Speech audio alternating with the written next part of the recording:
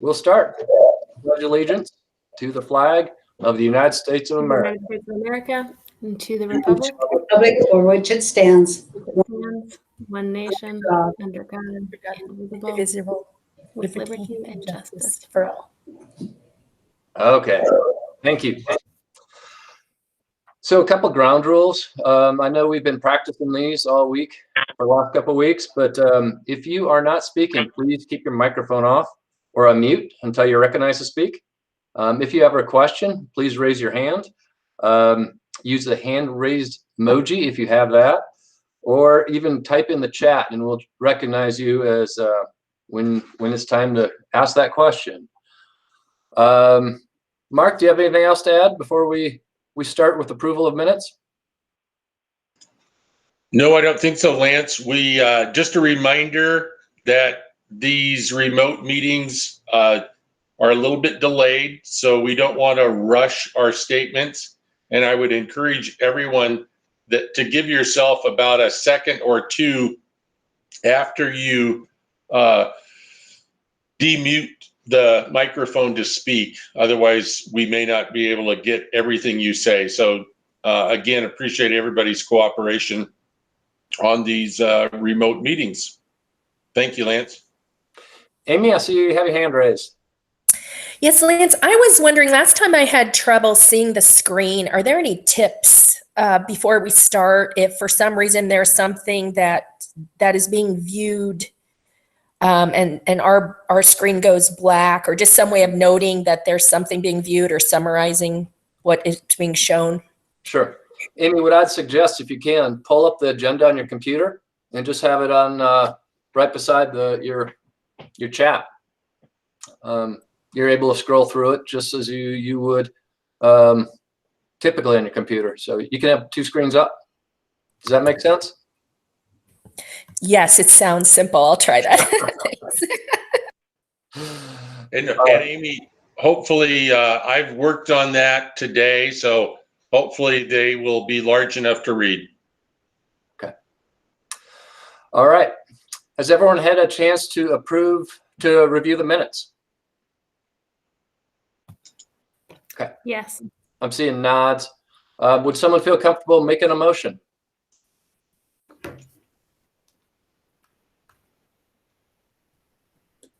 This is Mike. I move that the minutes be approved as presented. Thank you, sir. Do I hear a second? Second. Okay, Amy Waller seconded that. Yes. Discussion. Okay, so we'll do a roll call vote. We'll do it alphabetical. So, Betty. Present. Aye. Here. Sue Corrigan.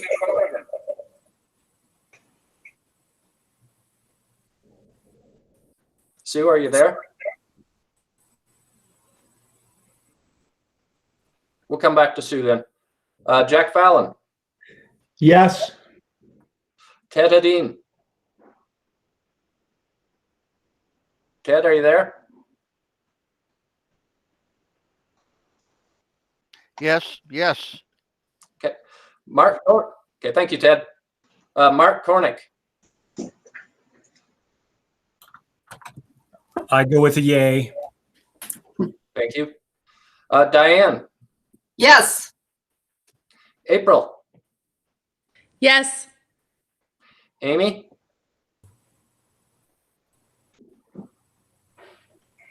Yes. Ursula. Yes.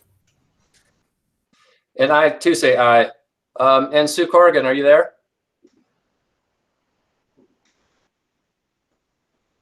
Okay. Sue, I see that your microphone is on, and I'm assuming you're attempting to speak, but we're not hearing you. If you turned your camera on, you could give us a thumbs up, which may work as well, if that's an option for you.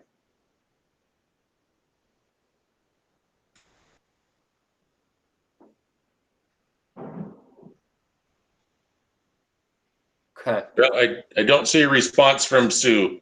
Okay, maybe she stepped away for a second. Recognitions and reports. Building updates. Mark, can you kind of lead this? I sure will. I'm going to move from the agenda, which was on your screen, back to the streaming view of our video conference. I thought it would be appropriate for each of our levels, K-12, to give a bit of an update of how online learning is going. So the normal presentation would have been Elrod. So I'm going to ask Glenda to not only give a brief update from Elrod Elementary, but also to present the elementary perspective on how things are going with online learning. Glenda. Great. Good evening, board members. Thank you for allowing me to still present on behalf of Elrod. So what we had prepared and ready for you this evening was for some 5th grade students to come and show you their talent with using our 3D printer and the technology teacher. So we're going to get copies and pictures for you and be able to give you the visual of what they're doing. But just a couple of examples. We have students, and so they go into a program that's called Tinkercad. And luckily, technology teachers know how to do all this stuff, because I have no clue, but they go in and they get to design their own 3D image. And so we have students who are designing keychains, and it said Hunt, Montana, and it had a heart shape in the middle. And so it's a keychain, and one of our students had made that. Another student had made sunglasses. So I'm not quite sure if they're going to put the lenses in the sunglasses or if they're just going to be those cool little glasses that they wear, but bright blue sunglasses. We had somebody made a diamond shape, and then they etched their name with inside of that. A couple of them made coffee cups, and then cats. They designed their little toy cat that they could have. So just lots of fun things. And it's so interesting that the filament is these long strings of plastic, and then it designs these wonderful gifts that some of them are giving out. But our students were happy to demonstrate and show you their techniques that they're using in our technology lab. So that is what Elrod was going to bring forward to you, but I'll make sure that you get a copy and a PowerPoint so that you can see some of those pictures and what they actually had some takeaways.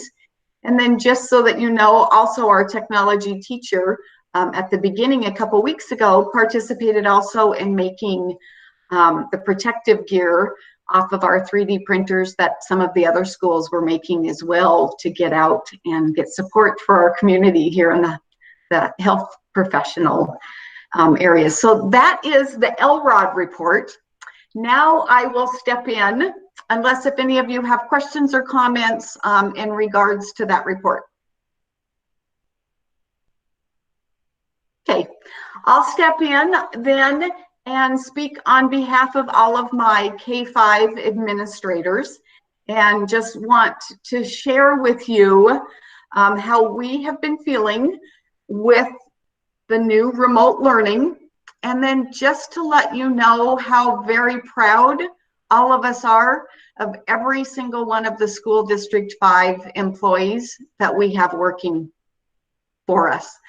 It has been a remarkable challenge that every employee that works for School District 5 has stepped forward and have been honored to do whatever it takes to educate our students remotely. It warms my heart.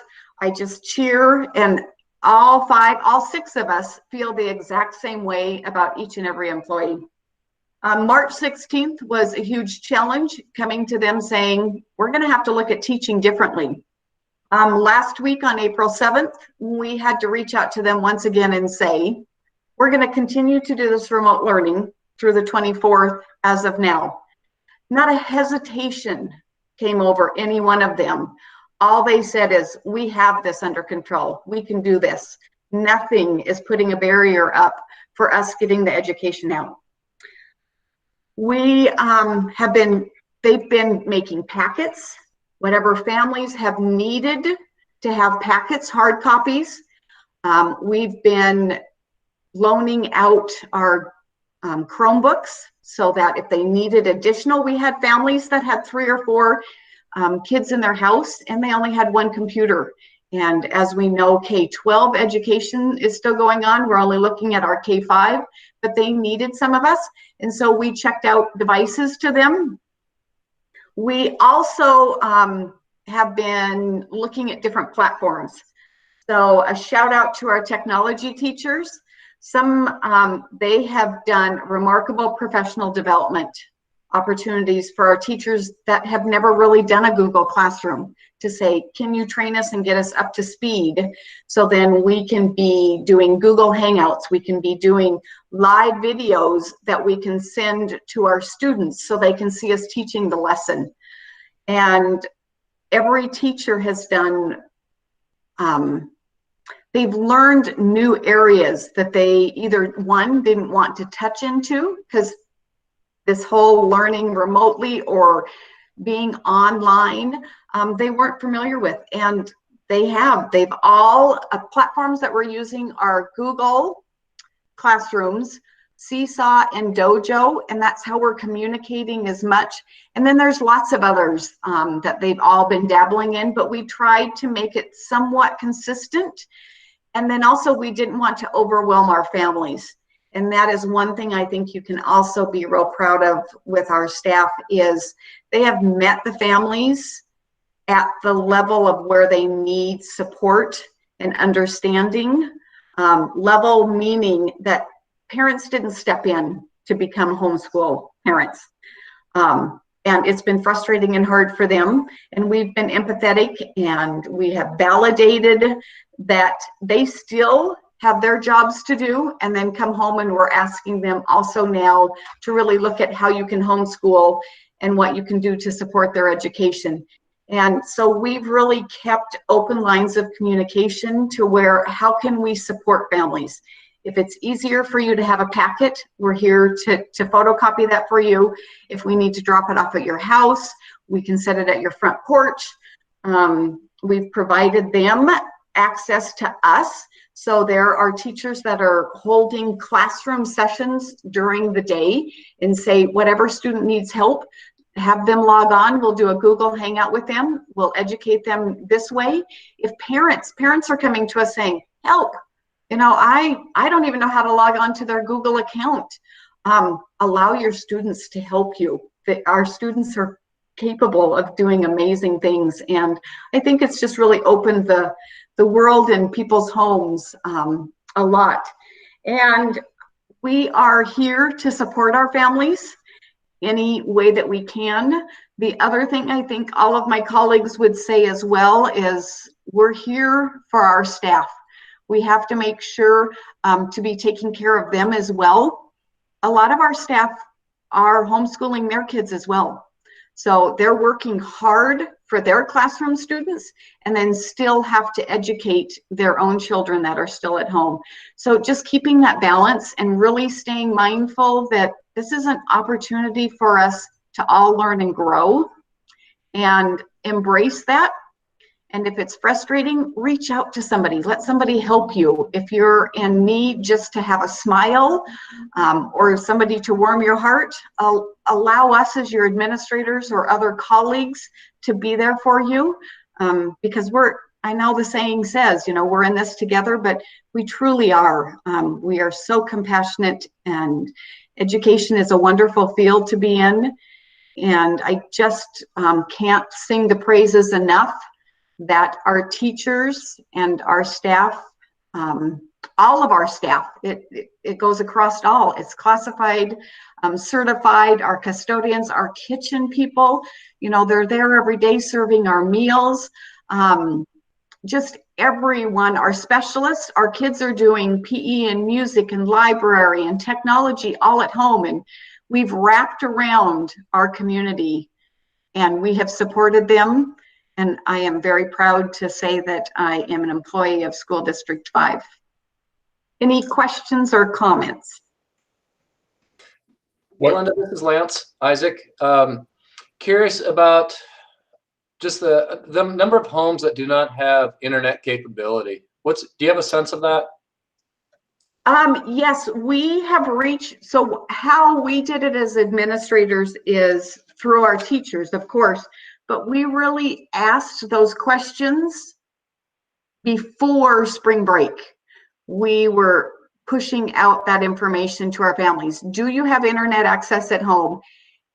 Do you have a device other than just a cell phone at home? And so we were getting that feedback back.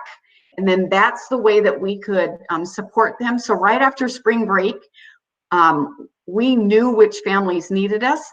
And almost, it's a small percentage of people who didn't have internet at home. And some of those, it's because they're living with grandparents. And so grandparents don't have internet.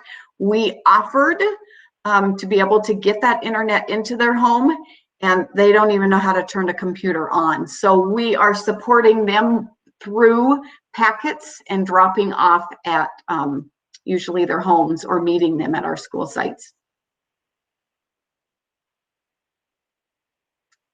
Another question? Thanks. Thank you, Glenda. Absolutely. Thanks so much, everyone.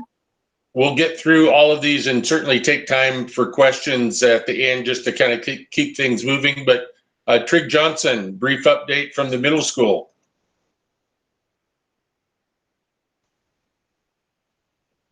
Trig, unmute your mic.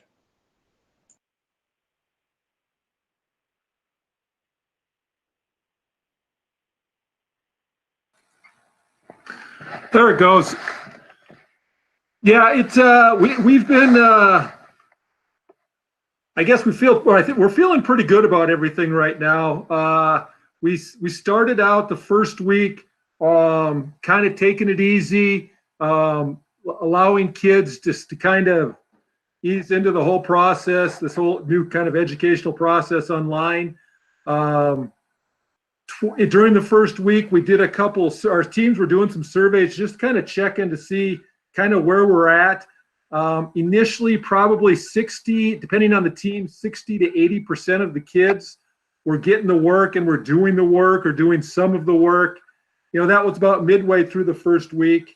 And again, that was kind of the first week when it was kind of the craziest. Kind of coming back into it, we had some teams kind of surveyed again, just, okay, how are things going now? Kind of in our second week, we're all kind of used to it.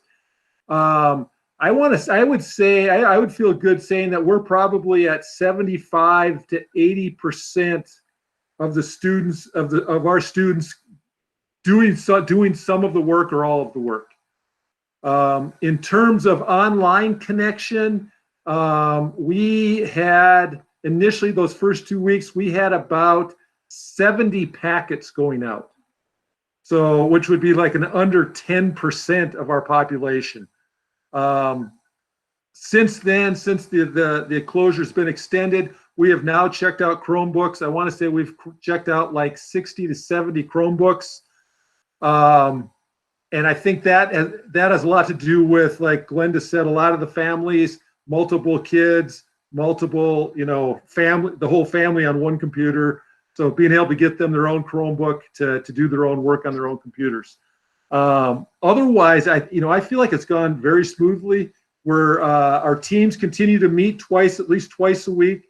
We have Google Hangout team meetings. We have our grade level PLC content area meetings going on. A lot of screen time. That's probably the biggest complaint we get. Our teachers are offering the Google Hangout, so we'll have kids come in and they'll meet with them, answer questions. Kind of the feedback we did get from some of the surveys were they really miss their teachers. It was really funny, especially that first week. It's like, oh, we wish we could come to school. So they didn't really maybe realize how good they had it. But a lot of them were like, geez, we just want to kind of see our teachers again and be with them. and see our friends and all of that. Beyond that, we've heard from students and parents that they feel like the teachers are very supportive.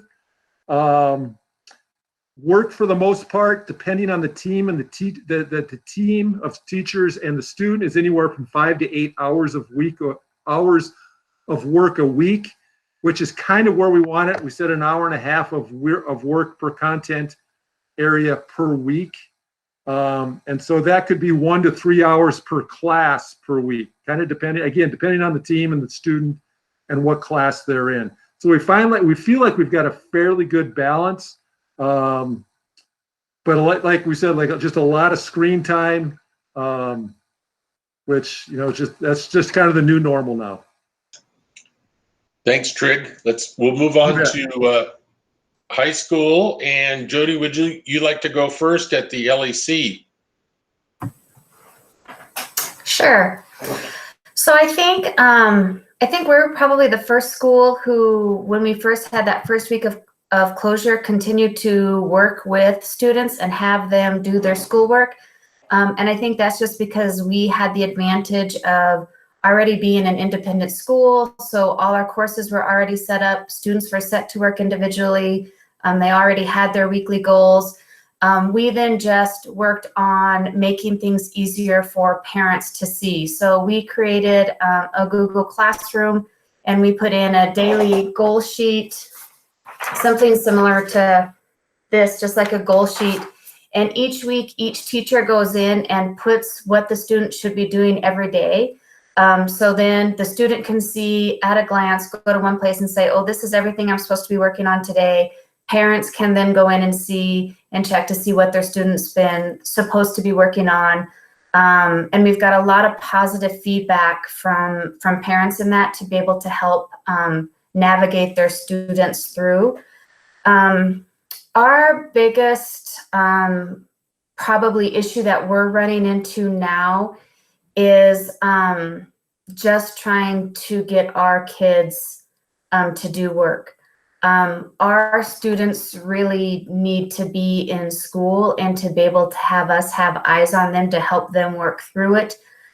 So we probably have half our students who are doing work. We've had one graduate so far, have a couple more on our list that'll be graduating soon. But I have quite a few kids who were in contact with parents, contact with students every day, every other day, just trying to get motivated, because a lot of my kids are working more. So they had this opportunity where now they're not in school, but they worked for somebody who needed more hours stocking shelves or more hour doing stuff. So they picked up more work. So to try to find that balance for them, I have quite a few seniors that I'm worried about. But I think that how things started with us is they all thought that we would be coming back. So like in their mind, this was all short term. We're going to come back to school, then we'll get it going. And with this extension, last week we had way more contact with students. A lot more students were responding to us. They didn't necessarily get more work done, but this week the hope is now they're going to be seeing this as a little bit more of a longer term than just obviously the first 2 weeks.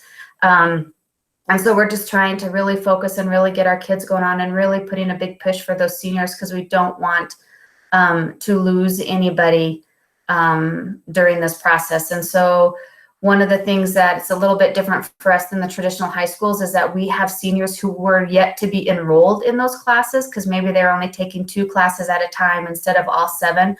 So now the big push is to try to get them enrolled in all of those 7 classes so they can start making progress instead of having it the midweek of May and they hadn't even been in their government class. So my teachers have done a really great job of reaching out to kids and just kind of being those hound dogs, but it's so hard to not have that visual and that face-to-face, because we're really asking parents to step up and be our eyes for us, and parents have done a really good job. But it's just new, and as everybody, we really miss our kids, and I think they have a greater appreciation now for school and actually coming every day.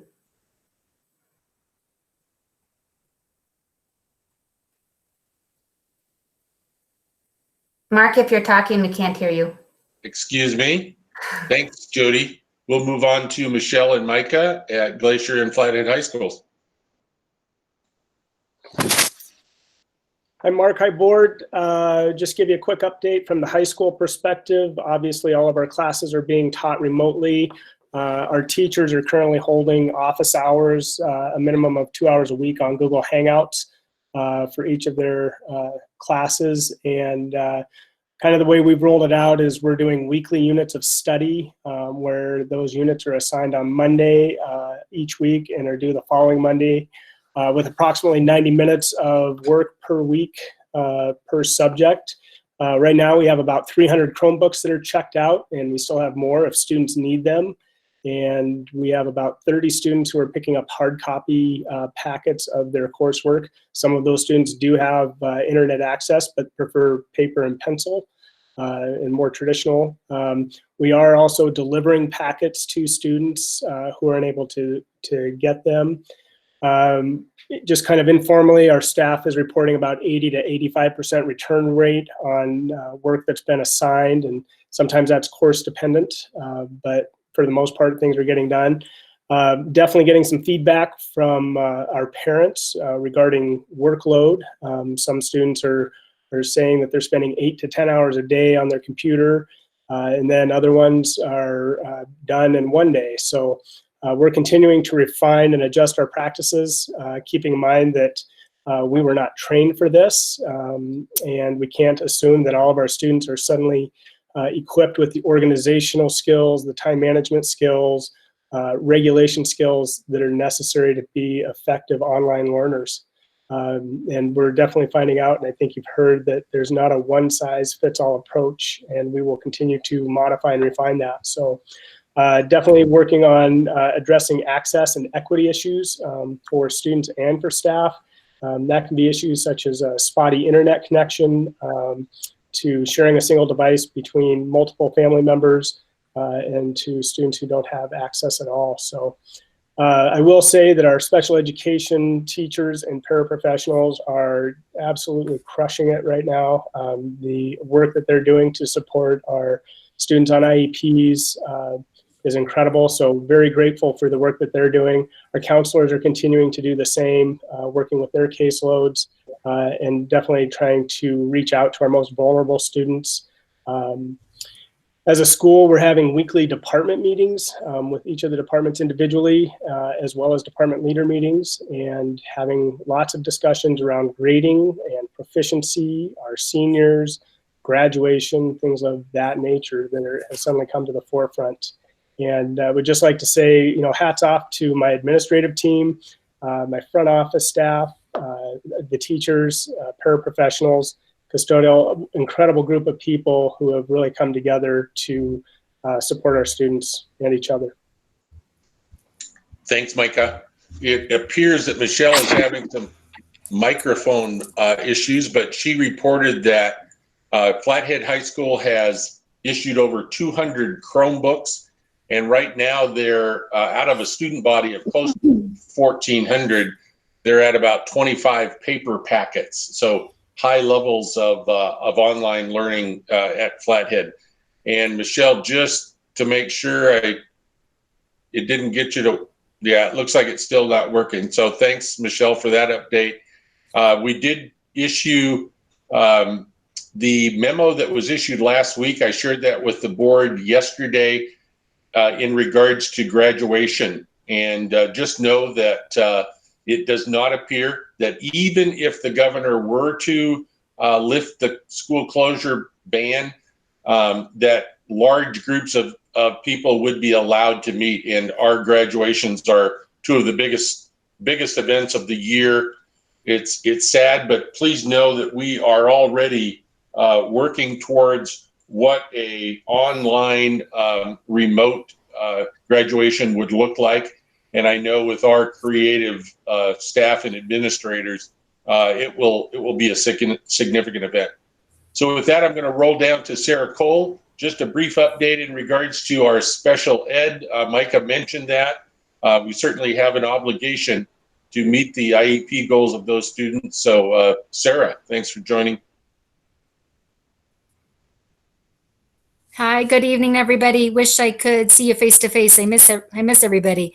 Thanks, Micah, for the shout out. Yeah, special services, we've been meeting as well. Our groups almost weekly, if not bi-weekly. We've got special ed teachers, paraprofessionals, our related service staff, speech therapists, occupational therapists, PT, our nurses, our homeless liaison, to really just check in, share ideas.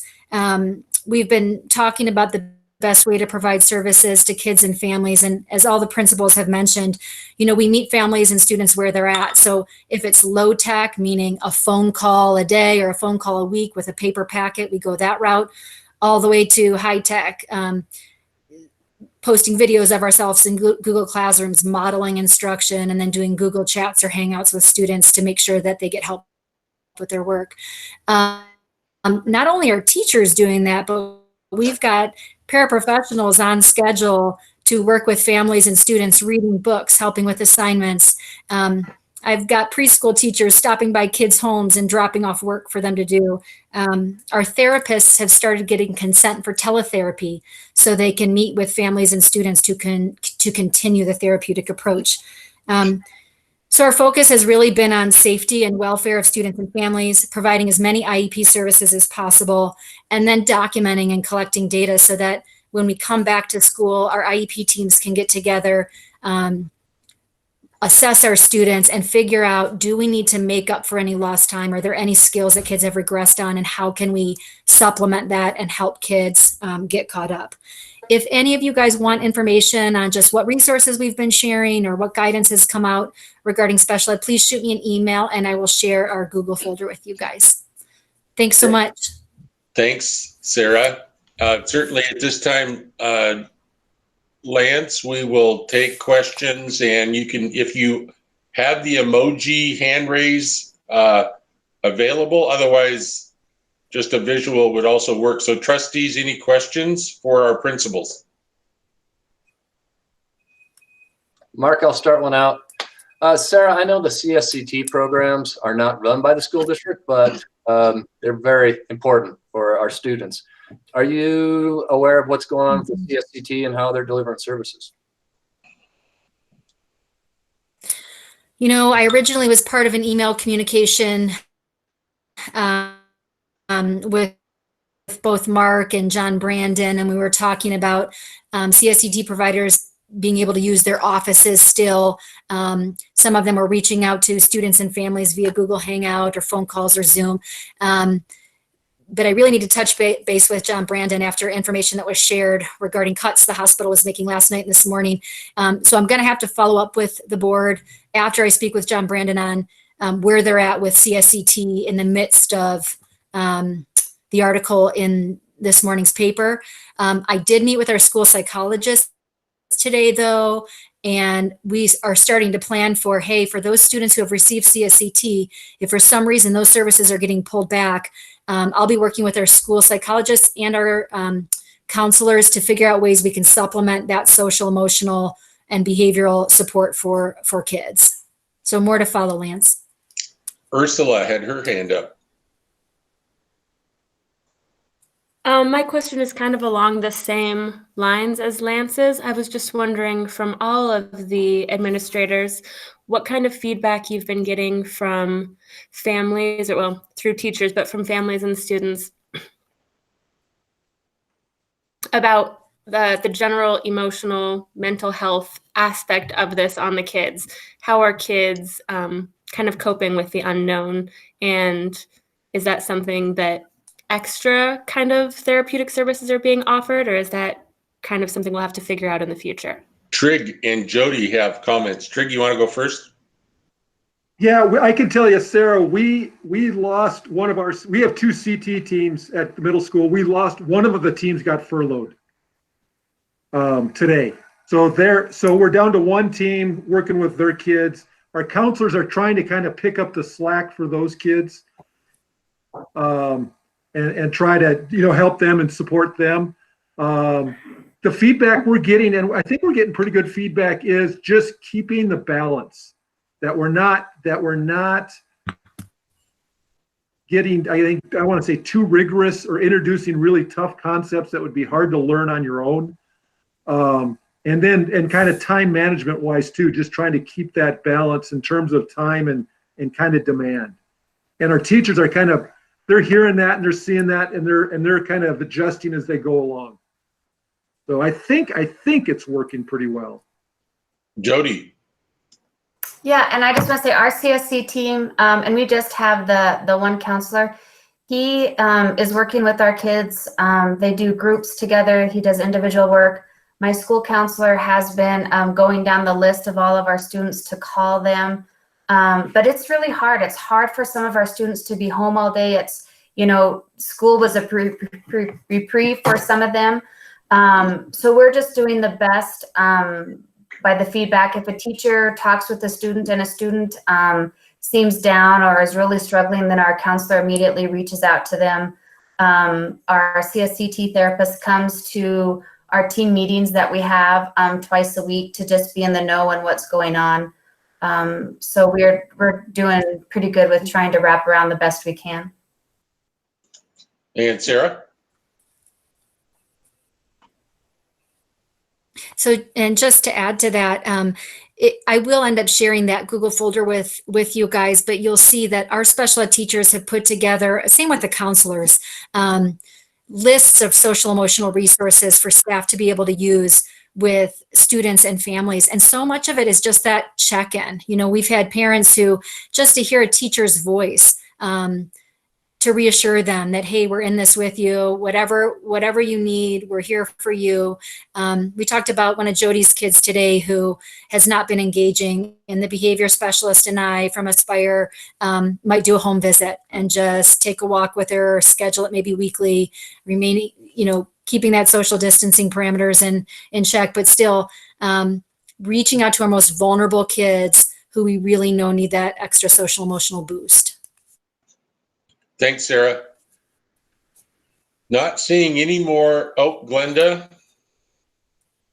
Yeah, I thought just from that elementary perspective as well is I know our CSCT, we've contacted all of them and asked that same question. Feedback that I have, and I'm sure my colleagues would say the same, is there has been phone calls made to each one that is on the case manager of them, and following up with those. We do have PLCs every week with all of our grade levels, and our counselors are in those. And so we're looking at those basic needs of our students as well. And if they are on CSCT, has somebody contacted them? If we have not heard from them for a few days, then our counselor and the principals and I have been making contact.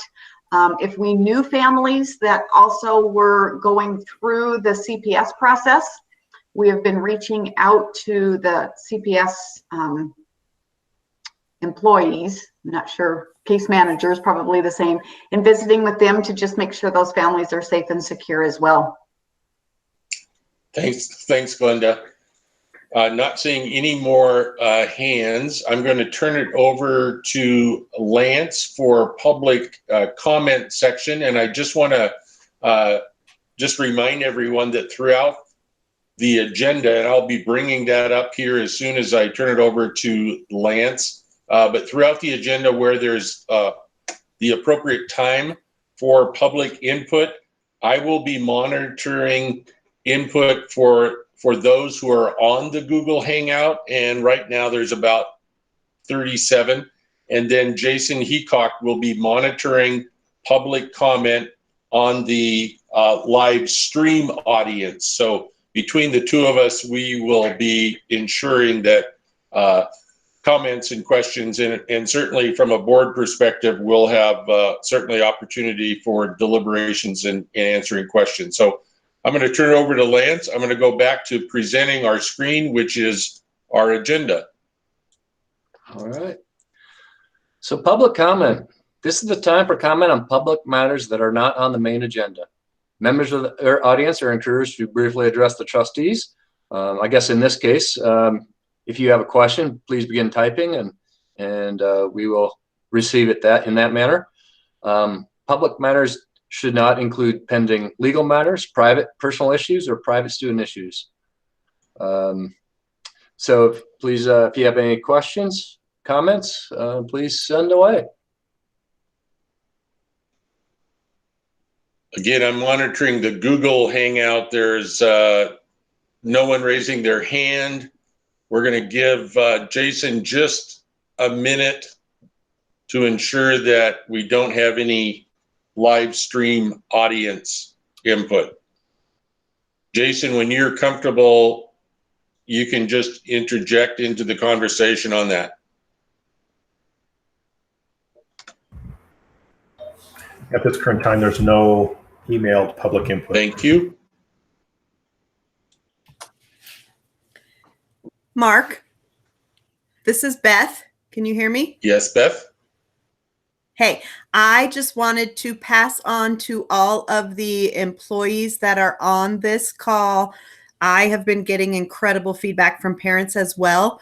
And I received a really nice phone call from a professional in a different capacity, but she has children in the district, and she wanted to tell me to pass on to all of our employees that she is so impressed with how the teachers and the other employees are handling this and how her children are learning at this time and all of those things. So I just wanted to pass that on to everybody.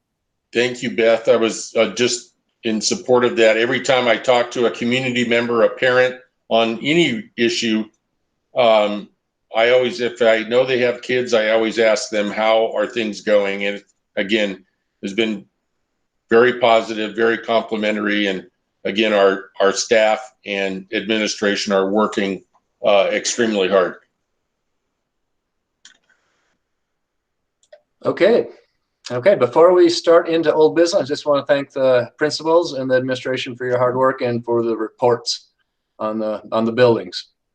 So first on our agenda is old business, board policy review. Mark?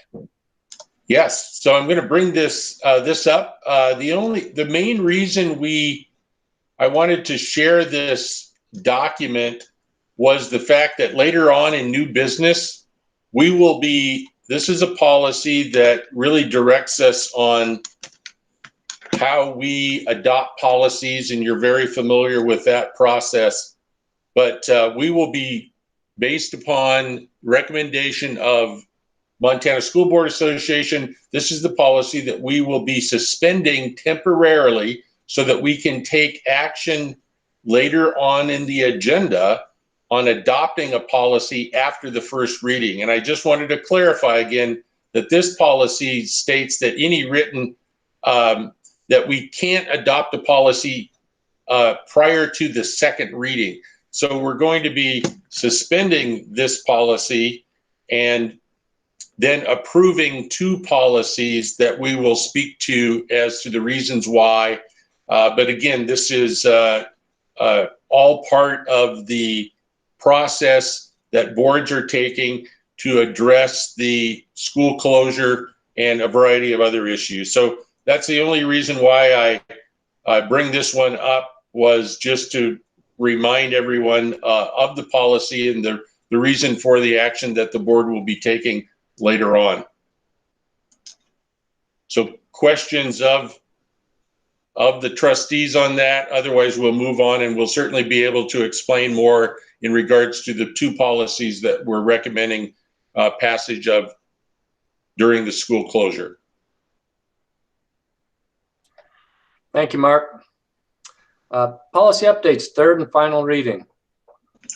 So many of you know that we've had a first, second, this is our third reading. We always have a discussion as to whether formal action is needed. I always say it's always best. So unless there are questions, this is the third review of our long-term illness and disability leave, maternity leave, and revised discipline policies. So again, would entertain a motion to approve these final reading, third and final reading on these policies. Hey, Mark, real quick, on policy 5330, if you can pull that up, line number 20, it says, the school district has determined that maternity leave shall not exceed blank weeks. I'm wondering if we should have a number in there. We should. I will refer to Tracy. Tracy, do you have information on that one? That's the one that we pulled and reviewed. We'll certainly. So the school district's maternity leave policy covers employees who are not eligible for FMLA. So it depends on the type of delivery. It's 6 weeks for a vaginal birth, and it is up to 8 weeks or 8 weeks or a little bit longer for a C-section, depending on the doctor's guidelines. So if that's outside of FMLA, which is my understanding that it is. Thanks, Lance. We'll get that corrected as well in the final. Okay, thank you. Any other questions? Okay, Amy, you can turn your mic on. Oh, hi. I just had a question with what you just questioned about. Is that something that's negotiated, or is that some state law, the 6 weeks or whatever that Tracy just said? That's why I just wondered whether that's a negotiation item. No, it's not. Tracy, you want to comment on that? Yeah, it's state law. Can you hear me? Okay. Yes. Yes, it is state law. It's governed by that. So it's not negotiated. Okay, I'd entertain a motion to approve our third and final readings with amendments as noted. Was there a trustee who'd be willing to do that? This is Jack, I so move made. that this is Ursula, a second. Okay. Further discussion? So at this point in time, we would take any questions from the folks on the Google Hangout or feedback that Jason will relay to the board.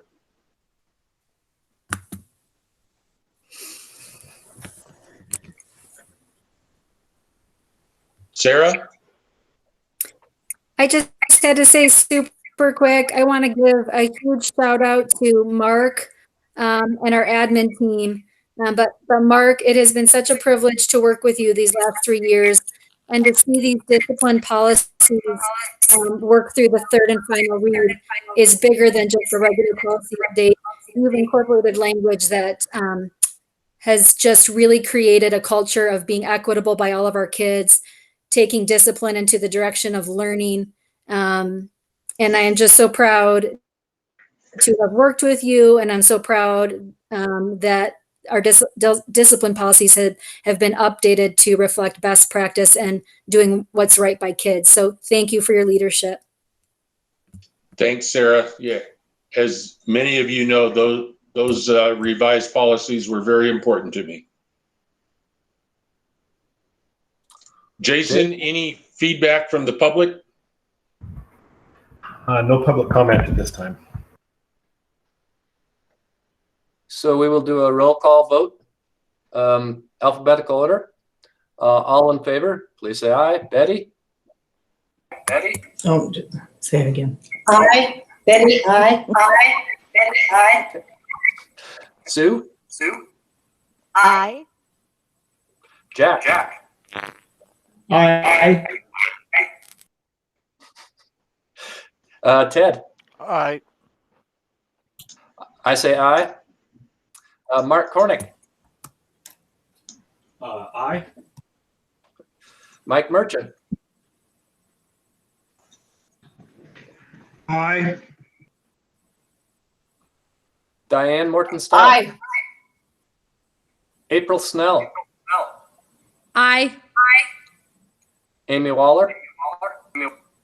Aye. Ursula Wild? Aye. Motion carries unanimously. Thank you. Next is the monthly budget report. So the agenda should be up. I'm going to ask Gwen to just give some brief. I'm going to bring up the budget report first, and then I'll go from there. So Gwen, thank you. Good evening, trustees.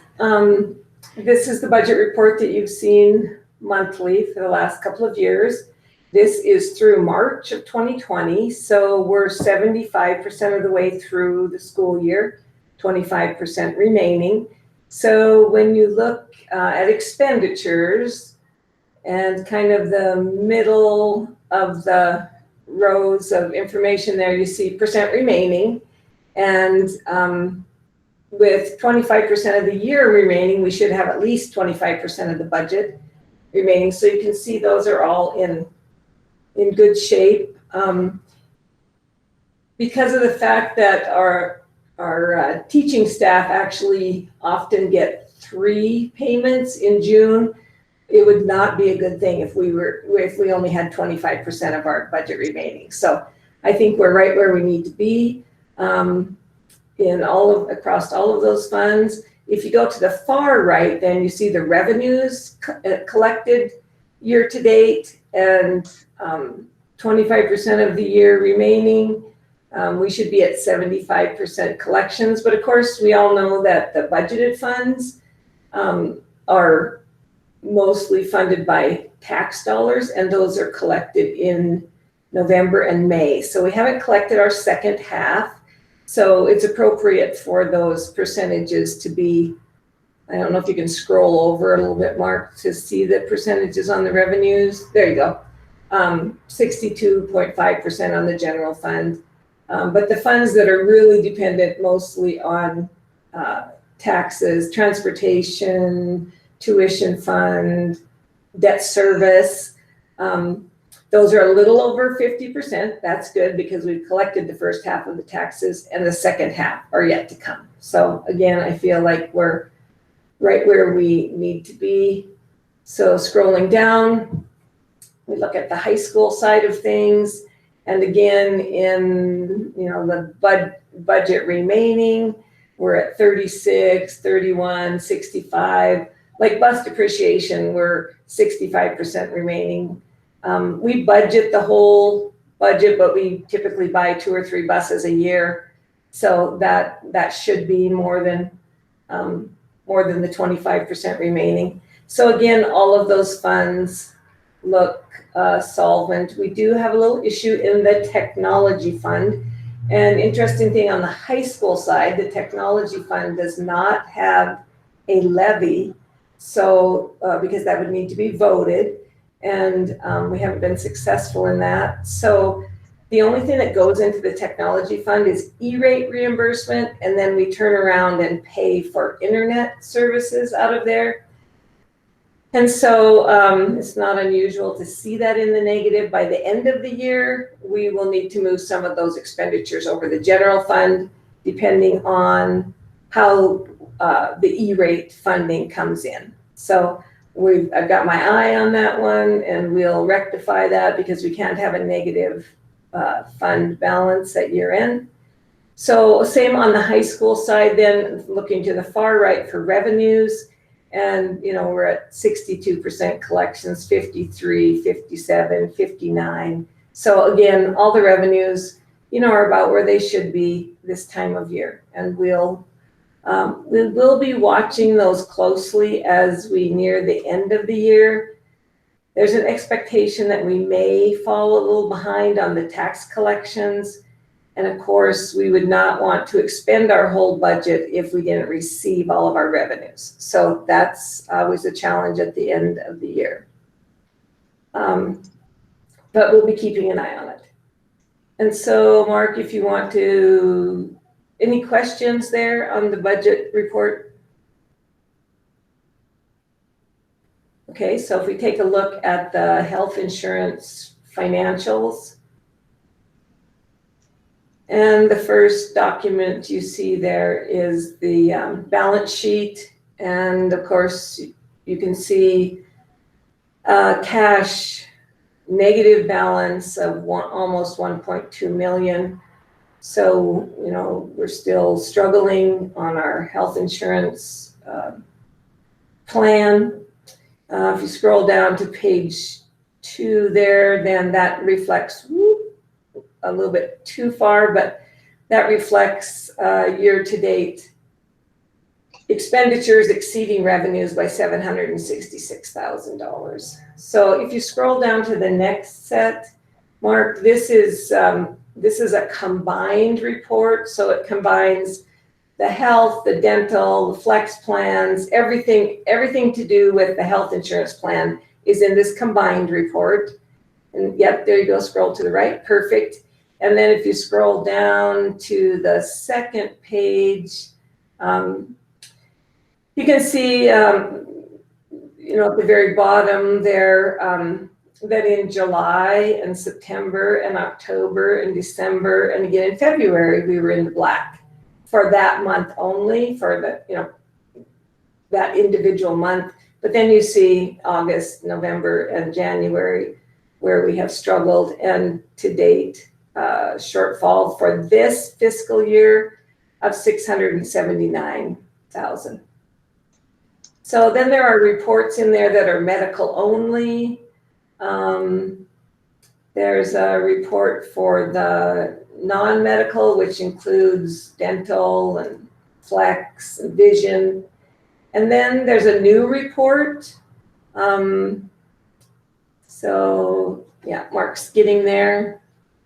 There. And so this report you'll begin to see monthly, and this is the financials on the Care Here Clinic, and you'll just be able to see there the costs associated with that clinic.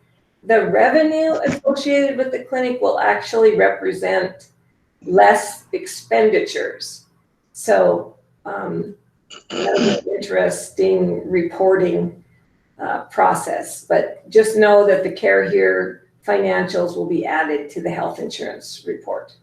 And then the next document you've seen as well, it's a comparison to where we were last year at this time and where we are this year at this time. And so the second page of that, kind of halfway down, shows where we were in February of 2020 is the first column, second column is February of 2019. And the third column is the difference between the two. So that's all of the health insurance reports. Are there any questions there? Amy hand. Go ahead, Amy.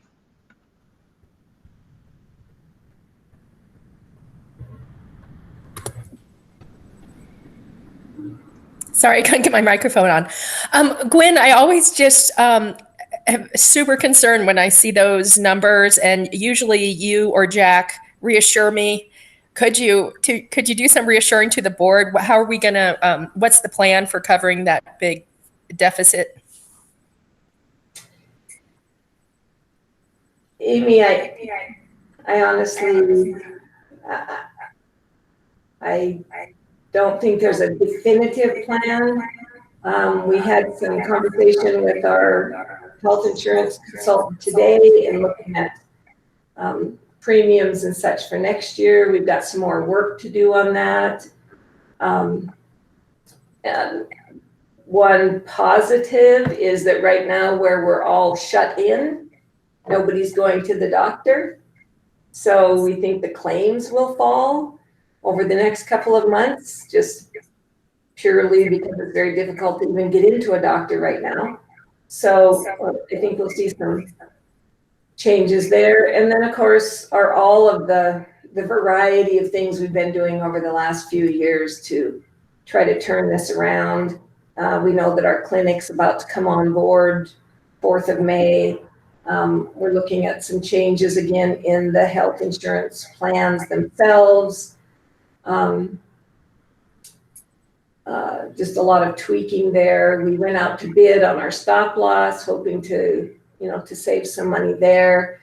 So Amy, we are constantly looking at it and talking about ways and trying things to change this outlook.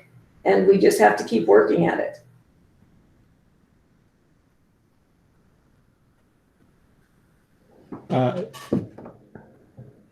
This is Jack.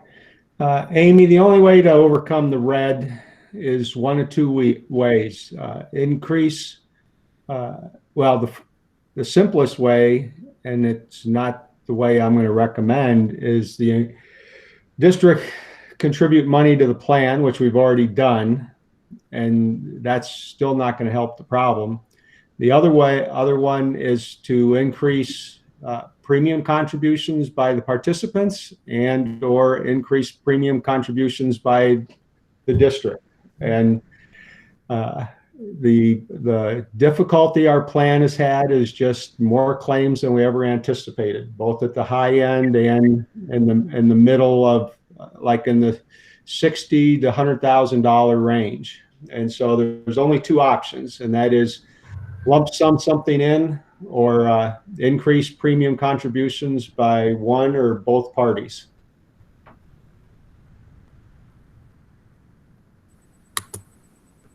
Thank you. So Amy, our next work session of the board is all about budget as well. So hopefully we'll have some more information for you there. Would you like to move up? Food service, Gwen? Yeah, let's just take a quick look. Just because I want to sort of highlight the fact that right now, the food service, or as of the end of February, the food service is operating in the black. Of course, we've changed the way we do food service in Kalispell Public Schools as well in the last month. And it's gone to more of a summer lunch process and reimbursement. And so you will be able to see that on this financial report going forward if you look at under the summer lunch revenues and the summer lunch expenditures. And we're serving about 250 meals less per day than what we serve when all of our buildings are open. We also have fewer staff working at this process of providing meals to students. So we'll just, again, be watching that over the next couple of months, and you'll be able to see clearly on this financial how we're doing in that realm. But this, I think we will need to take action to keep this food service program in the black as you see it today. So just keeping an eye on that. And then the next couple of reports are some cash reports for food service that you've seen in the past. And so if there are any questions about food service, I can try to answer those.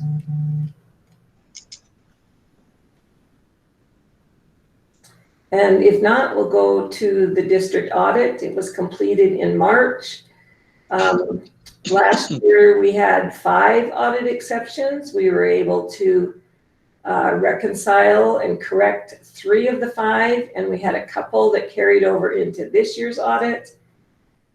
And so all of the financial information is present in this 200+ page document. The very end of it, trying to find the page for you, Mark, begins the audit exceptions or audit findings on this year's audit, of which there were 3, 2 of which, actually I believe all 3 of them we have already corrected in this year. 2 of them have to do with student activities, one being that sometimes we deposit money into student activities that really belongs in the district coffers. So mark on page 114. Oh yeah, there you are. There you go. Right, the next page down is schedule. Just scroll down one more is the schedule of findings. But I'll just cover those. There's a lot of words there, but one has to do with sometimes funds get deposited in student activities that don't really belong in there, that belong in district.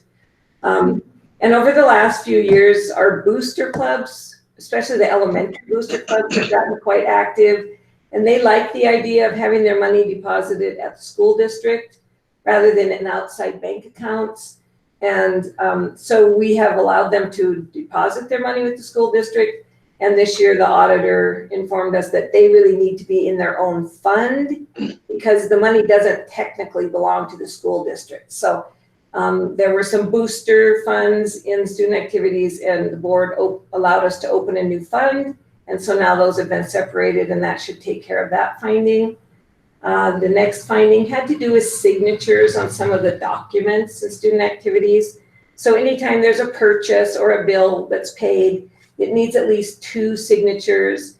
And sometimes they were lacking one of the required signatures. So we're just paying more close attention to that. And then the third exception was, and I touched on it a little bit in the budget report, is I actually overspent the high school technology fund. I sort of forget that it's technically a budgeted fund because no tax dollars go in there, and that's the definition of a budgeted fund. So the only money that goes in there is E-rate funding, and then I need to make sure, and I don't ever really know exactly what we're going to get for E-rate funding, and I just need to be certain at the end of the year that if the expenditures out of that fund have exceeded the E-rate funding, then I need to move some of the expenditures. So keeping an eye on that. 3 audit exceptions that were taken care of already.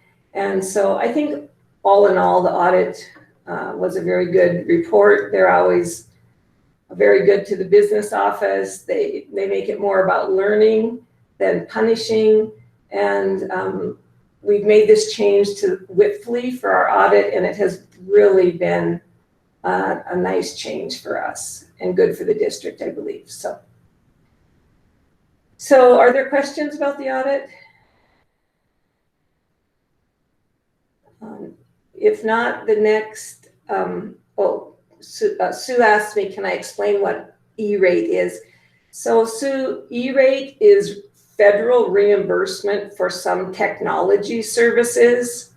So you've probably read articles about how the federal government helps to cover some of our technology expenses, especially in remote areas like Montana is, so that across the country we all have access to technology.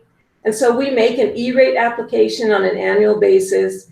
We go out to bid for those technology services, such as internet connectivity. And then we make our application to E-rate, and then a portion of it is reimbursed by the federal government.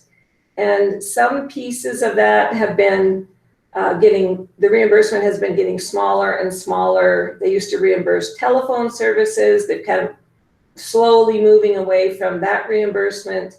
But it's always an estimate of what kind of revenues we'll get from E-rate. So we kind of go through the year to see what we actually get. And then I just need to make sure that I don't spend more than my reimbursement, and I move the rest of the expenditures into the general fund. So does that answer your question, Sue? Okay, thank you. And next up is some information on the Federal CARES Act, and Callie is actually going to take this piece.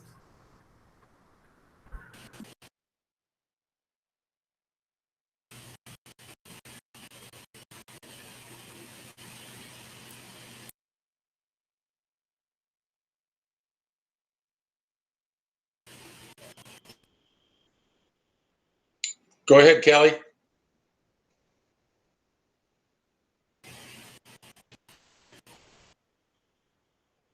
You're up, Callie.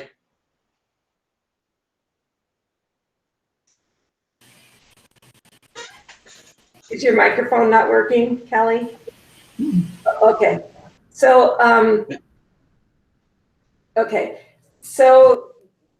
this guidance comes directly from the Office of Public Instruction. Again, Gwen, I got it. Okay. Thank you. Okay, sorry about that. It's slow tonight. So Gwen and I listened to a Zoom meet on April 3rd, put on by one of the school finance administrators from OPI. And they gave us the information that they knew at the time on April 3rd. And I printed the document that you see on the screen out from the OPI website. The writing in the red color is actually my handwriting. And what I want to do is very quickly summarize what the school finance officer said from OPI about the CARES Act money. There are some unknowns, there are some knowns, and then there's going to be a process. So let me start with the unknowns. The unknowns, OPI is not sure if the money is going to come in as one lump sum or in pieces. They are not sure if we're going to get our money advanced to us and put into an account, or if it's going to be reimbursable after the fact. What we are doing in anticipation of one way or another, we're going to have to account for this money, that we are setting up some protocols so that if in fact it's reimbursable after the fact, it's going to be easy for us to pull reports. The other unknown is OPI was unclear if the federal government was going to make this money available to supplant or supplement what we're currently doing. The difference being, can it replace something that we already are doing, or is this an addition to something we're already doing? When the grant comes to us with the application to fill out, it will be real clear in their directions on if it's a supplant or a supplement. We are also unclear about the timeline for when we receive money. She made the comment in the Zoom meeting that OPI still needs to apply for the grant from the federal government, go through all that paperwork, and then they'll get it approved, and then the money will go out to the school district. If you notice in the document on the first page under number 1, the bullet number 3, it clearly says a list of the estimated amounts for each district is listed in the document, and the key being estimated. So I think we've got a general ballpark, but it obviously is still in an estimated state at this point. So moving on to the loans, what do we know about this money? What we do know is it's going to be placed in e-grants. In e-grants, the E stands for electronic. So we have a lot of grants that are electronic grants. In other words, we're given the money, we fill out the application, we press the button, OPI approves it, and then we have access to the money. But it's all done electronically, no papers involved. This will come in through e-grants. We currently are very comfortable in that system because underneath the e-grants umbrella, we already do Title II, Title IV, Title I, Gifted and Talented, and Perkins. Very comfortable in that. What we're waiting for is once OPI gets the exact amounts and gets the system set up, they will get the tab, the little worksheets ready in their e-grant window for us to go in and fill out. I would guess there's going to be at least 10 different tabs that we're going to have to complete information about. But again, we're very comfortable doing that, so I don't anticipate any hiccups. Another piece that we do know is that this money has a deadline. We have to use it by September 30th, 2021. So we really have a whole year to use this money and then some, which, as I've mentioned in previous discussions, we can use time to our advantage. In this meeting, sitting here today, we really don't have the full appreciation for the financial impact that the closure is going to have on our district. But we're okay because we've got plenty of time to get this figured out.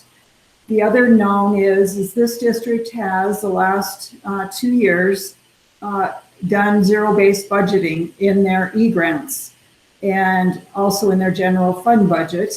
And I'm assuming that we will probably continue that practice. So it's going to be very, we'll have every line described. We'll account for every single nickel to make sure that we are really taking extra care in spending this money wisely. As in something of this magnitude, it will work through the system. It will be in front of the finance committee of the board. The full board will be fully aware of what's going on with this e-grant. Because it is a federal grant, let's say, just for sake of discussion, we have some money left over. We cannot move that money into our interlocal agreement. So as with other federal grants, we have to spend that money down.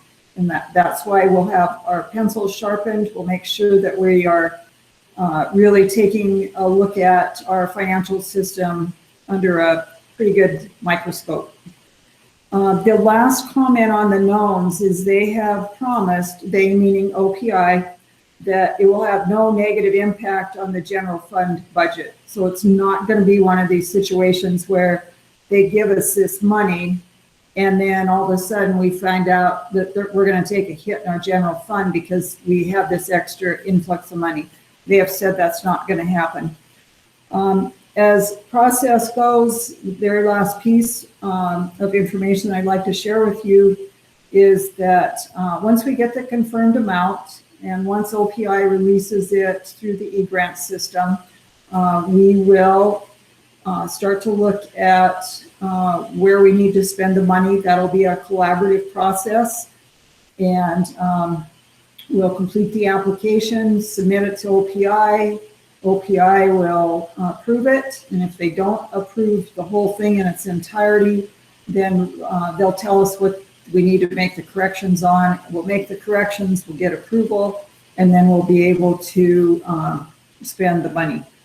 And again, I don't anticipate that the process is going to be anything that is out of the routine, normal process for e-grants.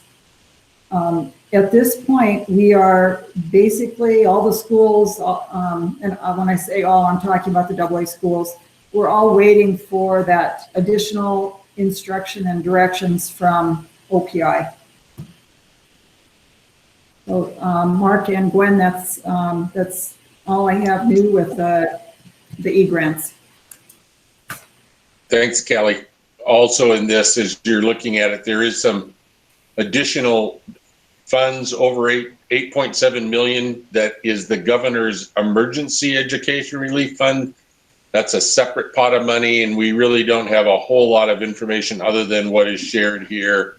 And then some smaller pots that, again, yet to be determined how those funds will come to us, what grants or applications we have to fill out. But certainly these 12 areas will be the focus of how this large pot of nearly 1.2 million estimated will come to us. So questions of trustees for Gwen or Callie on those issues before we move on? The agenda should be coming back up. Mike's hand is up.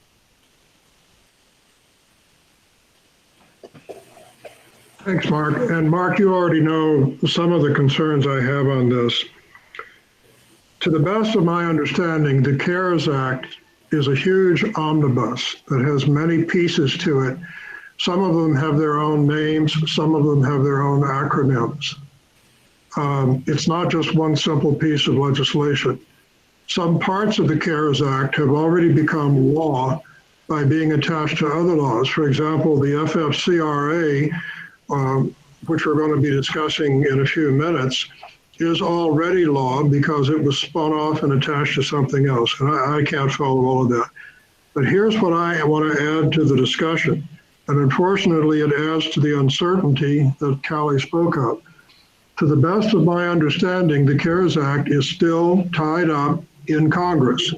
I know that because a couple of days ago, the president said on the news that I will veto the whole thing if it includes money for the Postal Service.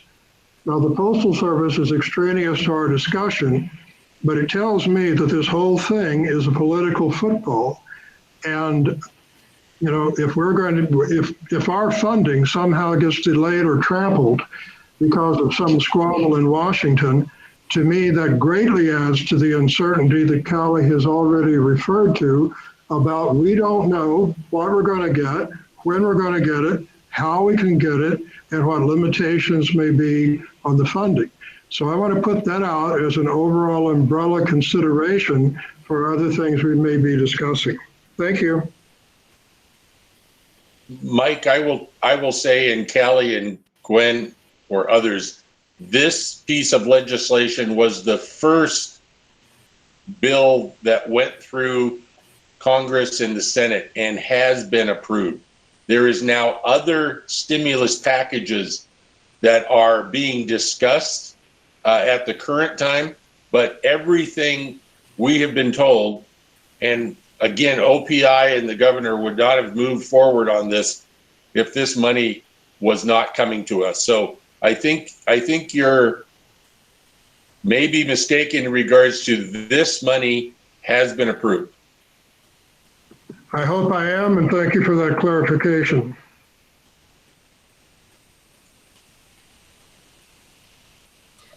Are there any other questions? Otherwise, we'll move on to new business. Suspension of District Policy 1310 and adoption of policies 1900 and 1901. Mark? Yeah, I'll try to be as succinct on this. This is all tied to temporary policies that school districts need to provide during this time of closure. I'm going to bring up the document that many of you have seen before because it came right out of discussions and came directly from the Montana School Board Association in regards to policies that may need to be suspended. In this case, I've already talked about our policy 1310 requires 2 readings. So we would need, in moving forward on this, we would need to have this motion made and seconded, certainly discussion, but we would be temporarily suspending policy 1310 for the purposes of considering adoption of policies 1900 and 1901 after 1 reading. And again, we've provided the motions that the Montana School Board Association has provided. We have policy 1900 deals directly with the COVID-19 pandemic, and that's in front of you here. And then policy 1901, we discussed administratively.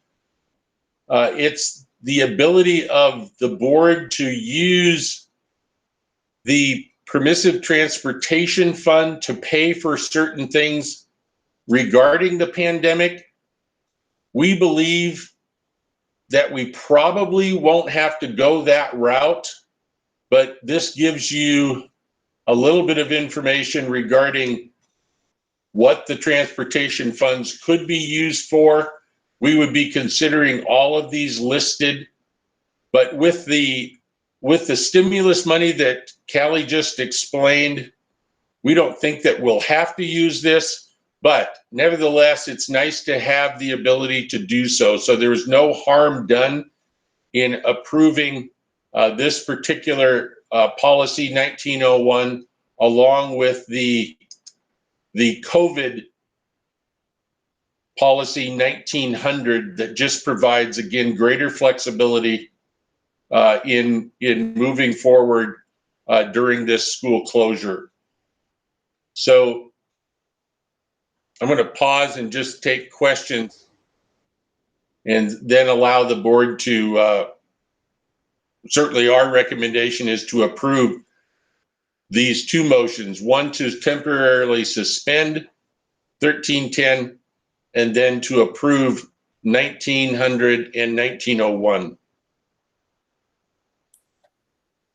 So are there any questions from trustees or the public that's listening? Amy.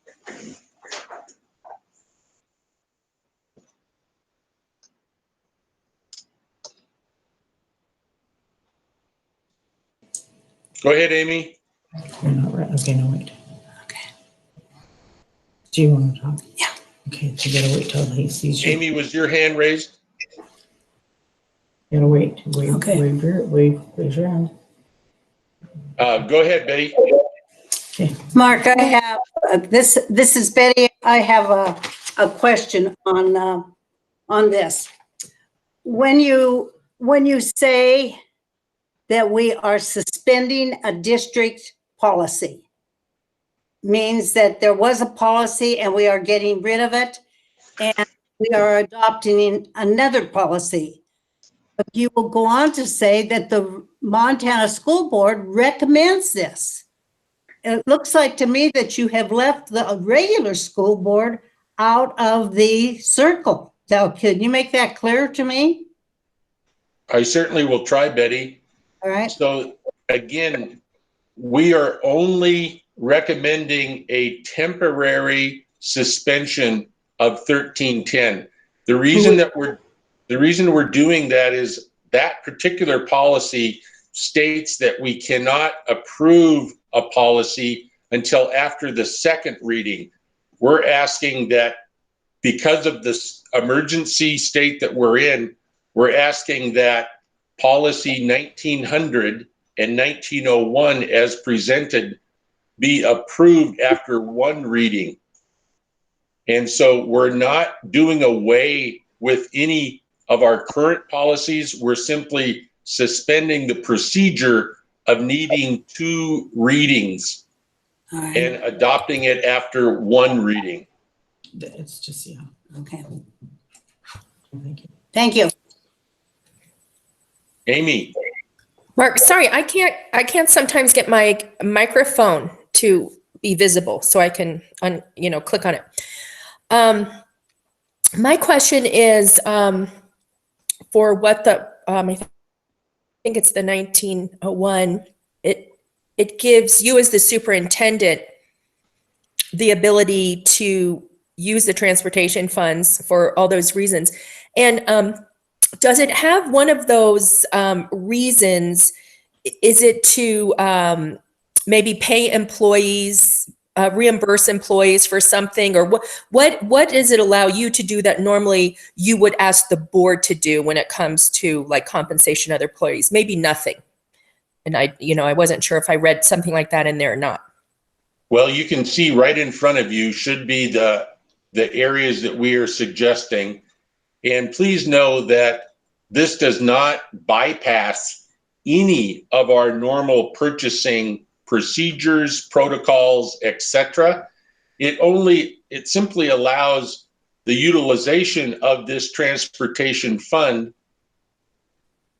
during the periods of school closure to be used for, as you can see, transportation of food and meals used in our nutritional programs, purchase of equipment to ensure food safety, providing accessibility to student services for remote learning. So we could use these funds to provide internet if a family cannot afford it.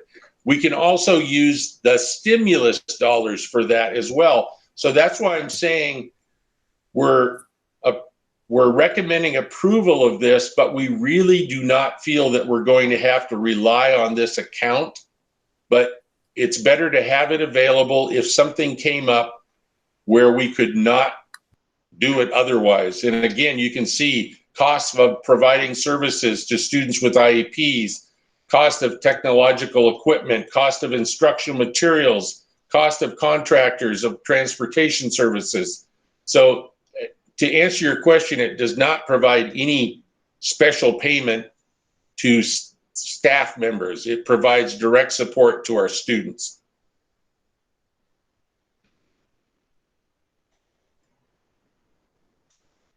Does that answer your question, Amy? Thank you. I think Jack had a question. No question. Just going back to the motion and Betty's comment. If the motion that we will be reading to suspend 1310, there's only two sentences. The second sentence is a significant one, and it's only related to this meeting and will not apply to any future meetings. So it's only in relationship to addressing 1900 and 1901 only at this meeting, and it will not go beyond this meeting for the suspension of policy 1310. Yeah, good clarifying point, Jack. Thank you. Jason, are there any public comments? No public comment at this time. Jack, are you ready to make a motion? Yes, I am. I move to the Board of Trustees of Kalispell Public Schools suspend District Policy 1310 for the limited purpose of considering adopting policies 1900 and 1901 after one reading. This motion is exclusive to the consideration of policies 1900 and 1901 at the meeting held on April 14th, 2020, and will not apply to any other meetings or topics. April, I see you're willing to second that. Sure they do.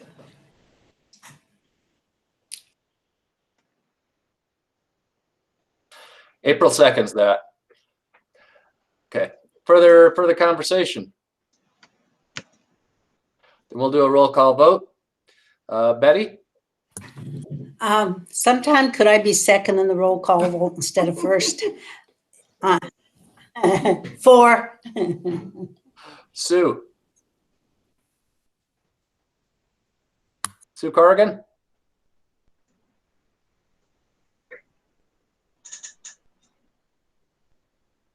We'll come back to Sue Corrigan. Jack Fallon? Yes. Ted Hadeen? Yes. I say aye.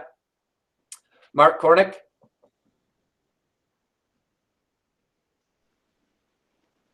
Mark Cornick? No. Aye. Mike Merchant? Aye. Diane Morton Stout? Aye. April Snell? Aye. Amy Waller? Aye. Ursula Wild? Aye. Sue Corrigan? Aye. Okay. All unanimous vote for aye. Thank you. Would anyone be willing to make a motion on the second suggestion? Jack will make the motion. I move the Board of Trustees of Kalispell Public Schools adopt policy 1900 and 1901 after one reading as permitted by the motion authorizing limited suspension of policy 1310. The purpose of adopting policies 1900 and 1901 after one reading for the purposes of establishing emergency policy framework and implementing OPI guidance and transportation funds. I'll second that. Further discussion? Ursula has her hand up. Okay. Ursula? I was just willing to make the motion. Any other comment? We'll go in reverse alphabetical order for Betty. Ursula, all in favor? Aye. Amy Waller? Aye. April Snell? Aye. Diane Morton Stout? Aye. Mike Merchant. Aye. Mark Cornick. Aye. I say aye. Ted Hadeen.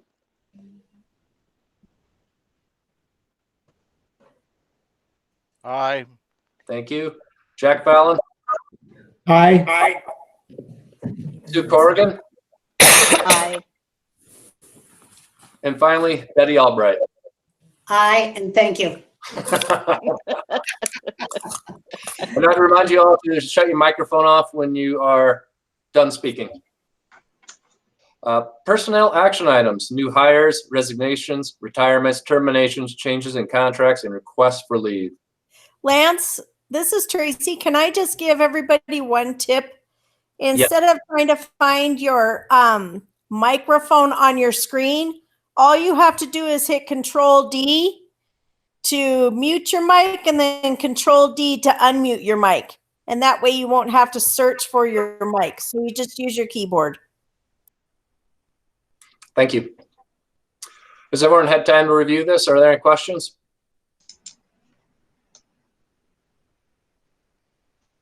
Then I would entertain a motion to approve.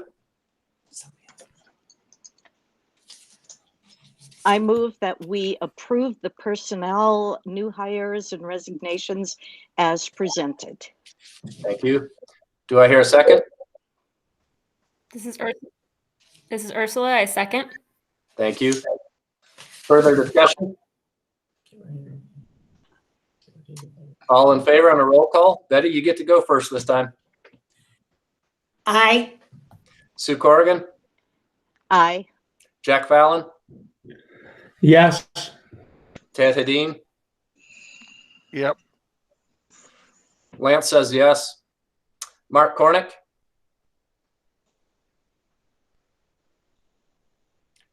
Mark Cornick? Aye. Thank you. Mike Merchant?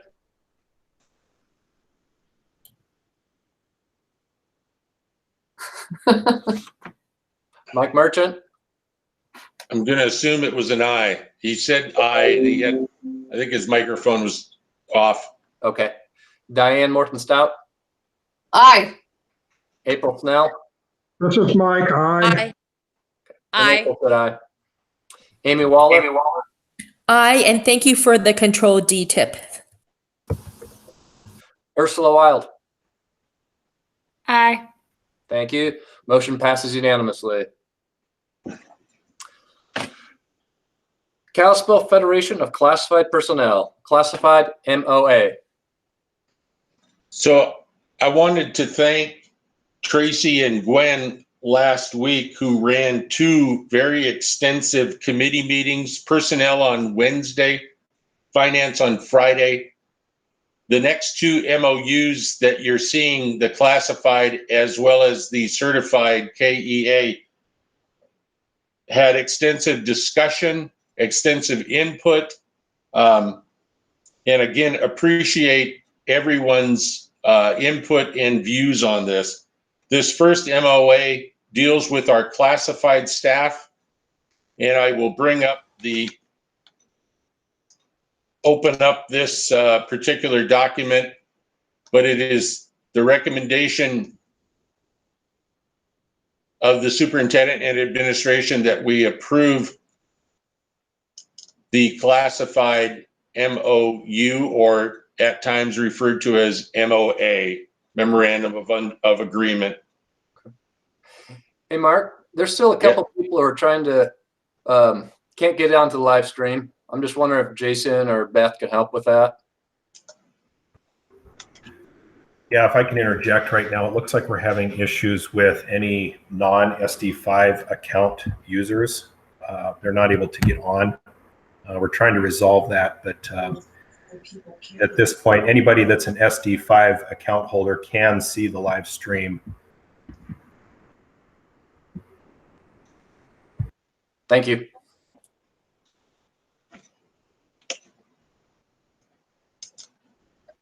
Trustees, are there any questions for Mark and administration? If you recall from our discussions, just to mention this from last week, that our classified union has language in their collective bargaining agreement that really provides for the contents of this MOU as it relates to leave. And it would, if classified staff had to take leave due to COVID, and we'll talk a little bit more in regards to those 6 categories, but that this ensures them that their personal leave banks would not have to be impacted.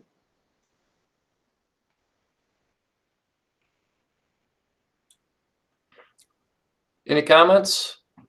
Jason, do you have any comments? Are you hearing anything? No comment at this time.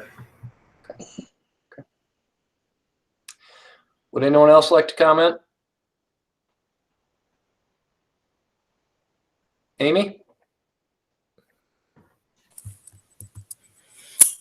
Mark mentioned that we're going to be talking about the 6 reasons, but Mark, one thing we talked about today that I don't know when it's appropriate, but I really did want, and maybe Mark, you could explain it more than me, but I do feel like at the personnel meeting, there was potentially some statements that indicate that for the FFCRA, only those who cannot work would qualify under those numbers 1 through 6. And I think it's really important that everybody knows that for number 5, that is not true. It's any child that is 13 or under. Any parent of a child who is 13 or under is totally legally able to stay home if they so chose. The child doesn't have to be sick. They don't have to be sick. And I don't think we should indicate that that is wrong in any way. That is their legal right under the Act. And I just wanted to make sure that that was understood. So Amy, if I could clarify real quick, that is absolutely my understanding of the law. So what I was saying in our particular case, we have a lot of employees that are working remotely and they are choosing to continue to work because of that option. So you and I are in the same place as how the law is written and what its intent is. And on your screen, you should see the 6 categories. So these 6 leave categories are identified in the Family First Coronavirus Response Act, are the same as far as the categories in both of the MOUs that we'll be looking at. Mike had his hand. Thank you, Mark.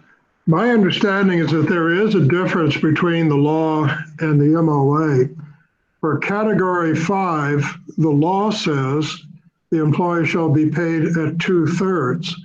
But my understanding of the MOA is that the employee shall be paid full pay. So I would like clarification on that.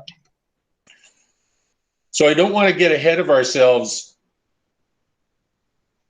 When we get to the next agenda item, which is the certified, I'll speak to the differences between the 2 options, A and B.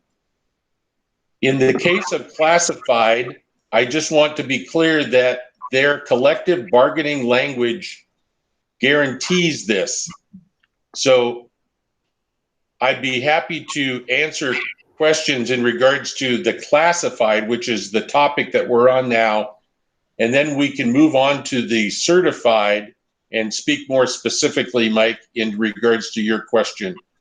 Mark, I understand that we're on the subject of the classified, and I also understand that Amy and Tracy just shared comments about the law in the context of what we are now speaking of, which is the classified. I have no objection. I want to point out that it's not the same. So Mike, let me go ahead and take that for you. So the language in the classified CBA states, and we went over this last time, but on Article 7, Section U, you're more than happy to pull it up on the website. The CBA states that In the event that an employee's duty day is lost due to a school closing, the employee shall perform duties on the makeup day as scheduled by the district or take a vacation on personal day. That again references a typical day like snow days. It continues to say, exception, if a state of emergency is declared and the district receives regular funding, then an employee will be paid at his or her regular pay as though he or she had worked. So Mike Merchant, this CBA language supersedes the law. It would be illegal for us and we would have an unfair labor practice if we said, I'm sorry, we are only going to implement the law. The CBA language supersedes the law and we do have to comply with the CBA. So I understand that, and I've understood it for the last two meetings where I also heard it. I want to make sure that all trustees understand it. Thank you, Tracy. Again, we certainly can have, go ahead, Diane. Oh, I just had a question. If the CBA supersedes everything, why do we need an MOU? Is that being required? Yes, the MOU is absolutely required because there's a lot of other conditions in the CBA that we are, because we are changing the work environment and the work day, that we have to comply with. So as Deborah had sent out in the email, the MOU is absolutely important. So it's required. Agree. Good questions. Other questions? I have a question. Can I? Yes, Ursula. Okay. Tracy, if you could repeat that last part, just so I was clear. You had said if a school is closed due to emergency, then the staff member would not need to make that up and would be paid at their full pay. And my question is the school closed? So Ursula, the language states, if there is a state of emergency is declared. It doesn't say if the school is closed. It says in the language, if a state of emergency is declared and the district receives regular funding, then an employee will be paid his or her pay through as though he or she has been worked. So again, we have vetted this through our legal counsel several times. We have worked with the union on this. It stands and it supersedes the law. Amy's hand is raised. Sorry, Tracy, I didn't hear that prior to that exact language at another meeting. But how does that relate to the FFCRA or coronavirus? I interpret that language as meaning they will be paid full pay for working. How is that being interpreted as they will be paid full pay for not working? So again, Amy, I'm just going to read it. If a state of emergency is declared, and most of the time when a state of emergency is declared, something happens to a school district that they either have to close down or modify their work schedule. So again, the language is very clear.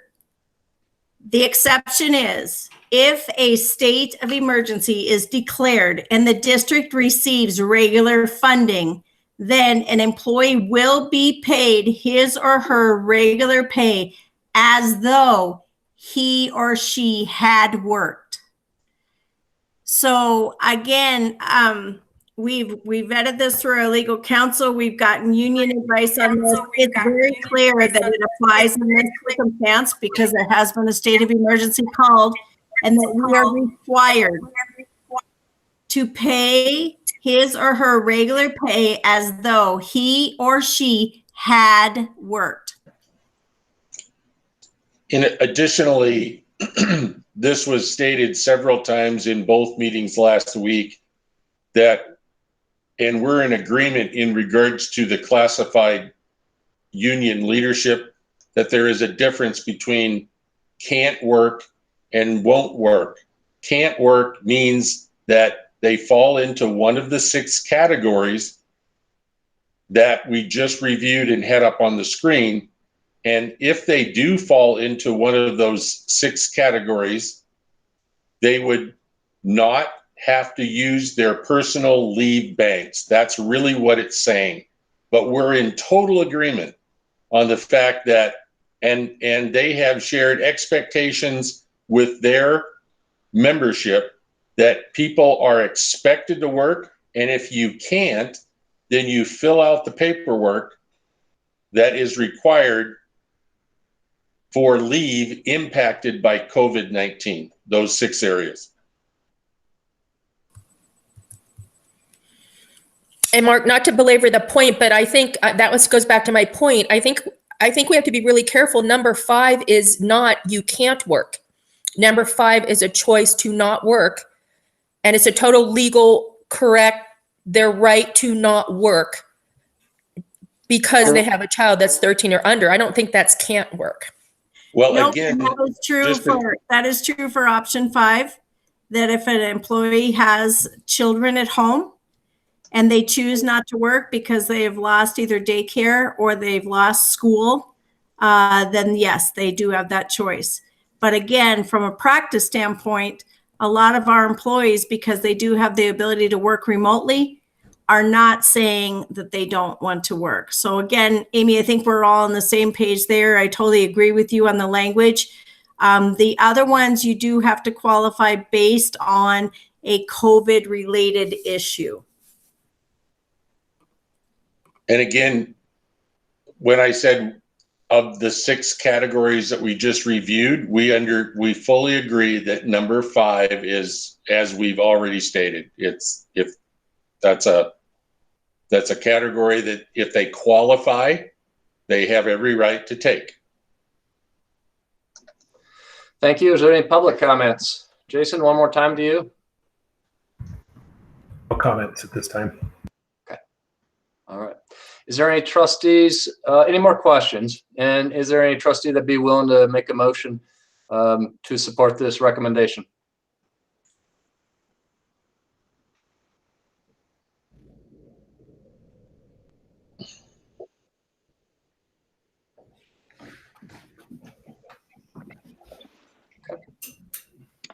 I will move that we accept this MOA for the classified staff as presented. Thank you. Do I hear a second? Mark. Second. Mark Cornick seconds. Further discussion? Yes, this is Jack, and I've got something that I would like to present, and it's going to be a little bit of a monologue, so I've got to make sure that I am getting this set up right.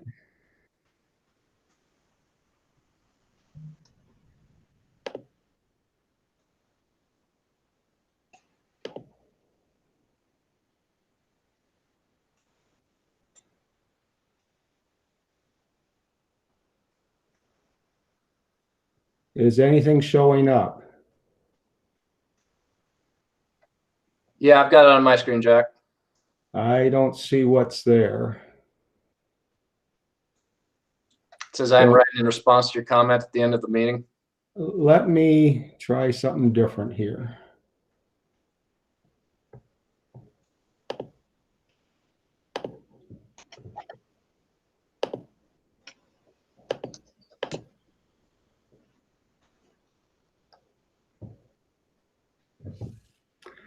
Okay, is there something there that starts out with I'm writing in response to your comment? Yes. Yes, I see that.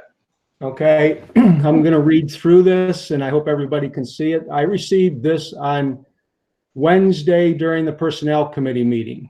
I'm writing in response to your comment at the end of the meeting. You should not think about money at this time over the lives of people who, without being asked, have had to turn over the educational system at the cost of their own families. You need to think of the people who are married to healthcare workers or grocers or those whose spouses have already been laid off. I appreciate your care about the future, but we need to consider the sacrifices being made now and which will only increase in the coming weeks. We cannot wait a while. People will be dying soon. The committee needs to act now, and in acting to show respect to the people whose lives are affected by this pandemic. We didn't choose to have this pandemic or to change our jobs completely. Show some respect. Please choose option A. Thank you. And that's the only email I received, the only communication I received as a result of the Wednesday meeting. The next one I'm going to read is a result of the Friday meeting. And I received this email toward the end of the meeting. Well, good luck to you and the board. I know these are hard decisions, but I, for one, am thoroughly confused as to why there is a proposal on the table at all to go above and beyond what is already offered under a Federal Response Act. I don't understand the district's reasoning and feeling almost obligated to offer these added benefits to our staff. I understand the MOA, MOUs were brought forward by the unions, but that doesn't obligate the district to agree to them. The federal proposal is already extremely generous, in my humble opinion. I am grateful to have the option to take 10 weeks off work and only have to use 1/3 of my sick leave to do so. Forgive me for feeling as though all employees should be equally as grateful. Don't forget that as an essential worker, the district could also request all employees work from within buildings instead of within their own homes. The district didn't have to offer work from home agreements. I think we should be extremely grateful that we are given this option, as well as the federal response protection for 2/3 pay if we need to take leave under FFCRA. The district has already given above and beyond what they were required to do, and they did so without impacting the taxpayer or writing an MOU. I think it is incredibly take-minded of the union's employees to feel like the district should offer this added benefit, and is frankly upset that the district is even considering. My 2 cents. Thanks for listening. So those were two opposing points of view on the two meetings. Then on Saturday, I received this email. Hey, Jack. Yes. I'm just curious, the classified employees MOA, this doesn't really apply to that as much. I mean, classified is pretty well straightforward because of the CBA. I'm wondering if this would be better for the next conversation. There's parts of all of these that are applicable to the classified as well as the next one, Okay. to both of them. Thank you. This is one I received on Saturday. I don't understand why any changes to the current CBA are necessary to deliver services to students in an alternative arrangement as detailed in the plan of action as required by OPI in order to continue to be funded. I don't understand why an amendment is required. Yes, there are some provisions in the CBA that may not be applicable when serving students remotely, but for the sake of simplicity, it seems reasonable that the compensation afforded in the CBA continue without change if the employee continues to deliver their essential job functions. If the school district can meet the requirements promised in the plan of action submitted to OPI through the continued efforts of all staff, then the school gets funded and so does the employee's paycheck. Each principal should ascertain that each teacher is working remotely to deliver instruction to their class load. Each principal should ensure that each paraeducator is also assisting the teacher or working to deliver special education services. I assume this oversight and review can be facilitated within the student information system or Google Classroom or other alternative education tools. The classified staff should still be sanitizing and securing the buildings, getting head start on summer projects, delivering meals, working to deliver IT remotely, etc., etc. Finally, you have to account for the additional benefits afforded in the FFCRA who refuse or can't come to work because of COVID-19. Bottom line is the school district still has to continue to serve students, and all staff must be working to educate students or they don't get paid. I don't see how this is any different now as it was before, i.e. requiring an amendment to the CBA. So I find both of those very interesting, and they both directly relate to the classified as well as the certified. And then there's one thing that I was real concerned about, and that's Deborah Silk's email where she said an MOU is absolutely necessary. My concern with absolutely necessary has to do with this area right in here.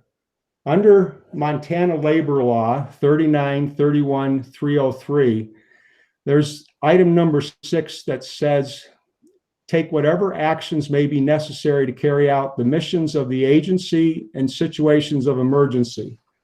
That exact same language is our board policy 1513. Take whatever actions may be necessary to carry out the missions of the district in situations of emergency. That same language is in each of our 4 CBAs. They're illustrated there. So what's going on in my mind is that this was never mentioned to us. And what it tells me is we've already taken action in the form of the plan of action that was submitted to OPI as required by the governor. And that plan of action describes what and how the district is delivering educational services, i.e. work conditions. And I question that as to whether we need to take further action, and that the leave and pay is already addressed under the FFCRA. So that's my thoughts on Deborah Silk. So I think that we were not completely informed on absolutely necessary, because I think it missed something. And this labor law, that's considered fair bargaining under that section of law there. And that section is the same section that the city of Kalispell, Flathead County is using, where they're not entering into any kind of MOUs or MOAs with any of their bargaining units. So finally, I had to come up with a decision-making matrix. And this is what I came up with. Jack, can I just clarify? Did you just say? I'm not done yet, please. When I'm done, then you can ask the clarifying question. Okay. So I had to come up with a decision-making matrix for myself, because we got to make a decision on classified. We've got to make a decision on certified. And so I came up with this little thing for myself, and this was my conclusion. Now, there's going to be people that are not going to like this, but if you want to keep everybody happy, then you need to vote yes, yes, and no. If you want to have some people unhappy, but have all the personnel treated the same, now there is maybe the classified exception, but we're going to have to talk about that. Then you vote no, no, no, because everything will default to the FFCRA. If you want to have parity with your neighbor, because everybody's being impacted by this, then we got to vote no. And if you don't understand all the information or the ramifications of what we're doing, we need to vote no on it all. So Tracy, you can ask your clarifying question. So Jack, I might have misunderstood, but did you say that there were no other schools that were passing MOUs? That's correct. Well, there are Whitefish, Columbia Falls, Big Fork, Bozeman are following the FFCRA. And there are probably some others, but those are the ones I'm familiar with right now. Okay, so there's also, I can list a number of people that are doing option A as well. So I think I thought you said none. So I just wanted to clarify. Thank you for that clarification.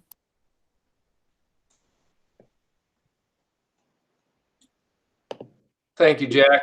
Are there any other trustees that would like to? Mike? Thank you, Lance. I've been looking at the chat stream, and Lance, I would invite you, and I say this in a good way, in a good spirited way, please remind us of the difference between dialogue and questions before a motion is made and what is allowable or possible or usual and customary after a motion is made and seconded, but before a vote is taken. Please remind us of that difference. Thank you, Mike. What's usual and customary is we ask for public comment prior to a motion and a second. After a motion is made and a second, we try to deliberate, ask clarifying questions again, but really public comment is to be done before the motion and the second. Does that help? Thank you.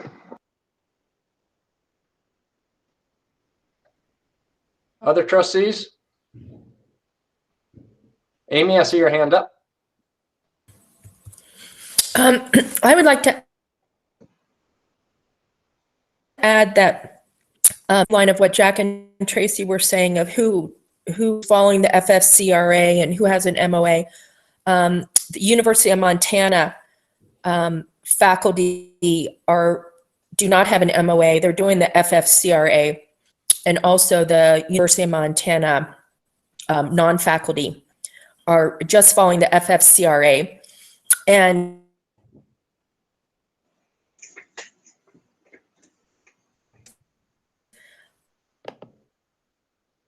I truly did not understand why we needed to have an MOA when we had a man. Some of us are probably wondering, can we just have the FFCRA? And I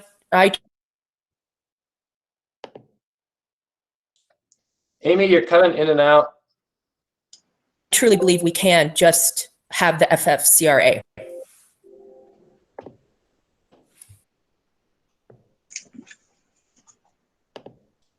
Amy, you're cutting in and out, but I kind of heard in the gist of it, and if I'm incorrect, please restate it, but it seemed like you were saying the FFCRA is adequate and that maybe we don't need to go forward with MOA. Mike Merchant's hand is up. Mike?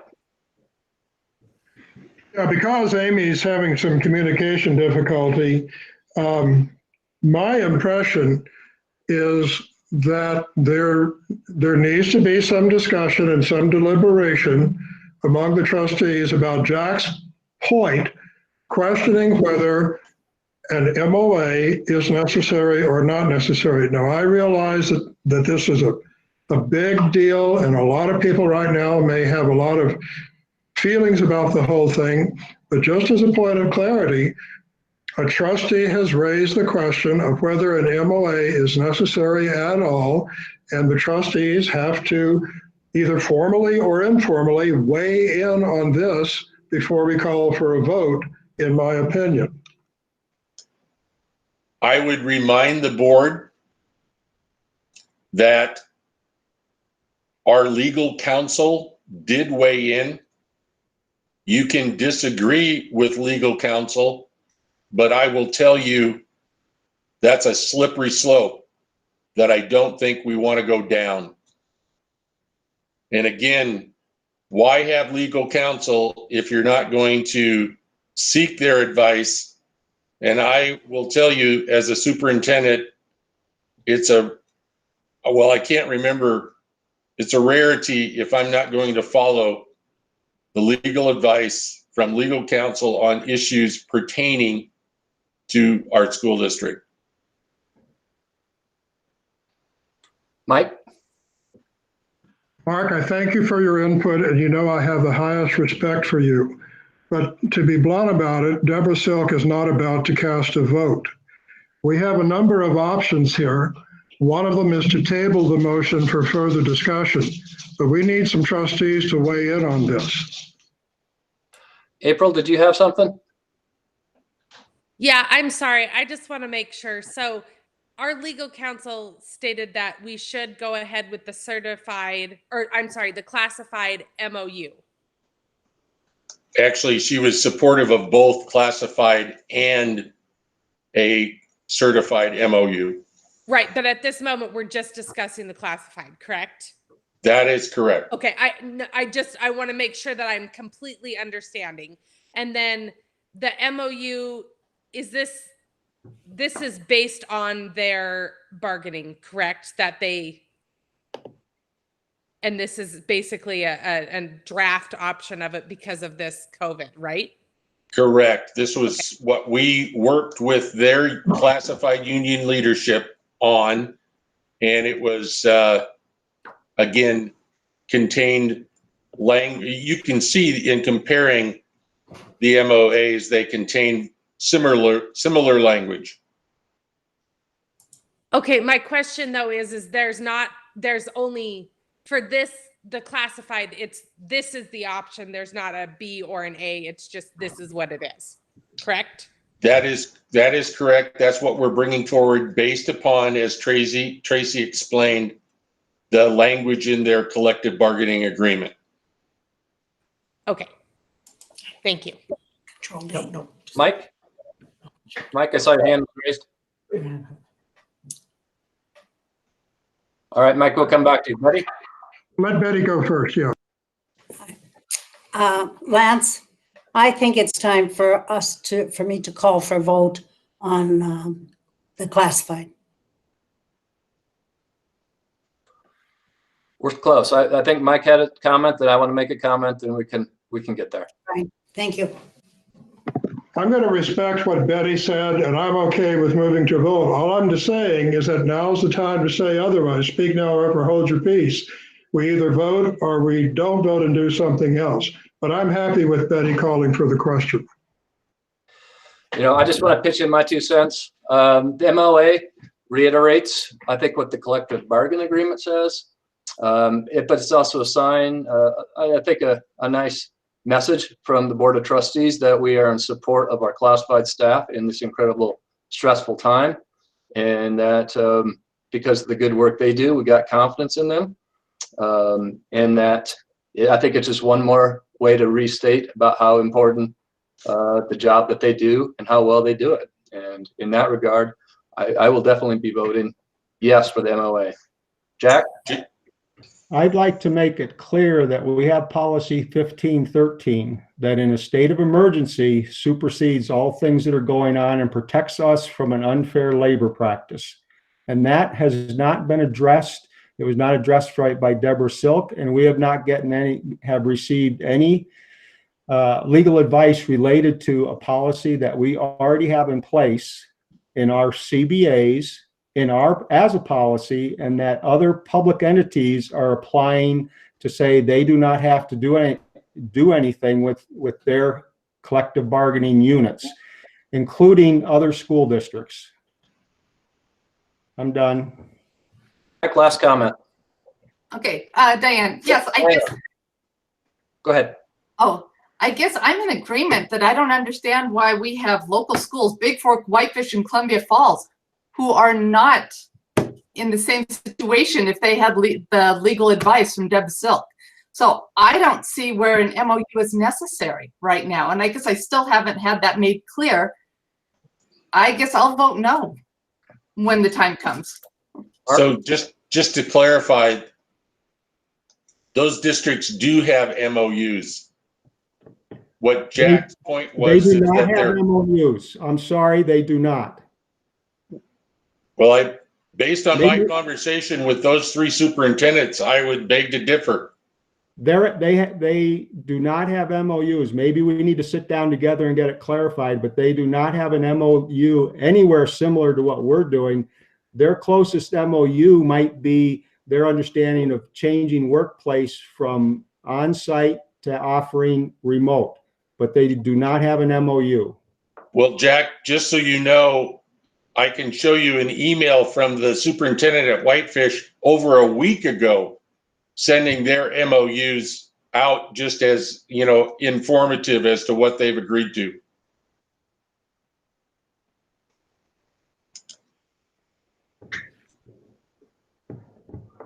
Might as well call for the vote.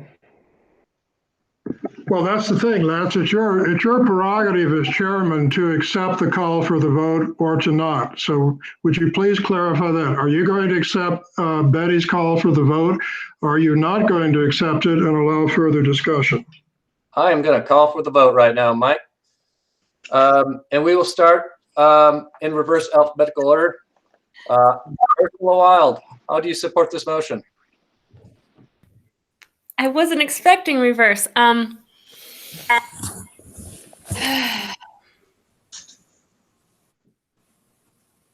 Okay, I'm sorry. I wasn't expecting conversation to be done right then.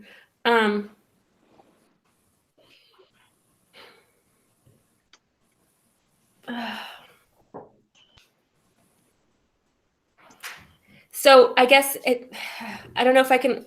April had asked in one of the comments on the side, I'm sorry to do this. April had asked, can we table, what is the harm in tabling this? And Tracy had said yes. Could Tracy clarify what the harm in tabling it would be? We're calling for the motion.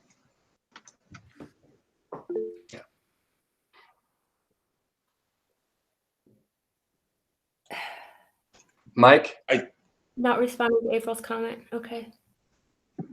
Lance, I'm gonna ask you to say yes or no to this. At this point, if somebody wants to table, we're gonna have to defeat the motion. It's on the floor, discussion is ended. Am I correct, Lance? You are correct.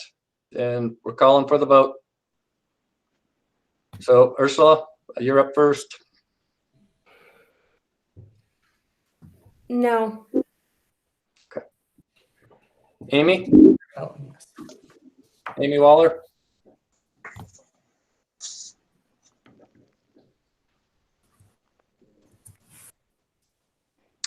Amy Waller? Can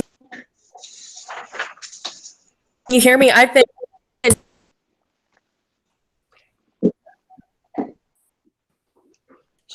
Amy, can you just vote on the chat and write yes or no?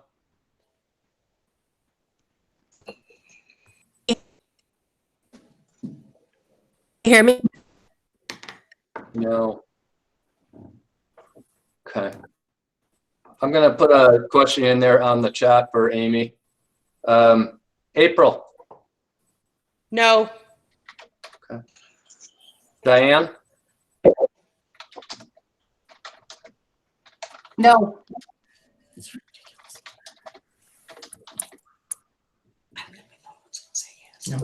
Mike? Oh. Okay. Mark Koenig? Aye. I say aye. Ted Hadeen? No. No. Jack? No. Sue? Aye. Betty? Aye. So if I'm counting right, the motion failed 4-7? Is that correct? Did you vote? Lance, did you vote? I did, as number 4. I voted affirmative. Lance, can you hear me now? Yes, Amy. Yes, Amy. I am a no. Okay. So we got 4 trustees saying aye, 7 saying nay. Motion failed. I'm hoping, can we take a 5-minute recess? We've been at this for 2.5 hours. We got a little bit longer to go. Yes, I'm noting that it's 8:20. We'll resume at 8:25. Does that work, Lance? Yes, it does.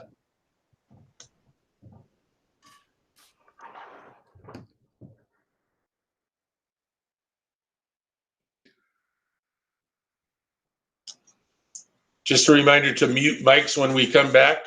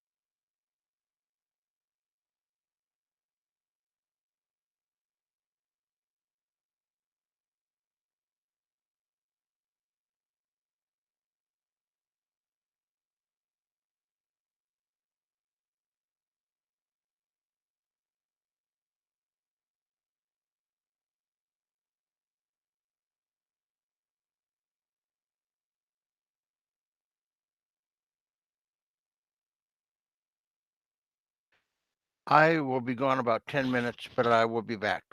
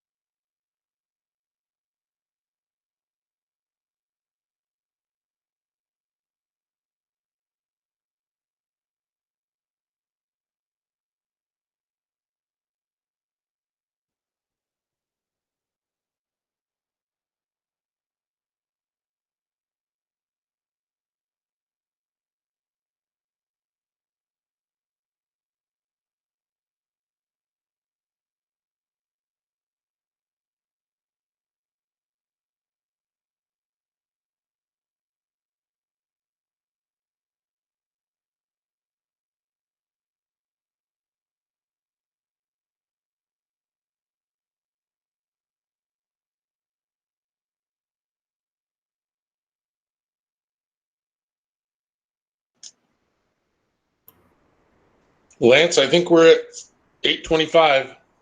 All right. All right. We'll pull back in order.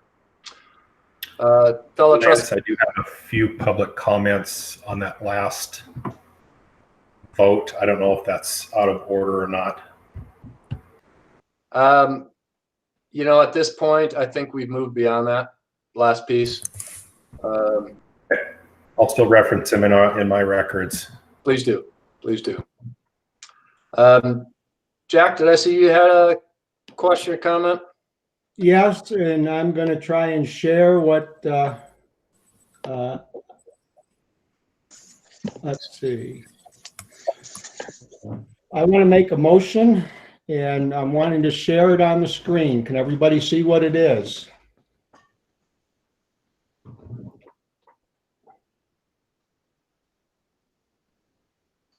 I move that since an MOA MOU is a change in CBA contract language, an application of the CBA, any and all CBA current and future discussions related to MOAs, MOUs involve 3 trustees. At any and all levels of discussion and negotiation prior to any MOU, MOA moving to the Board of Trustees for deliberation and/or board action. This is to maintain an informed Board of Trustees.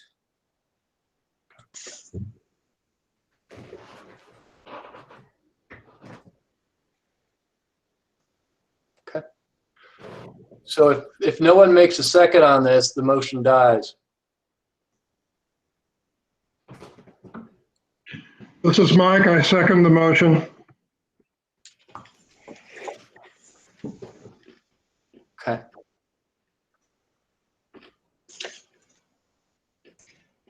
So I'm curious, is this, since this wasn't labeled as an action item, if we can move forward on this motion? Since we're talking about MOAs that impact our decision-making process, I would say it very much pertains to the issues at hand, and it can be an action item. Okay. Jack, could you restate that?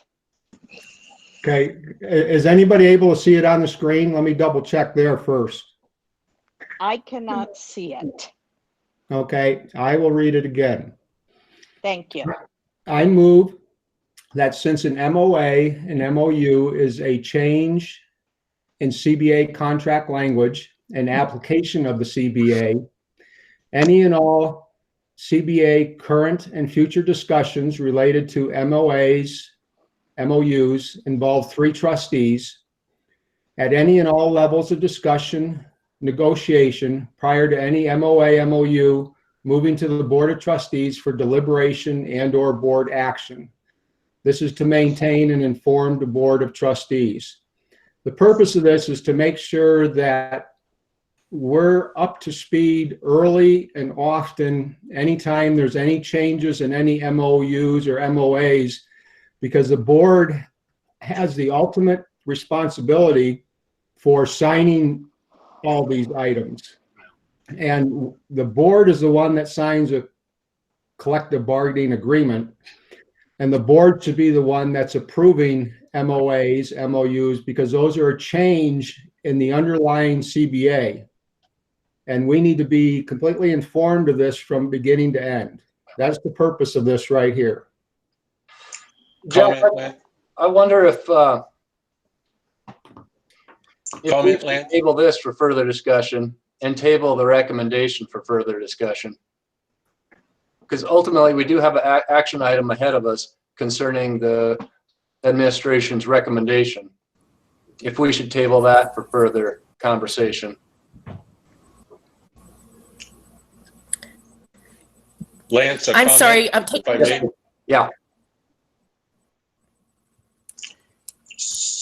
Mark, go ahead. So just to clarify, we knew that these 2 MOUs or MOAs were significant in the sense that they are dealing with the emergency pandemic that we are dealing with. And I'm very sorry if board members felt that they were not being informed, but after a week of discussion last week and nearly 8 hours of committee meetings, 5 on the finance and 2.5 on the personnel, I certainly ended the week feeling that this issue had been discussed, and sorry that board members are feeling otherwise. In previous MOUs, the administration worked with union leadership. An MOU was tentatively agreed to and then brought before the board for approval. That has been past practice time and time again. I realize that this particular set of MOUs were a bit more significant simply because of the, I'll say, emergency situation that we are working through. So again, just to clarify, this is not a break from our past practice.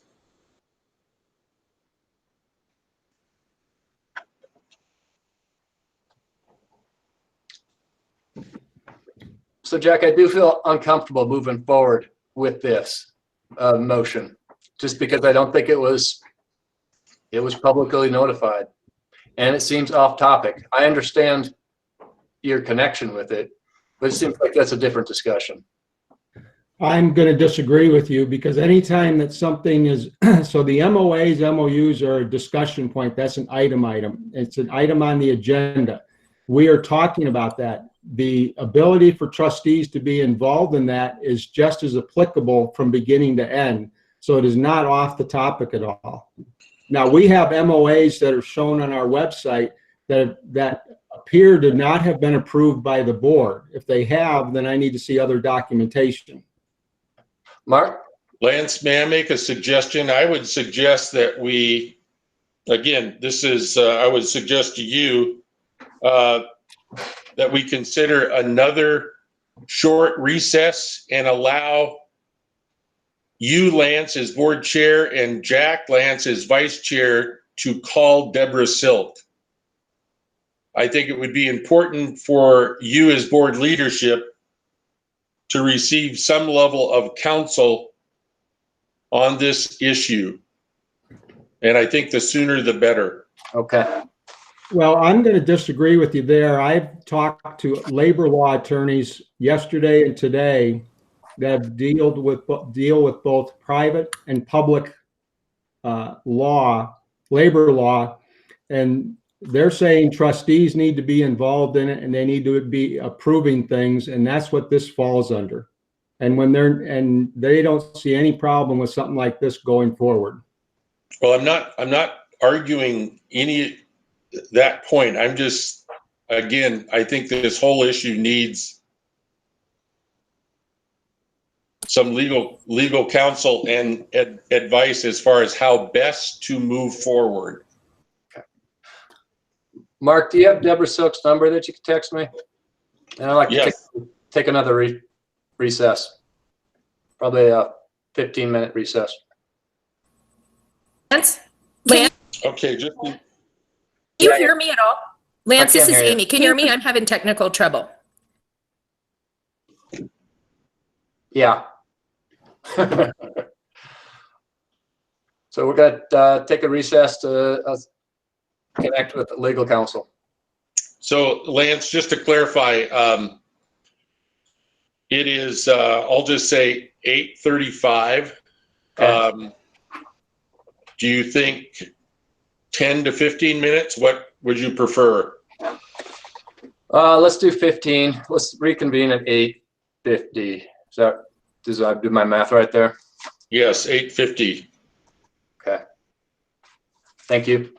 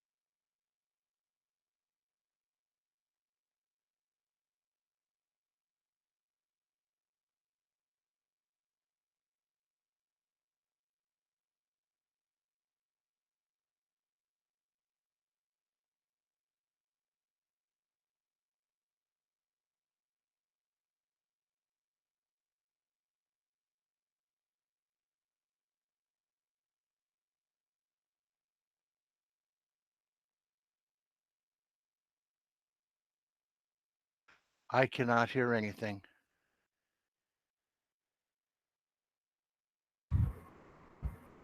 Ted, we're in a recess at the moment while the board chair makes some phone calls, so just hang tight. Thank you.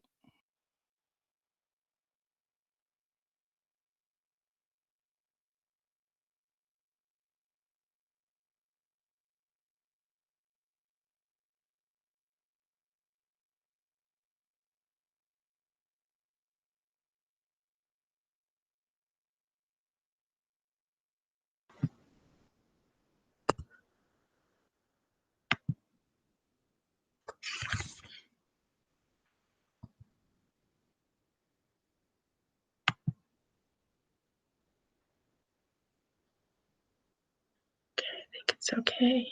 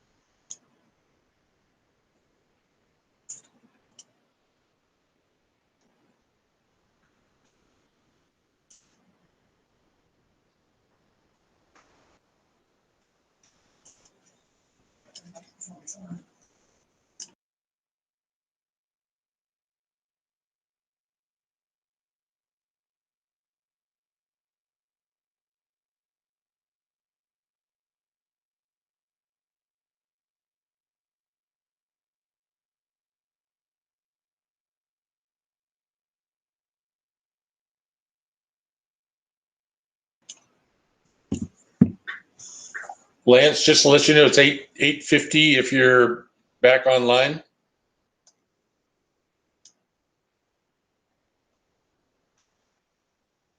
So we'll wait until Lance returns to the meeting to reconvene.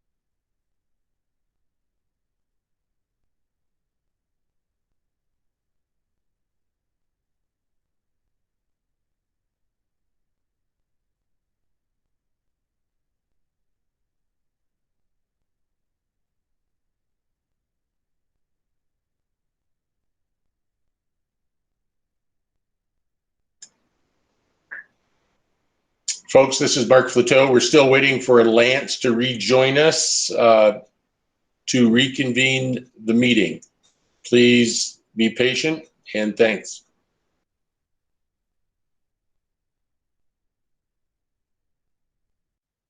Okay.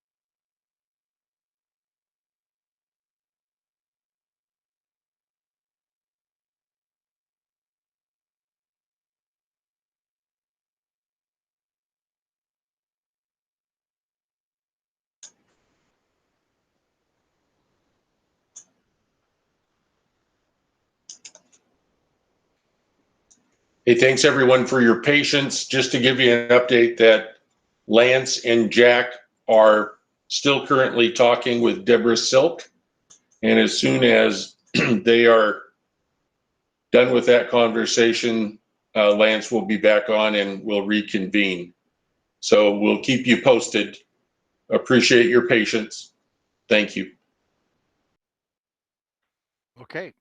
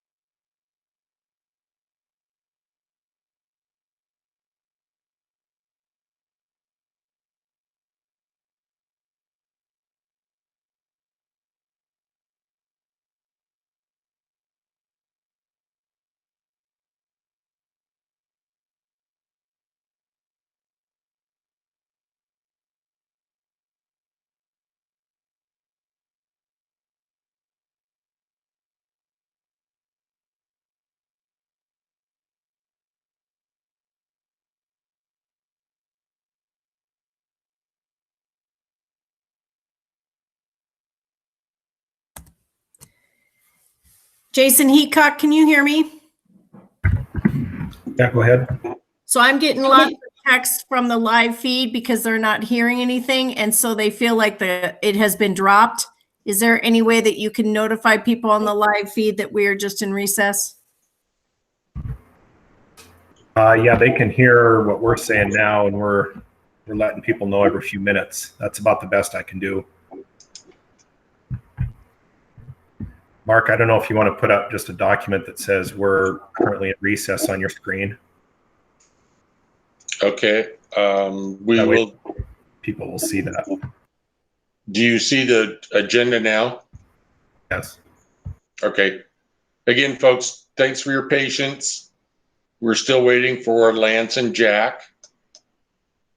And I will create something to let folks know we're in recess.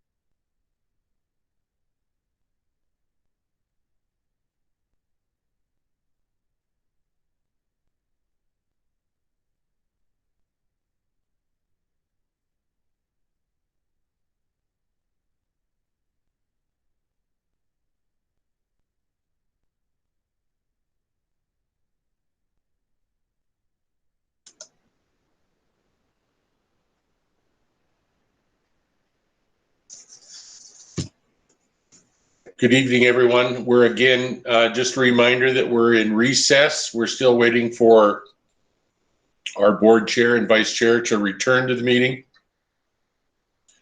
Would someone indicate that they are seeing the Board of Trustees board meeting, the little notice? Mary, I can see you. Give me a thumbs up if you can see that. Perfect. Yep. Thank you, Mary.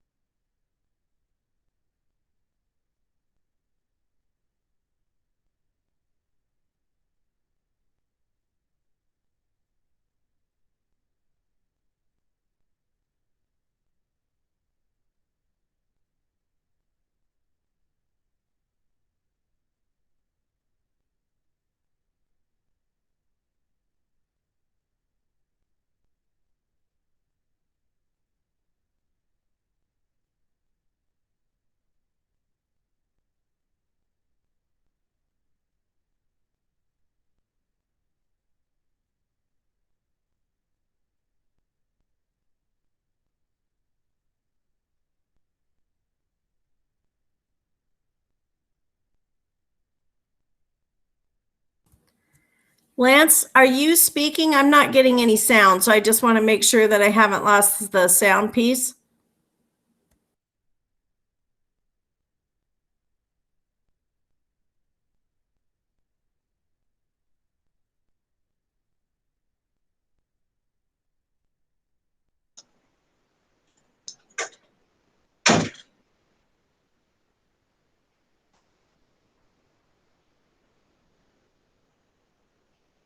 Lance, we see your mic is on. Just want to make sure that you're able to communicate.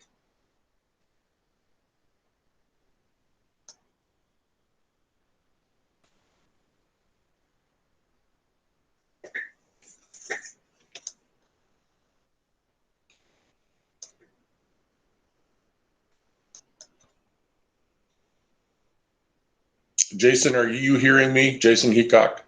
I can hear you. Lance, do you want to attempt to use the call-in number off the meeting invite?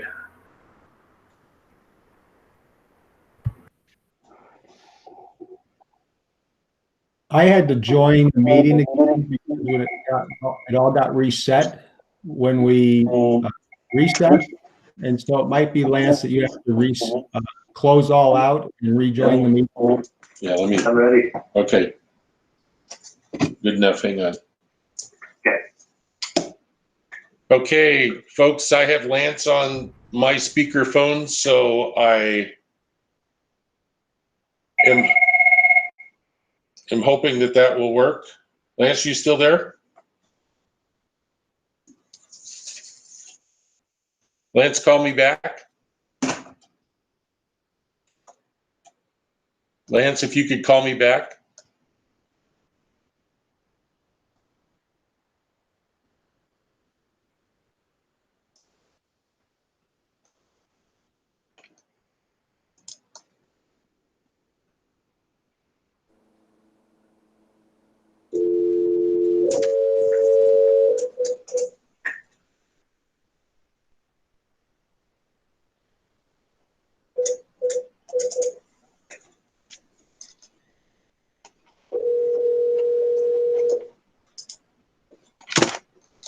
Hey, this is Lance. Lance, this is Mark. Are you on board? Hey. I am. Yeah, my face is on the computer. Yep, I see your face and others can hear you, so go right ahead. Okay. All right. Thank you.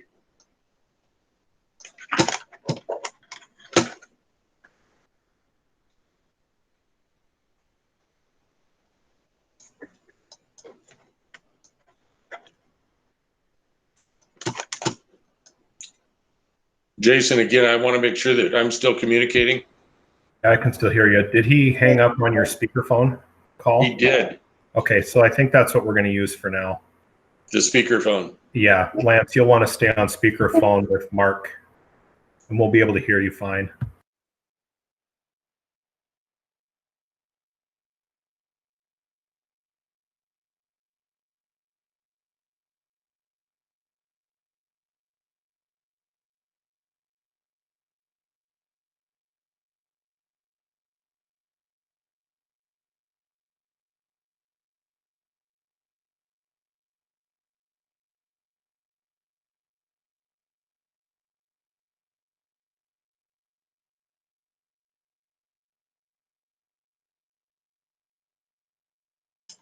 Okay, everyone, thanks for your patience during that recess of the board. I have the agenda back up and Lance is on the line. So Lance, I'll allow you to proceed. Okay. Thanks for your patience. Fellow trustees, are you still with us? Trustees, if you could go on your camera so I can see you, that would be a lot easier to give a thumbs up.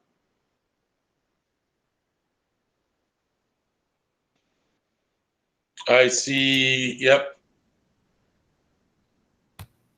Everyone responding.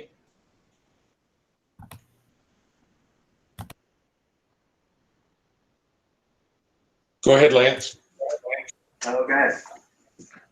So, long conversation with our Deborah Silk attorney, and We were concerned about two things. The first was the motion that Jack made. And Jack, can you hear us? Yes, I can. Okay. Do you want to rescind that motion? Well, I want to talk about it first. The purpose of this motion is not to address the certified MOA that we're going to be talking about as a next agenda item. It's designed to cover any discussions that may be related to any MOAs, MOUs beginning tomorrow. And so the conflict that might exist is that if this was passed right now with the wording that is in it, that it could impact, it may have an impact on item 7D, the certified MOA we're talking about. And so in the discussions that I had with Deborah and Lance, and because my intent is not to impact the certified MOA that's going to be before us, then I'm looking at saying, well, let's withdraw this motion and that it will be brought back at a later point in time, because the key comes down to who is the exclusive representatives of the board. And this is intended to have 3 trustees participate in the group that's considered the exclusive representatives of the board. And so that would be something that would be utilized for any future ones that we may enter into or discuss about beginning tomorrow or the next day or something like that. So to me, this is something that we can address at the next trustee meeting that we have, and have it be specifically an agenda item. So I would like to withdraw this motion, but in order for that to happen, the person that seconded it would also have to withdraw the motion. This is Mike. I withdraw my second to Jack's motion. Okay. Now, there is one other item that we talked about, and I'm going to share it on the screen right now. And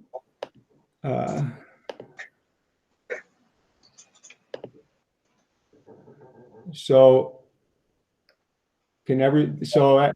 I'm assuming everybody can see the motion that was just withdrawn. Is that true? Yes. Okay. I had a second motion that I was going to make, but it needs to be addressed. But it can be addressed another day, tomorrow, or at our next meeting, and that's this one right here. I think is very critical that we need to get written guidance on, that each of us need to have clear understanding of its impact. And that is fully understanding what Article 7, paragraph U is saying when somebody's, because of an emergency, where they will say they won't work, but they can work.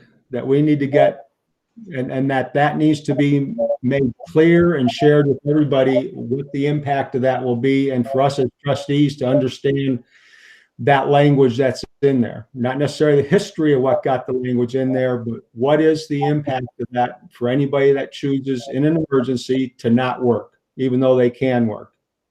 And I just want to make sure that we get that in black and white, and that we understand in each and every situation what the consequences are. So with that, I'm going to unshare and we can move on to the next agenda item.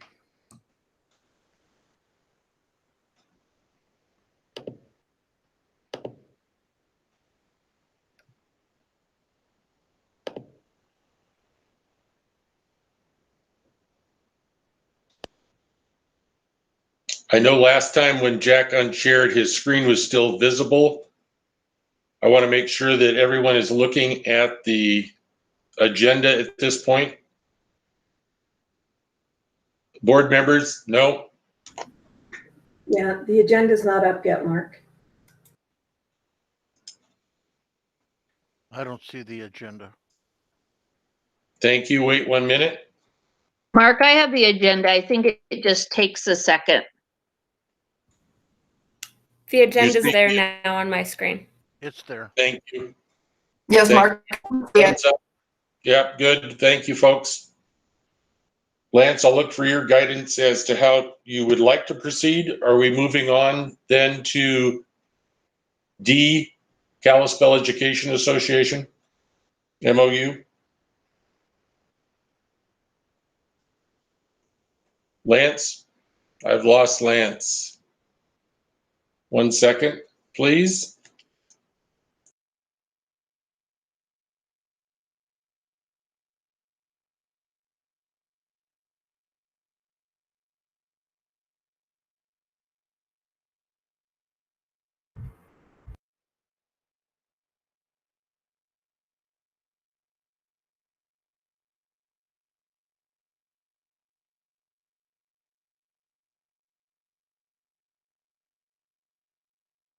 Memorandum of agreement for the certified staff. And you would like me to proceed at that point on that? Yes, please. Yes, please. Okay, thank you very much. So Lance is trying to reconnect. I'll start off by sharing what's rolling through my head at this point in time. As we have worked through now for 2 weeks, the issues of the MOA and the verbiage included, I've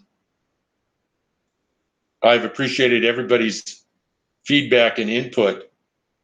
I have to say that in 15 years as a superintendent, I've never felt more blindsided as what just occurred. With that said, I know there's lots of emotions going on, and including part of me that wants to respond emotionally. But I will tell you that that is not the answer, and that is not the path that any of us should take. What is needed right now is clear thinking and putting the needs of our students and staff foremost and highest on our priority list. I know that some individuals thrive in chaos and uncertainty, but I will tell you that most do not. And especially at a time of international pandemic, as a public school district and institution, we need to send a message to our staff that we are supporting them and that we add clarity to these issues around the issues that are addressed in an MOU or an MOA. Some thoughts that I had written down to share originally, just some clarifications. I've talked with trustees and staff this week, and these questions came up, so I wanted to clarify. The 6 leave categories identified in the Family First Coronavirus Response Act are the same in both in both options, option A and B.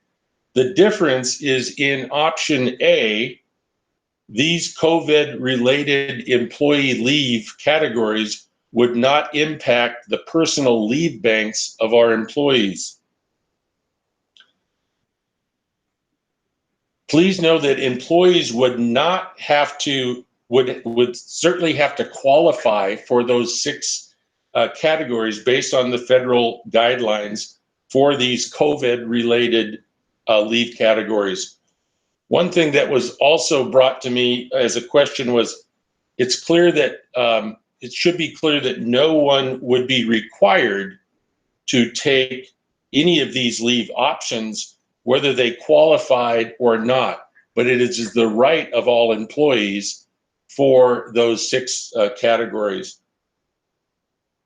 Based on what we know at this point in time, the CARES stimulus funds could cover the cost of the employee leave if they qualified under those 6 categories.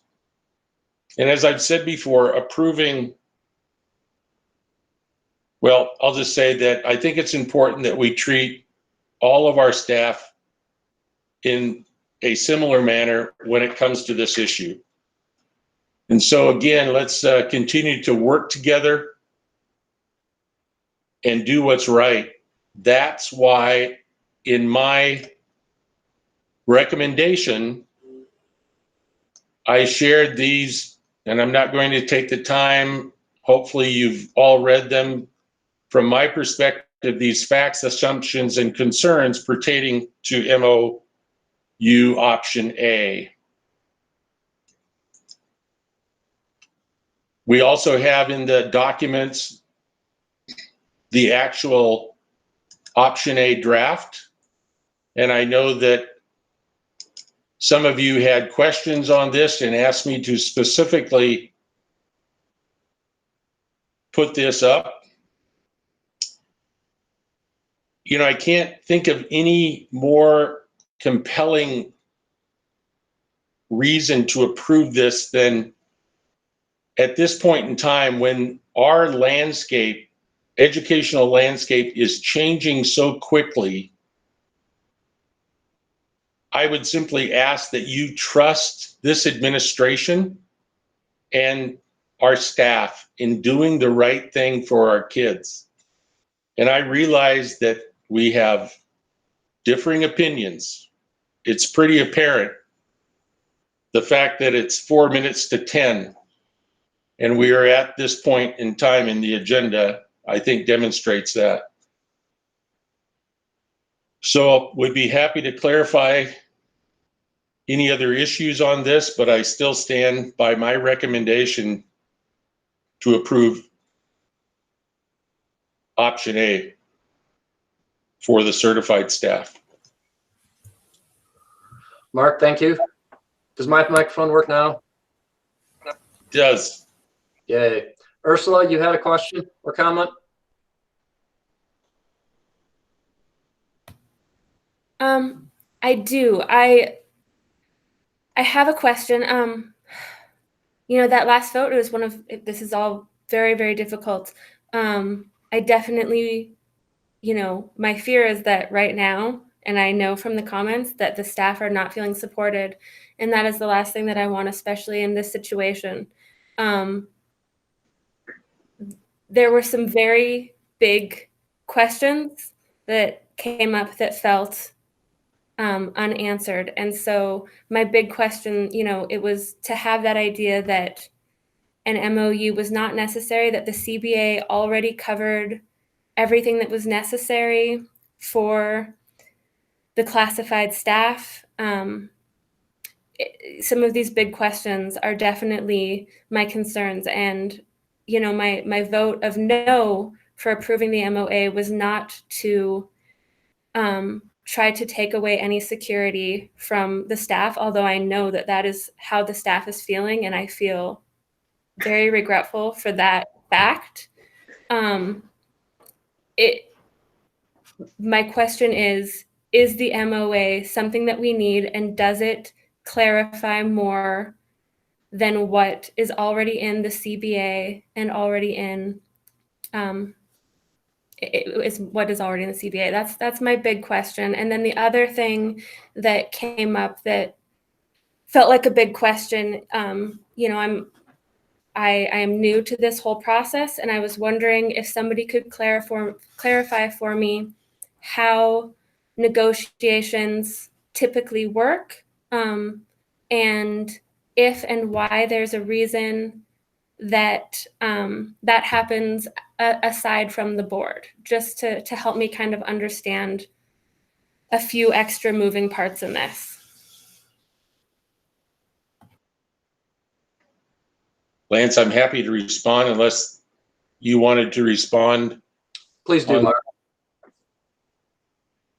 So, Ursula, in regards to the need for an MOU or MOA, we've shared legal counsel advice on that. The concern is that if we don't have one, we could be in a position of dealing with an unfair labor practice because of the change, the significant change in working conditions. That's just probably the first on the list, and several others. So I know that we've shared that. We're saying that an MOU is the appropriate step to take. I realize that there are some districts that have not entered into MOUs at this time. And could you repeat your second question? My second question was about the way that bargaining typically happens, and also with the MOA, how that happens.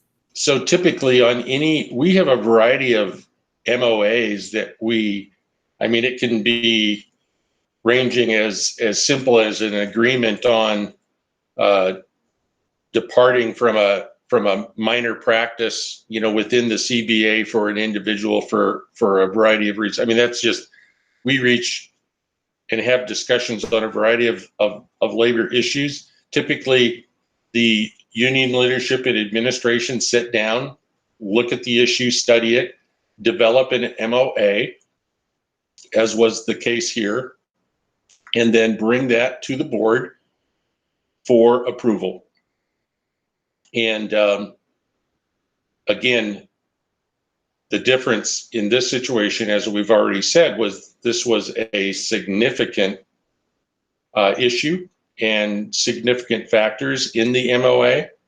And therefore, we, over a week ago, said we're going to give this more time, and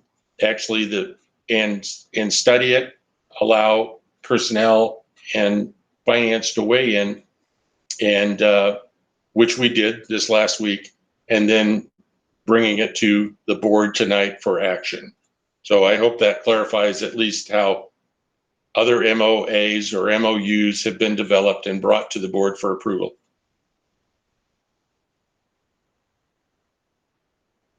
Keep going, Ursula. Is that the way that other districts work as well? Is that typically the board is not involved in negotiations? That happens between the union administration? Yeah, significant difference between a development of most MOAs and negotiations.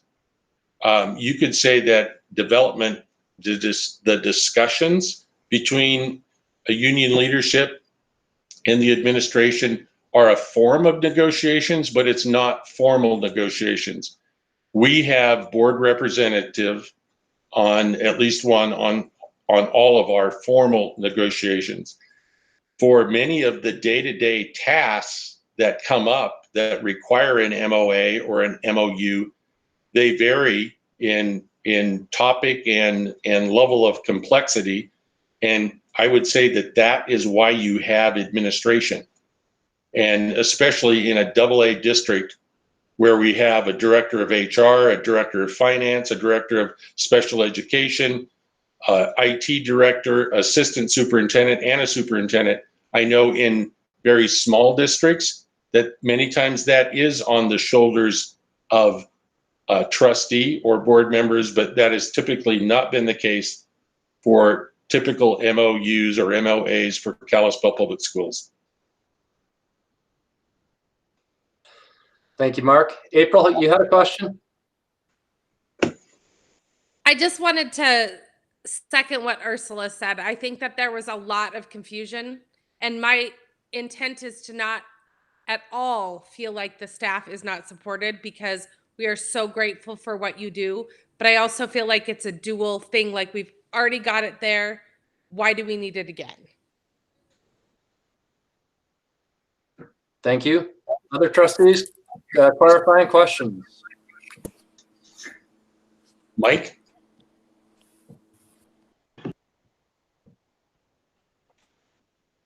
Mike, your microphone is still on mute. Mark, could you put on the screen lines 62 through 64 of the MOA? 62 through 64. So my question is addressed to Mark Plateau and Tracy Scott. A bargaining unit member shall be entitled to paid leave during the term of this MOA.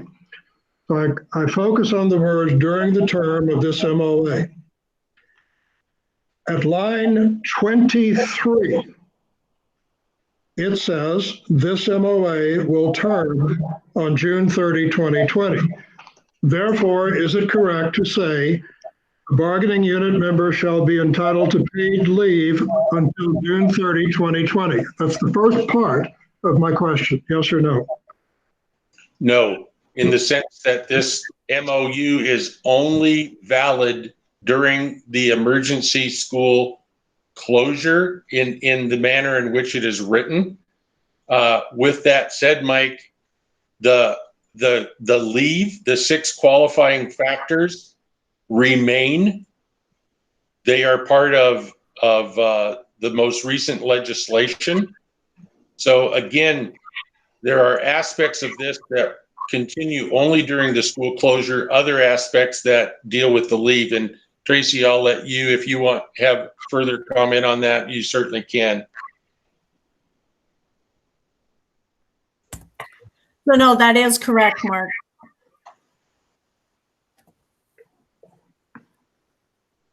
What Mark stated is correct in terms of you have to look at the sentence above that, Mike. I see it. So that's, it can, that the final date is just if the governor continues to, again, do the 2 weeks. But the reason why both parties actually put that in there to be able to revisit this intended every time the order comes through. And it's our understanding that the governor will be making that order every 2 weeks. All right, Tracy, so with that fresh in mind, Mark, is it possible for you to put the spreadsheet on the screen? It's the next item on the agenda. A or B? A. Yes, coming up. Right. Yeah, thanks. So Mark and Tracy, in the column entitled Calculation of Pay, emergency leave fully exhausted. When? How many hours of emergency leave will fully exhaust the COVID part of this? How many hours? Again, that's referring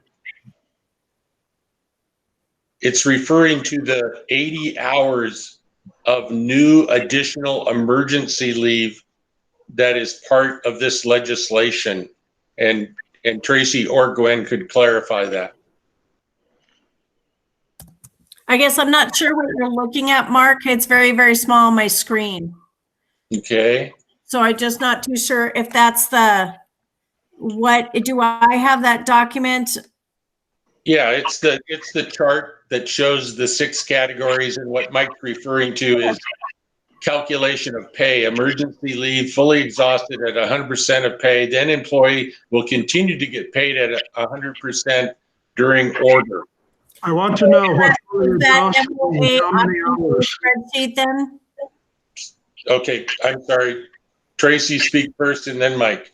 Is that the MOA option A spreadsheet that you're pulling up? Correct. Yeah. Thank you. So Mike, part of this legislation is that they provided 80 hours or 10 days worth of additional emergency leave that would be used when folks qualify under the 6 categories. So that's additional emergency leave that would be used first, typically, if someone had to go out on one of these 6 categories. Tracy, do you agree with Mark's interpretation on that?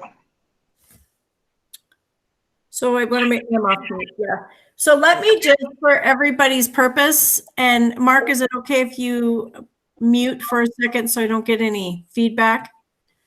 So I'd like to go through this option A, because it actually, if you walk through it, it's fairly clear. But the number one reason is the subject to federal, state, local quarantine or isolation order related to COVID-19. And so that's if somebody is, that has a variety of different options to it, but one of them is if they're required by the state. If they, let's say they went out of state, they went out of state for some reason, they had to get a family member. When they come back into the state of Montana, they're required to be quarantined for 14 days. That quarantine could also be indicated that they could potentially have been exposed. And so they were notified by the health department, and they were required to be under a 14-day quarantine. And then isolation order related to COVID-19. Again, that's pretty straightforward in terms of, again, that's being directed by a health agency or a state agency as a result of something.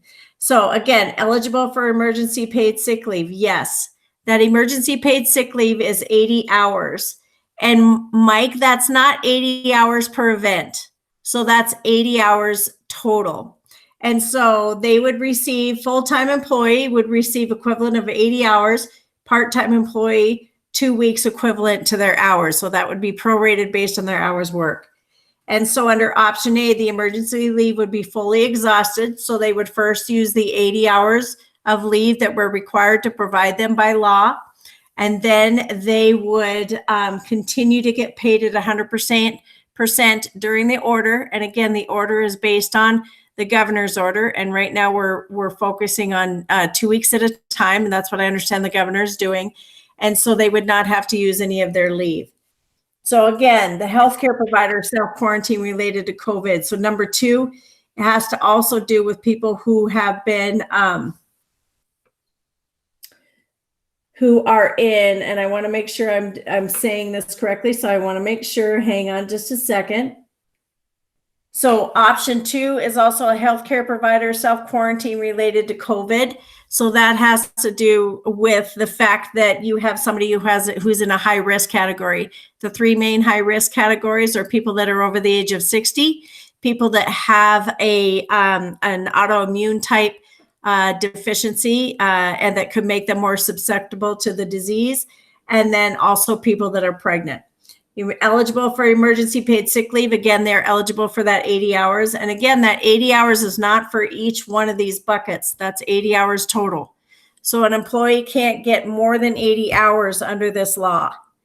The emergency leave is complete. That's it, 80 hours. It's not for each event. It doesn't turn over in a month or anything else like that.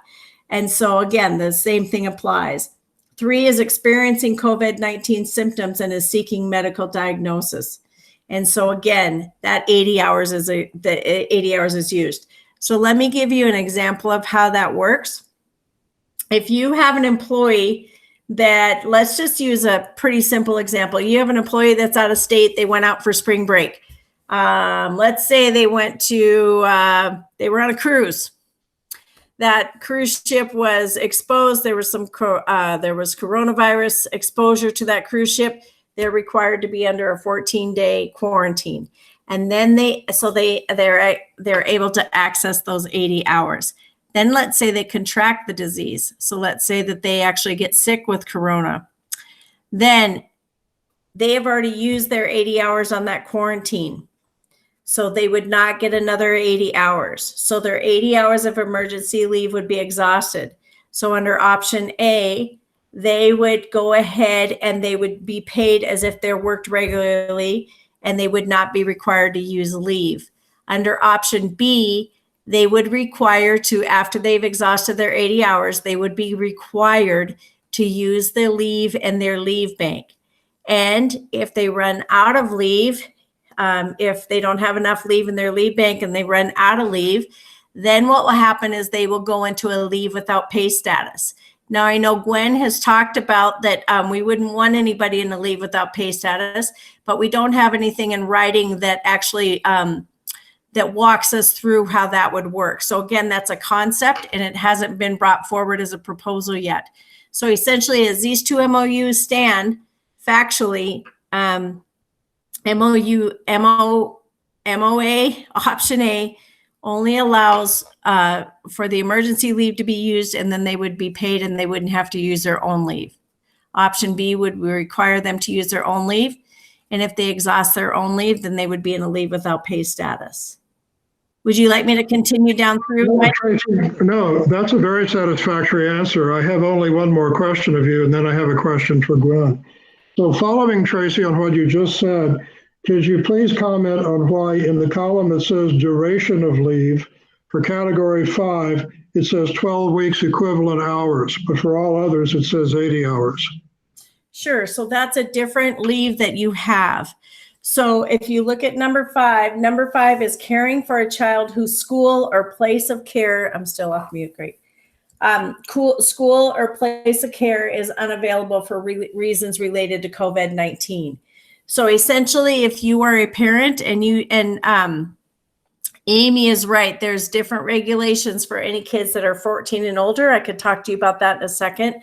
But any kids that are 14 and younger or younger than 14, if you do not have the ability to work, and if they've lost child care or supervision of that time, then you as an employee have the right to take up to 12 weeks off to go ahead and provide supervision to your child because they have lost daycare and or school closure. So the first 2 weeks of that, as technically the law says, is unpaid.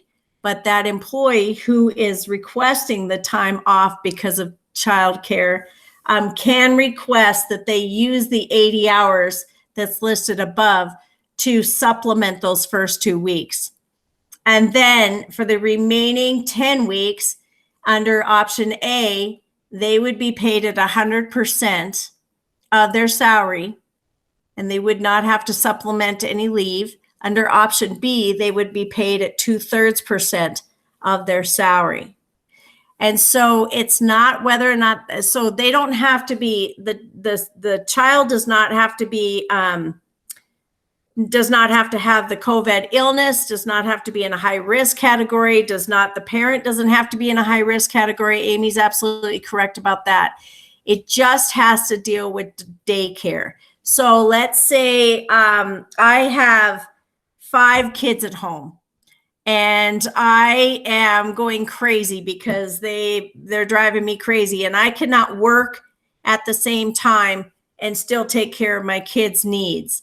And so even though from my personal standpoint, because I can still work remotely, but I'm telling my supervisor, I can't even work remotely. They're tearing up the house. So I'm essentially not going to be able to work for the next 10 weeks or for however long school is out. And so again, is not tied to the illness. The one good thing that we have, and again, I do feel that it's limited exposure, although we are going to have people that take advantage of it, unfortunately.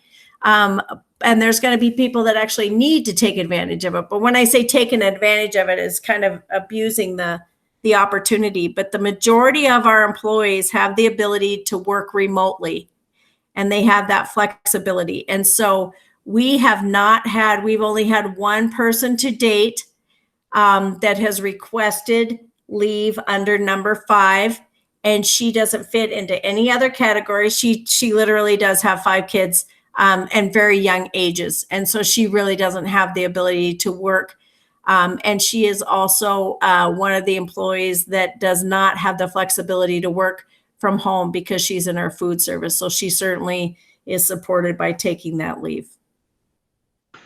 Thank you. Does this mean that an employee under option 5 gets 12 weeks of what I call protected leave, which means that regular leave shall not be reduced, but employees under all other 4 categories get only 2 weeks of protected leave? I'm not sure, Mike, how you're talking about protective leave. I guess I need to have you clarify that. But I mean that regular leave shall not be reduced.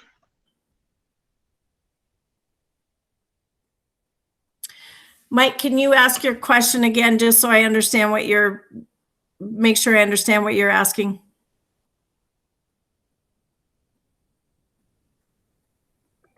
Thank you, Tracy. I'm sorry to be belaboring this, but I think it's an important point. Okay, what I mean is this. I understand that under all categories except 5, under the federal law, an employee who takes COVID-related leave shall receive leave which does not cause their regular leave to be reduced. Am I correct so far? Yes. My question then is, under option 5, does that employee get to take 12 weeks or 60 hours of leave, and their regular leave shall not be reduced. So under option A, and this is only under option A that your statement is correct. Option B would be different. But under option A, yes, your statement is correct. But under 5, what would happen is they would have the first 2 weeks of the 80 hours, and then the remaining 10 weeks would be paid at 100% of their pay to continue to get paid through the remaining 10 weeks, correct? I'm clear on the 100%. My question is whether they gain an extra 50 hours of leave without their regular leave being reduced. That has value later in their career and when they terminate. Their leave is not reduced on option A. No one's leave is reduced on option A. But just to clarify, I thought you said, is leave added to their banks? No, leave is not added to their banks, but their pay would remain intact, and whatever leave balances that they currently have would remain intact. But no leave is going to be added to anyone's leave balance if they're using that emergency. I never thought that. I hope that I didn't recreate that impression, but you've correctly answered my question. Under option 5, people can take 60 hours of leave, be paid at 100%, and none of their regular accrued leave shall be reduced. Is that a correct statement? Under option A, yes, that is a true statement. Thank you. I have no more further questions for Tracy. Lance, if you'll indulge me, I have but one question for Gwen. Please, Mike, go ahead. Gwen, you showed us a spreadsheet in one of the committee meetings that I thought meant if one of our employees under option A stayed out for 10 weeks, I believe you said on your spreadsheet, that the district would incur an additional cost of $963 for that employee above and beyond salary. Could you please elaborate on that and correct any impression I may have? So Mike, at that point in time, I had the substitute cost for the teacher or employee who was out on leave. Since then, I've been told that no subs would be hired, although the MOA doesn't actually say that. So that's what I know. So my real question is, if we approve option A and a person goes out under condition 5, does the district incur an expense greater than 100% of that person's salary? No, assuming as Gwen just stated, that a substitute would not be necessary. The district does not incur additional costs above and beyond their normal salary.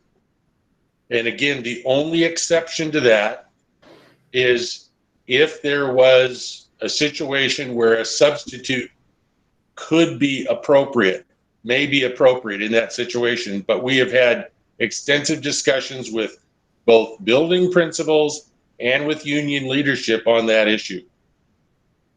And I'm sorry, Mark, please continue. And we're on the same page.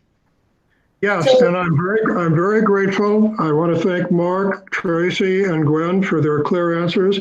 I want to thank everyone on the meeting for putting up with me, but to me, these are critical questions. I have no further questions until Lance calls for a motion. So, Mike, I do want to clarify on that. In the federal law, the leave is not paid at 100%. It's not for the length of time that is represented in option A.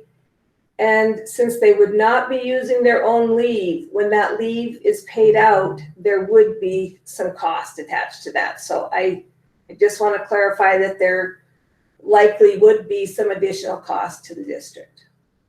I'm on the same page with that. Thank you. Thank you. So we will invite public comment. I would ask that we maintain a 3-minute limit.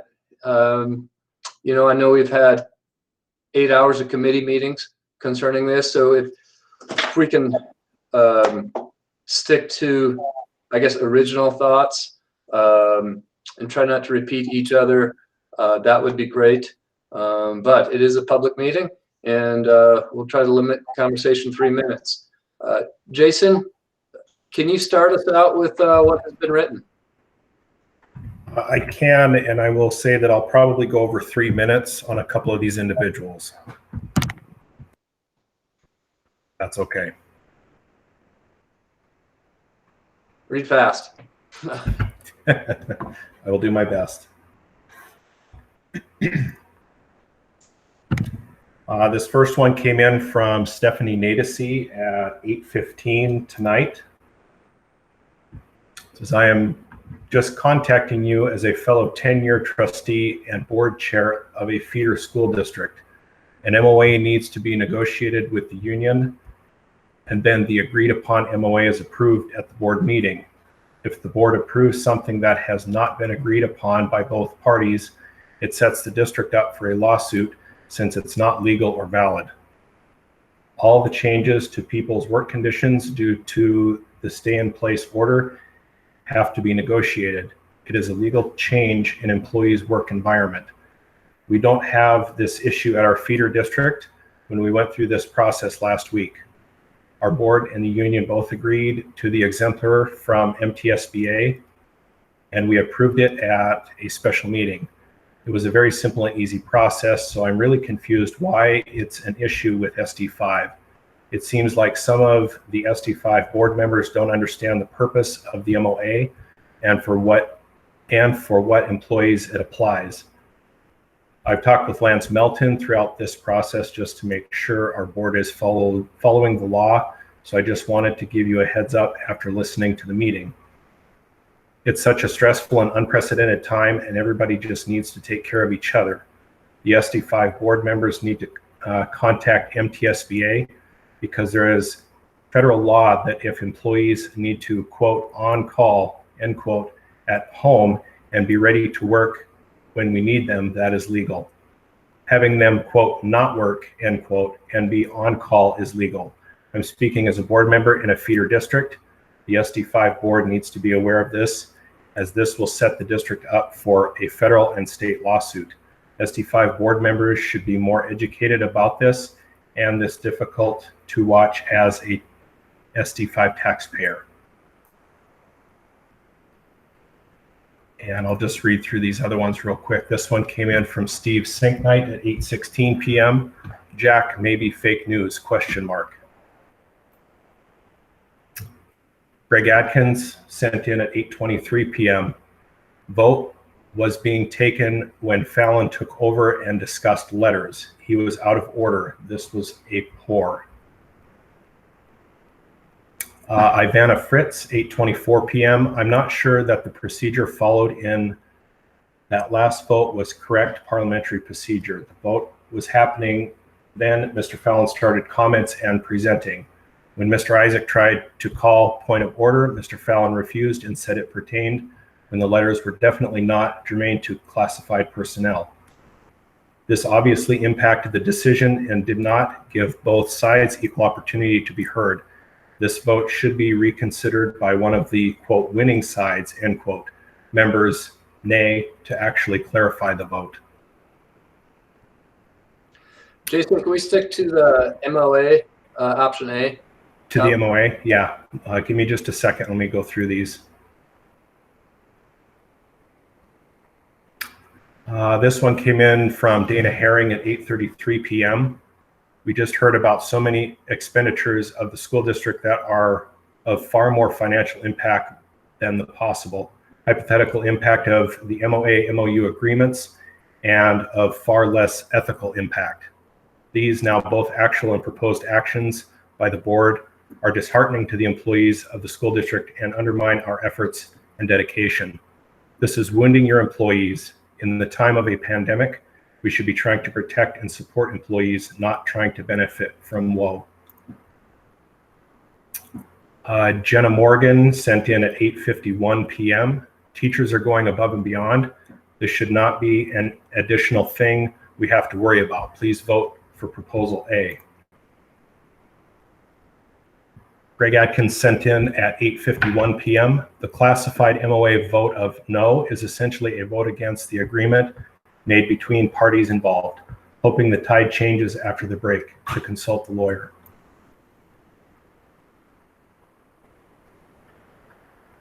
I've got, let's see here, Carrie Pfeiffer, 9:02 p.m. I'm Carrie Pfeiffer, an employee with Kalispell School District. I also wear the hat of chair of the Teachers Retirement Board, amongst many others.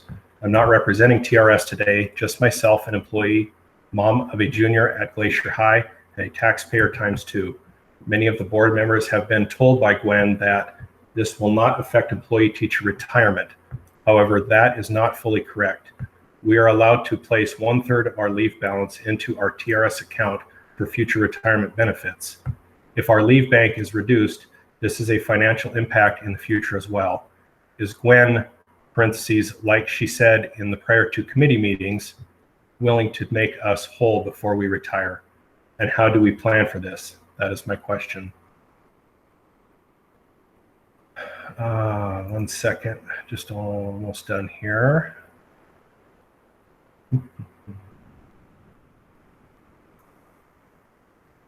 One more from Dana Herring, 9:13 p.m. Seeking to manipulate a meeting through parliamentary procedure is one thing. Doing that to cripple your employees is another thing entirely.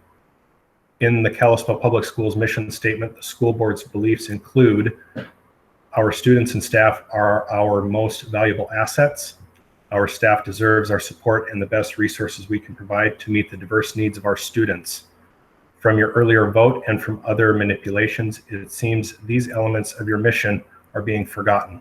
I implore you to remember them in this particular time of need.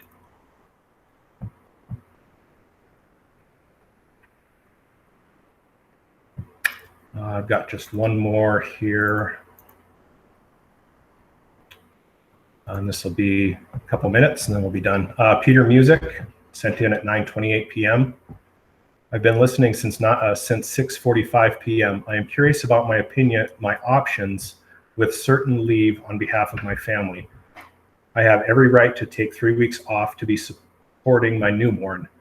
It was completely interrupted by COVID and the remote situation, but no substitute can take my students remotely, and thus I know it is best for my students that I do not take leave. After listening to this meeting tonight, I question if I made the right decision. I put my job above my family too often. Why? Because I also know how much good I can do for my students, and sacrificing my time is sometimes more important. I spent over 60 hours a week working to hear my students and adjust lessons day by day. I video conference students, answer emails that go well into the evening. I know I am not the only one. We receive messages from students throughout the 7-day week, and I answer them as do many other teachers, principals, counselors, and SD5 staff. There is a clear trust issue between some school board trustees and us who were hired to represent an honest and professional educational system. I am certain many staff, including myself, have put students and education above our personal family. To be torn down by trustees who feel that we do not give 110% or that we would take advantage of the system is inappropriate and quite concerning. The community sees this frustration too. It is 9:30 p.m. and my family sits waiting for their daddy to be with them. I have been active since 7:30 a.m. this morning. Don't tell me we are not dedicated. And those are what I have so far. Thank you, Jason. Quint Nyman, I think you asked to address the board. Hi there, Mr. Chairman, thank you. Can you hear me? Yes, I can. Okay, thank you. So I apologize for coming in late. My name is Quint Nyman. I'm the Deputy Executive Director of the Montana Federation of Public Employees. I live in Helena. Appreciate the opportunity to observe your board meeting. So I just want to speak to the MOA and and ask that you approve this MOA and give you just a little bit of background. So when the COVID emergency first hit Montana and all schools were closed, our organization went to work immediately to take a look at the multitude of school districts that we represent and try to come up with something that we could make work as best as possible for all of those school districts. And while we've done a little bit of tailoring here and there, we've mostly stuck to what has been presented to you and what's been recommended to you by both MFPE and the Montana School Boards Association. Contracts are negotiated with the idea that you get the best agreement that you possibly can during the times that you're under. None of us could have predicted what we are experiencing today.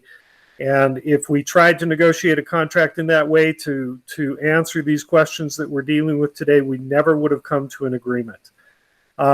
These memorandums of agreement provide security and support for both your students, your staff, your community, your administration, and for your board. And I hope that you'll consider this. And I'll just be clear, and this will take me just a little bit off topic. We'll have to come back and deal with the classified staff as well based on the decision that was made earlier. And I would be happy to answer any questions that I can. And again, I appreciate your indulgence. Thank you, Mr. Naman. Anthony Lapke requested.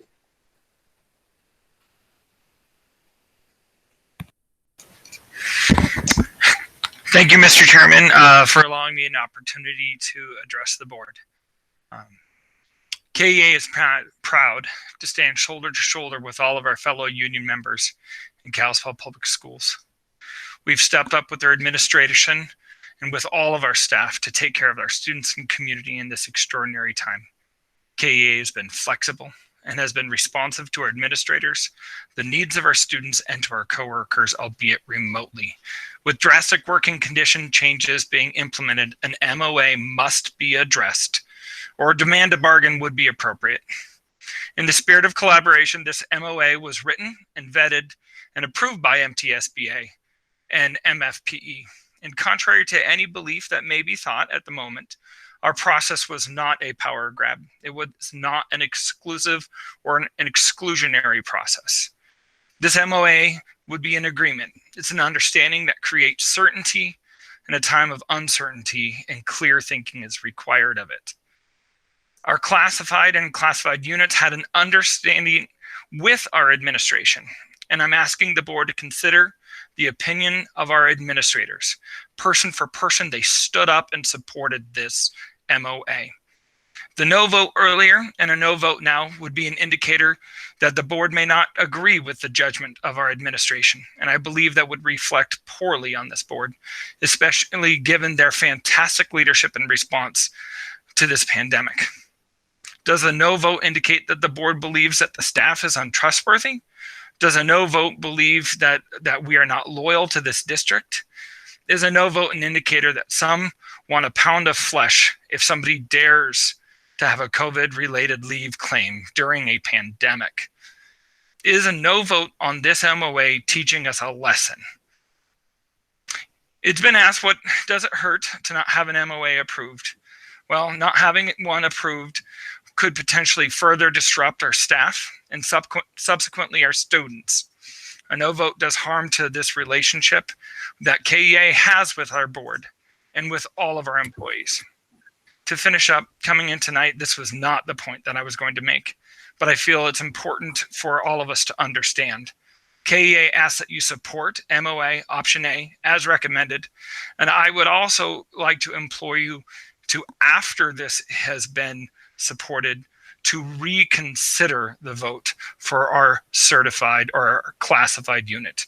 Thank you for your time. Thank you, Mr. Lapke. Sarah Cole. Thanks so much, Lance. I'll be quick. I had already shared at both personnel and finance the reasons why I support option A, and they weren't emotional reasons. They were really data-based reasons. I have two quick comments in addition to what I shared at those two meetings. One is I'm not sure I understand how the board could vote down option A for the classified staff, seeing as their contract was already agreed upon and negotiated. So I'm confused about that. And then point number 2, we talked about the spreadsheet that Gwen originally had shared with some potential costs to the district. I'm asking that we also include in that spreadsheet the likely massive cost savings the district would have in terms of all of the sub costs that we've already saved, in addition to those that we would save through the remainder of the closure, as well as field trips. I think those costs would completely outweigh, or those savings would completely outweigh the costs. And so I think those should be considered. Thanks so much, Lance. Thank you.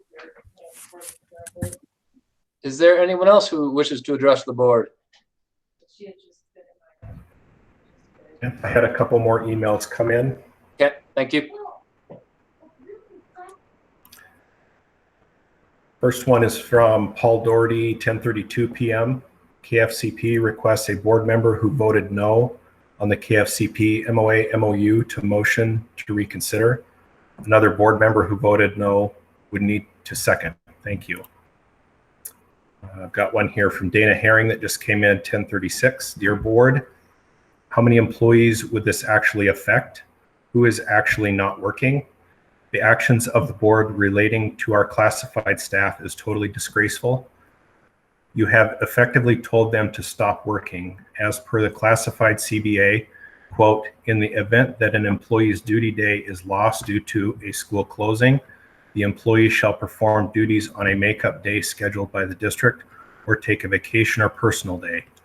Exception, if a state emergency is declared and the district receives regular funding, then an employee will be paid his or her regular pay as though he or she had worked, end quote. And that is all I have at this time. Thank you, Jason. Any last public comments? Then is there a trustee who is willing to make a motion to accept the administration's recommendation of following up with memorandum of agreement option A? Lance, this is Mike. This is Mike. Let's let Sue go. I think she beat you to the punch. Sue? Okay. Lance, this is Sue, and I move that we accept option A of the MOA as it is written. Thank you, Sue. Is there a trustee who will second that motion? I second. This is Betty. I second it. Thank you, Betty. Further discussion amongst trustees? Yes, this is Jack. All right, Jack.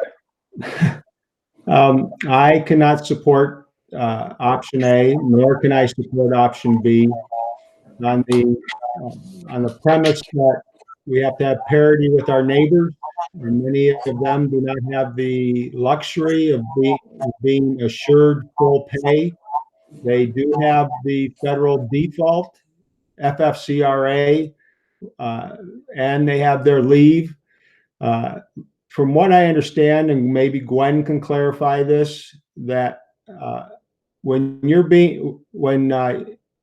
how is the use of leave? How does the use of leave impact not so much future leave, but the accumulation of leave? You're being paid 2/3. You're receiving leave. Does that mean that you are accumulating future leave also? Compensation 2A, when you're being assured of being full pay, just like the classified, I just find that, to me, that's disturbing. So there's no way I can vote for that. The other parts that has not been taken into account is our increased unemployment premiums and that are going to be paid for people, plus the insurance that subsequently occurs later on. Thank you. Amy, did I see your hand up? All right, Amy. It might have been mine. I think yours too, Ursula. You'll be next. Amy? Okay. There's just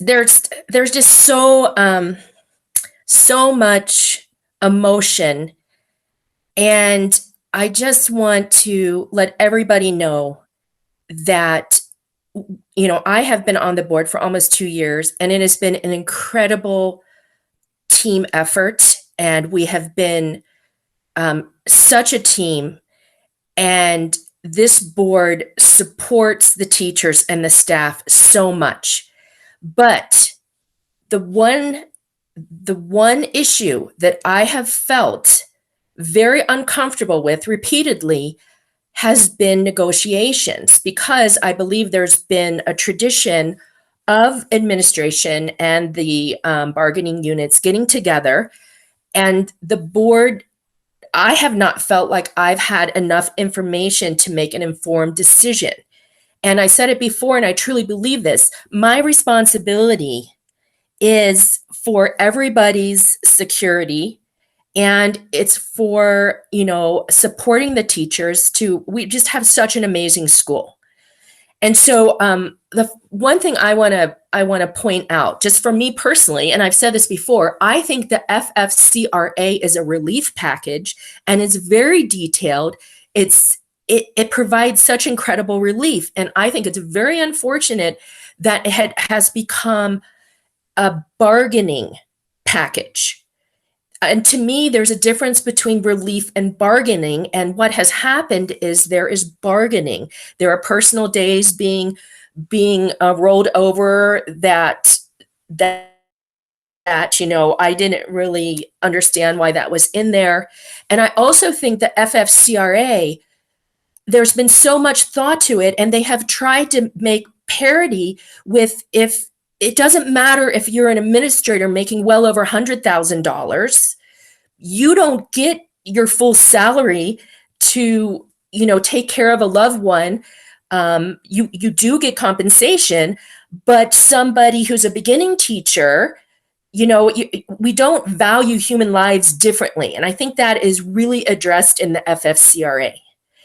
And so also I see these comments, there's comments always like, how dare the board think you'll take advantage of it? There is no taking advantage. I mean, I don't know where that is coming from people, because all my comments are just, I think everyone just needs to understand. I understand this law. I understand the FFCRA. And my point is, we should not shame anybody who is in any of those categories, even number 5.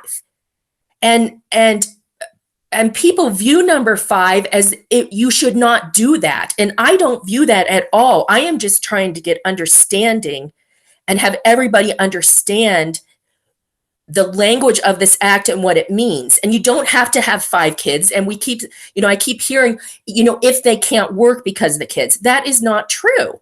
And I'm not saying there's anything wrong with they do that.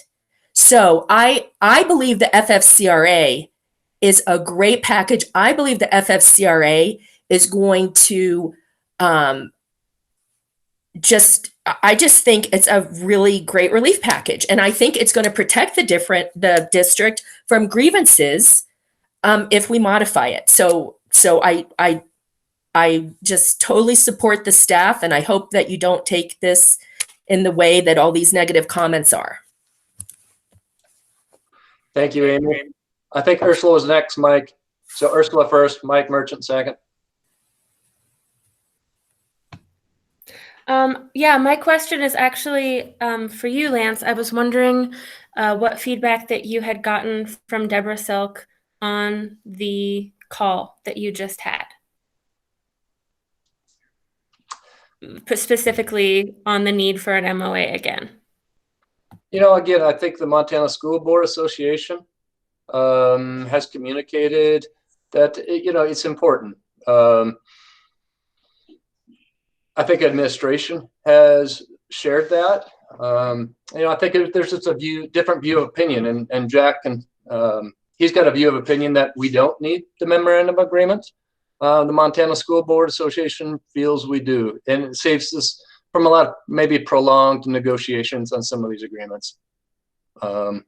So what I'd say is, I don't think there's anything secret about what Deborah Silk said. but I think there was a difference of opinions. And Jack, if I'm misconstruing your point of view on that, then please step in. Does that answer your question, Ursula?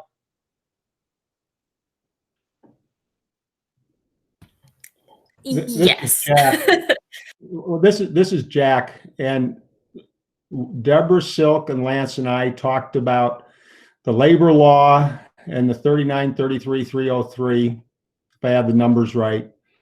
And she understands that that may have some substance to what's going on, even though she still will say there's always the risk that somebody's going to complain about something and enter an unfair labor practice. But she also understands that there's some merit to that, the labor law that I quoted there. The only other part I want to add, well, and I'll just stop with that. Thank you, Jack. Hey, Mike. Hi, everybody. I want to begin by saying that from the time I first got an email from Mark Fateau giving the trustees a heads up that these MOAs were going to be discussed in the Personnel Committee and the Finance Committee and now before the board, there never was a time when I did not want to be generous to the employees, not once. Unfortunately, I can't make decisions on what I want. I and the other trustees are elected public officials. And when we take our office, we swear an oath before God that we will uphold the Constitution and the law of Montana. Every thought that I have had, every question that I have asked has one of two intentions. What is the law and what is the financial impact? I have to know accurate answers to law and financial impact before I can in good conscience cast a vote that is consistent with my sworn vow. And when I seconded Jack's motion on the classified thing, it was because his comments had raised in my mind legitimate doubts about the basis of law, that the appropriate phrase in the classified CBA automatically translated into the MOA. That doesn't mean I didn't want to give all this protection and reassurance to the classified. It meant that when there is a question of a fundamental point of law, I have to be satisfied with the answers I'm getting before I can vote in good conscience. In the case of the certified MOA, Tracy has done a good job of explaining to me what I needed to know to get a proper assessment of the financial impact, and Gwen has done a good job of adding another piece to it, and I'm ready to vote.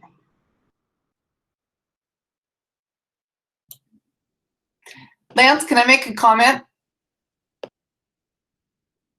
Okay, I don't know if you can hear me or not. You're good, Diane. Okay, I just wanted others on the phone to know, I'm in no way do I think our educators are not dedicated, but I voted the way that I did because I was also cognizant of our community. You know, everyone has felt effects of the shutdowns in our community, and we are all being affected by this right now. My thought was, well, what does it say to our public, our taxpayers, if we were to approve an MOA with 100% fully funded employer paid leave? The FCRA it's a great package, and it's being used by many in our community. So by us using the same conditions, that it's also sending a statement to our community that we're all in this together. Now we've got the city of Kalispell, Flathead Valley, FDCC, the layoffs, the furloughs are going on and on. I'm just looking at this from a community perspective. Thanks. I'd just like to add, so I will be supporting this motion. It's my feeling that I've really come to trust administration, the Montana School Board Association, but I also believe that our staff are incredibly dedicated, and they prove that over and over, and I don't think anyone's going to argue that. I think they've gone above and beyond through this, and if we can support people who need this, we need to do that. I know there are concerns about people who will take advantage of it. I'm going to think of the people that's going to benefit, and I will wholeheartedly support this. Jack? Yes, I was reading the Code of Ethics, that is policy 1511, and there's 12 items there. The one that I've trained myself to work on is the one that says, make all decisions based on available facts in my independent judgment, and refuse to surrender that judgment to individuals or special interest groups. I've trained myself to try and understand facts, not conclusions, and there's a big difference between the two. Thank you. Thank you, Jack. Any other last comments by trustees, or shall we call for the question? Okay, we will start top of the alphabet. Becky, how do you vote? I vote pro. A. Okay. Sue Corrigan. Aye. Jack Fallon. No. Ted Hedin.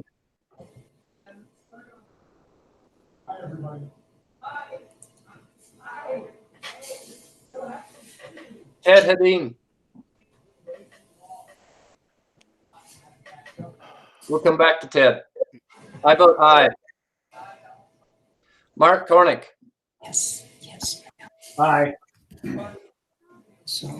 Mike Merchant. Aye. Diane Morton Stout. No. April Snell.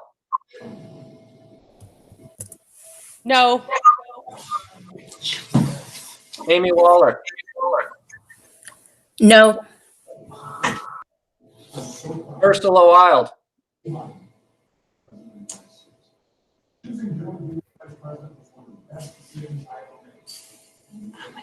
Ursula Wild, how do you vote? Oh, aye. Aye, sorry. Aye. And back to Ted Hedin.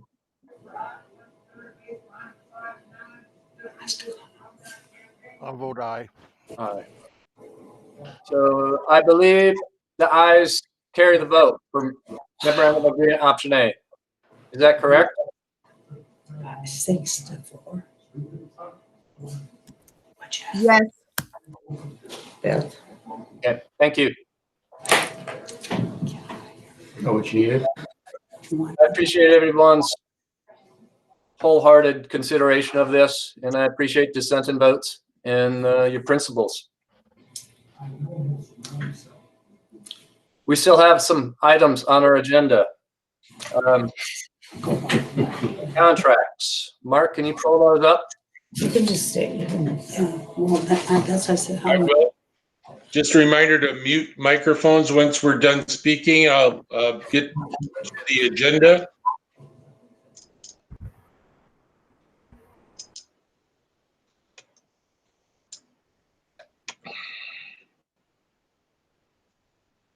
Okay. No. Are you seeing that now? Thumbs up. You see? That looks good, Mark. Again, we have two items here on significant contracts. One is the property casualty insurance that was reviewed at finance.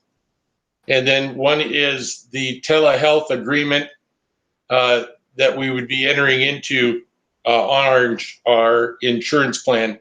So Gwen can answer questions, would support a recommendation to approve both of those. Any questions? I'd say 3 years ago, I remember this conversation concerning taking a look at two insurance companies. It was a very difficult choice. This is a much easier choice. Financial choice, $170,000 difference on the bids. So I'd entertain a motion to approve contracts. This is Mike, so move. And I second. Thank you, Sue. Further discussion? All in favor, please say aye.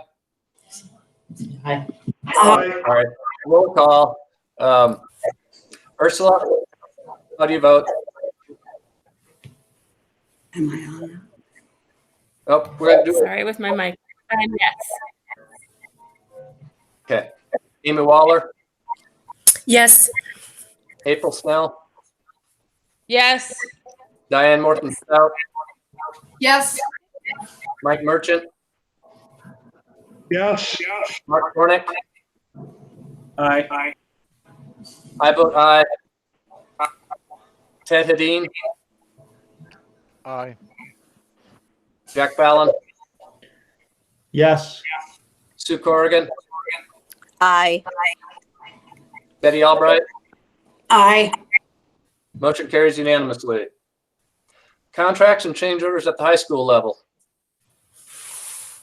So again, as always is the case, these were reviewed item by item at the Finance Committee. Would be happy to answer any questions on any of them, but would recommend approval on all high school contracts and change orders.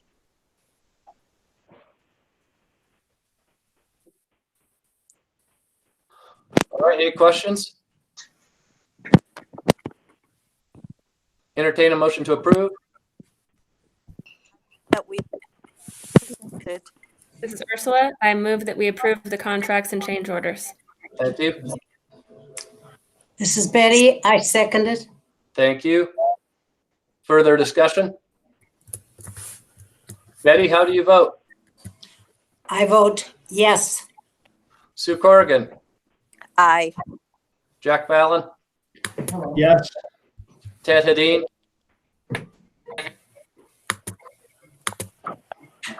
Yes. I vote yes. Mark Cornick, Aye. Mike Merchant, Aye. Diane Morton Stout, Aye. April Snell, Aye. Amy Waller, Aye. Ursula Wild. Aye. Thank you. Motion carries unanimously. Contracts and change orders, elementary trustees. Okay, same thing, vetted, a much smaller list, but we would recommend approval of those elementary contract change orders. Okay. Any questions?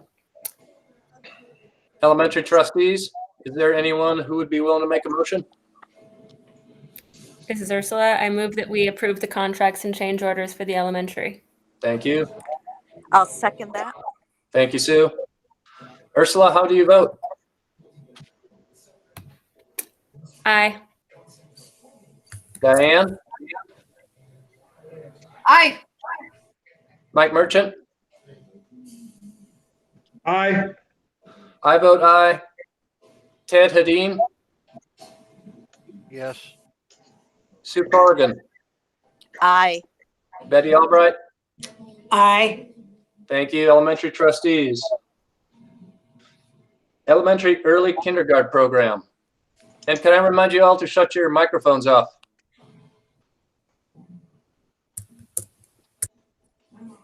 So this was also reviewed last week. Many of you know that we have preschool programs that are operating. We have 2 sections currently. We are on the last year. In fact, we actually got 1 more year out of a grant that actually officially ended last year.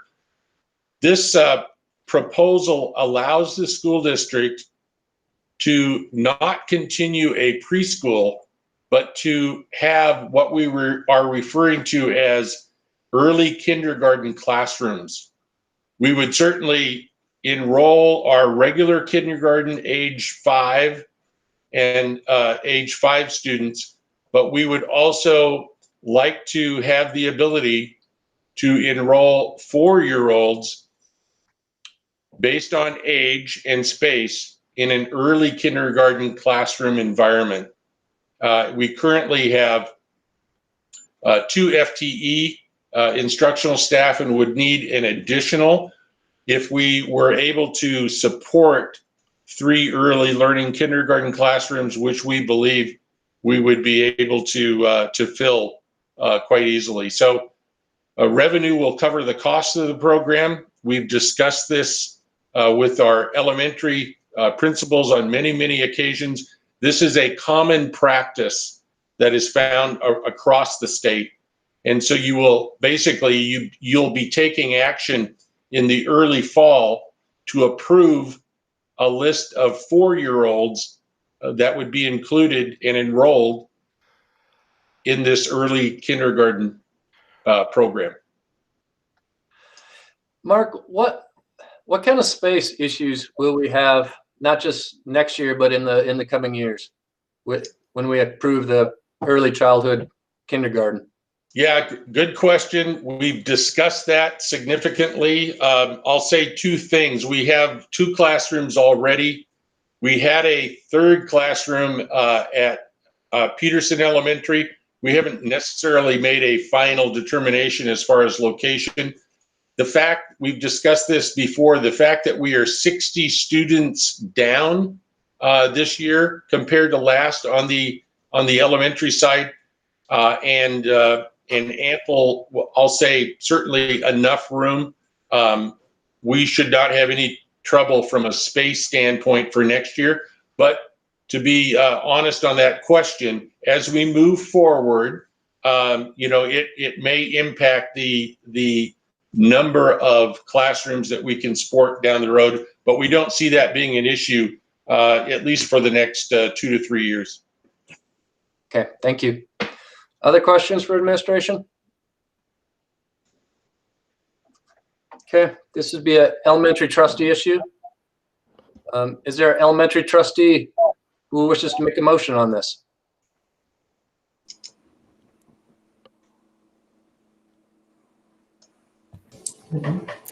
I'll make a motion.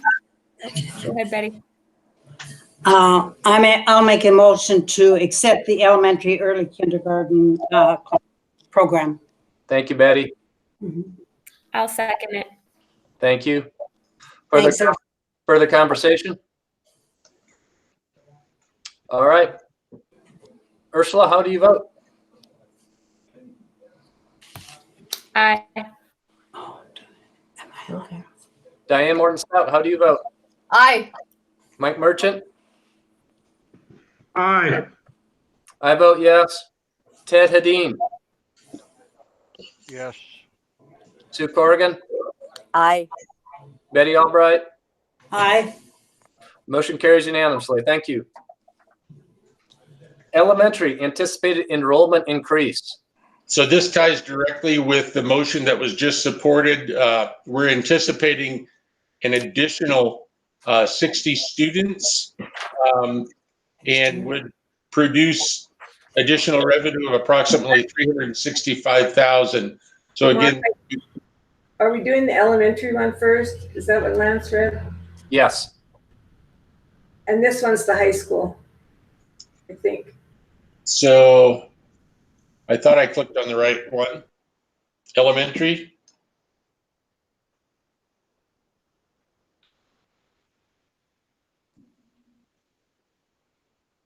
Elementary anticipated enrollment increase when? Yes, the high school one came up. Okay, so we must have, if that's, now this is tied to early kindergarten. Yeah, that's it. That's the correct one. Yeah, that's the one. Sorry. So again, this ties to the motion that the board just approved, and this would just allow us to budget for this additional enrollment at the elementary at 54 students. Excuse me. Thank you, Gwen, for catching that. Okay. Any questions for administration? Okay. Elementary trustees, I'd entertain a motion.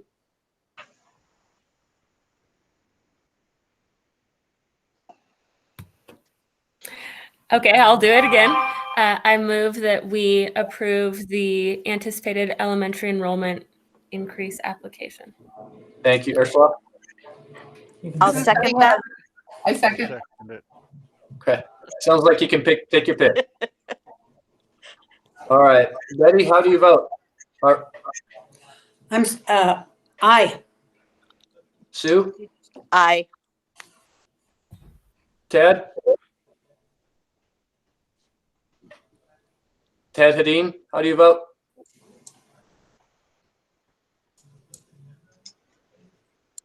We'll come back. I vote yes. Mike Merchant.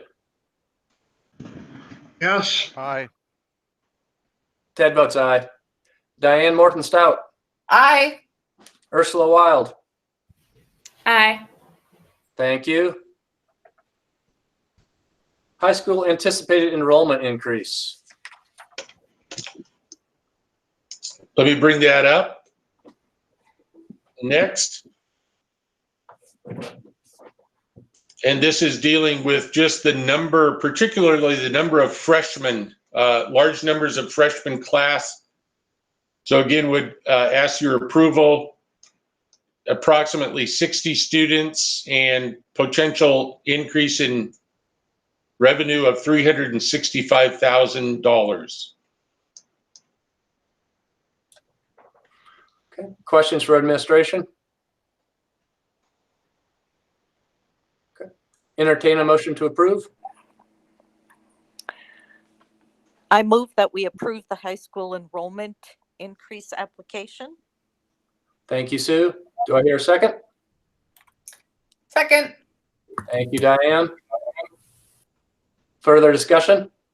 I'll second that. Too late, Ted.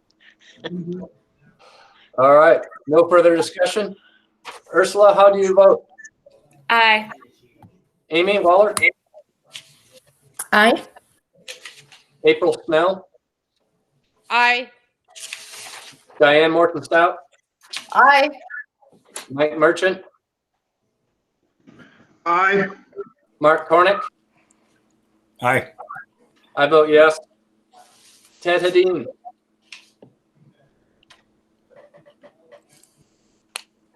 Ted, yes. Thank you. Jack Fallon? Yes. Sue Corrigan? Aye. Betty Albright? Aye.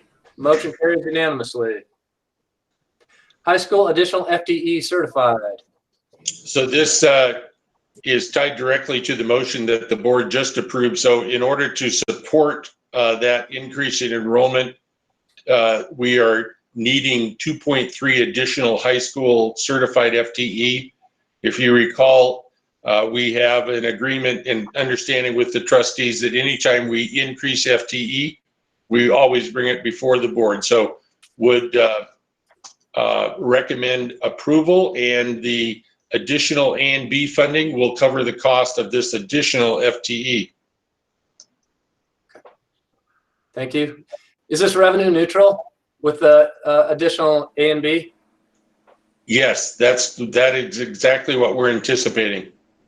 Actually, if you scroll down, you can see that that there'll actually be some money beyond the potential hiring of this staff. Thank you, Gwen. Okay. Further questions? I do. Okay, go April.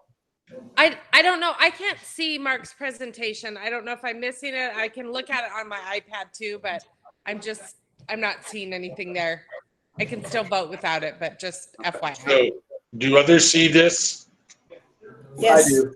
Hey, April, what it says is potential increase in funding, $365,000, 2.3 FTE, cost $123,000.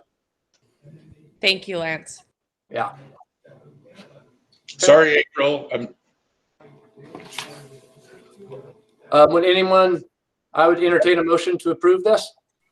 This is Betty. I would entertain a motion to approve the high school additional FTE certified funding. Seconded. April, did you second? Yes. All right, thank you.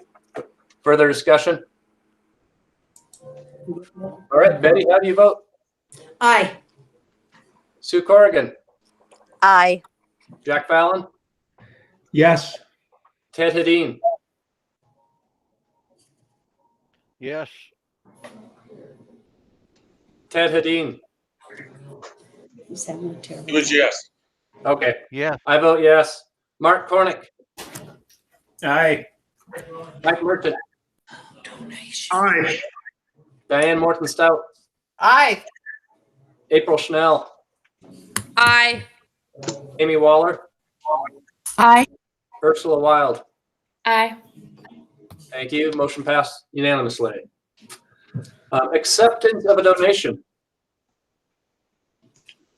So hopefully you can see this. It's always needed to accept a donation. In this case, it was funding for new equipment at Flathead High School. The amount is $63,700, and the second page provides a little bit more detail as to what that involved. So weight racks and turf and flooring. Any questions? Entertain a motion to approve donation. I move that we accept the donation for the Flathead High School weight room. Thank you, Sue. Second. Do I hear a second? Thank you, Amy. Further conversation? Ursula Wild, how do you vote? Aye. Amy Waller. Aye. April Schnell. Aye. Diane Morton Stout. Aye. Mike Merchant. Aye. Mark Cornick. Aye. I vote yes. Ted Hadeen. Yes. Ted Hadeen. Said yes. Thank you. I don't know Jack why you're Fallon. not getting a yes. Thanks, Ted. Jack says yes. Sue Corrigan. Aye. Betty Albright. Aye. Thank you. Motion carries unanimously. Student status changing from enrolled to unenrolled. So trustees know that from time to time during the year, we bring this as an action item. It's when we have students no longer attending our schools, but are still listed within Power School as enrolled. And of course, Montana is unique that we just can't drop kids without action of the board. So again, Callie would certainly be able to answer questions, but pretty routine, and would recommend approval of this list. The one thing I would point out is that their record is not erased. So if you approve to unenroll the 34 students this evening and one of them should want to enroll tomorrow, there will not be an issue. Their records are intact within Power School. Thank you for that, clarification, Kelly. Any other questions? Entertain a motion to approve the student status changing from enrolled to unenrolled. This is Betty. I approve the motion for student status changing from enrolled to unenrolled. Thank you, Betty. Do I hear a second? I'll second that. Thank you, Sue. Betty, how do you vote? Or further discussion? Are you still? Yep, Betty, how do you vote? Aye. Sue Corrigan. Aye. Jack Fallon. Yes. Ted Hadeen. Yes. I vote yes. Mark Cornick. Yes. Mike Merchant. Aye. Diane Morton Stout. Aye. April Schnell. Yes. Amy Waller. Aye. Ursula Wild. Aye. Motion carries unanimously. We are on to the consent agenda. Any questions about what's in the consent agenda? I would entertain a motion to approve that. I move that we approve the consent agenda. Thank you, Sue. Do I hear a second? I second. Looks like we have a couple of them. Further discussion? All right, Ursula Wild, how do you vote? Aye. Amy Waller. Aye. April Schnell. Aye. Diane Morton Stout. Aye. Mike Merchant. Aye. Mark Cornick. Aye. I vote yes. Ed Hadeen. Yes. Jack Fallon. Yes. Sue Corrigan. Aye. Betty Albright. Aye. All right, thank you. Consent agenda passes unanimously. Informational items and reports, trustee reports. Betty Albright. I want to put something out there to my fellow board members to consider. We're at the end of the meeting and it is just a thought. Here it is. Would you consider the vote for the classified staff before we end this meeting?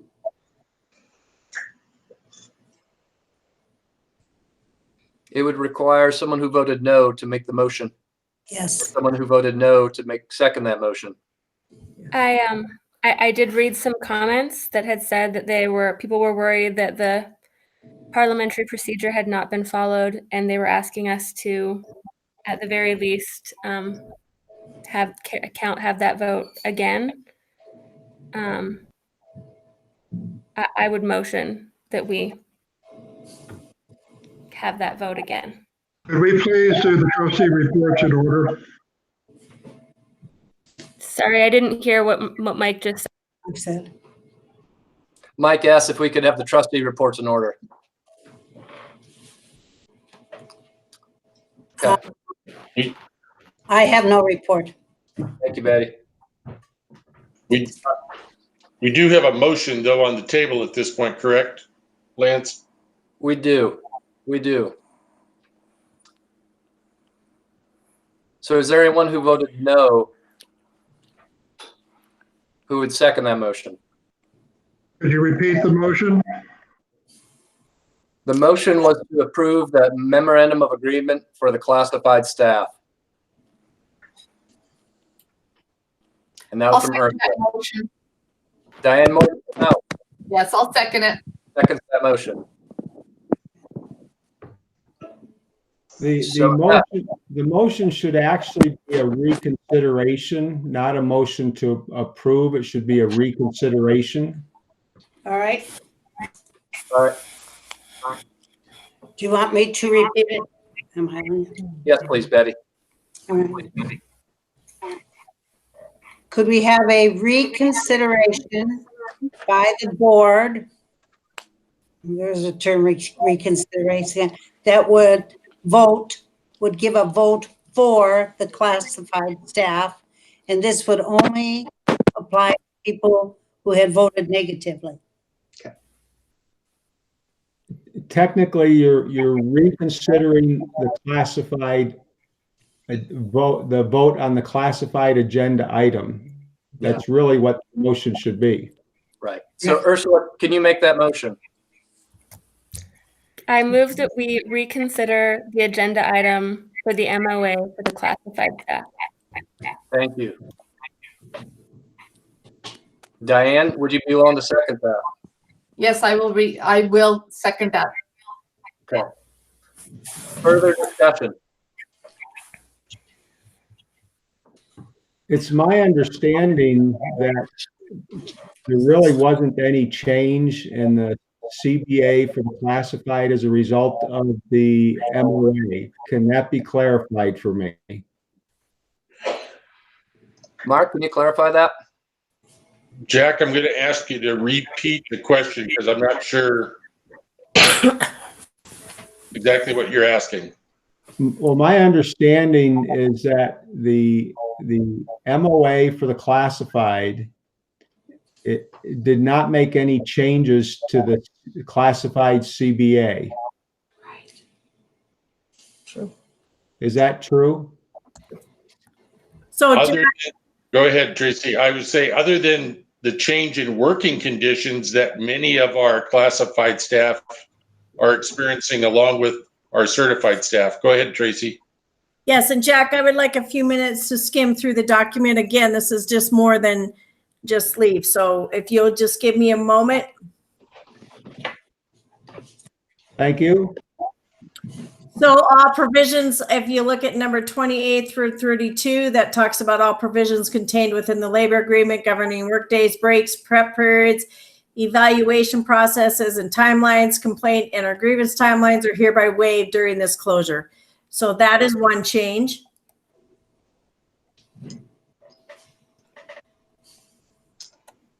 The work site has been changed.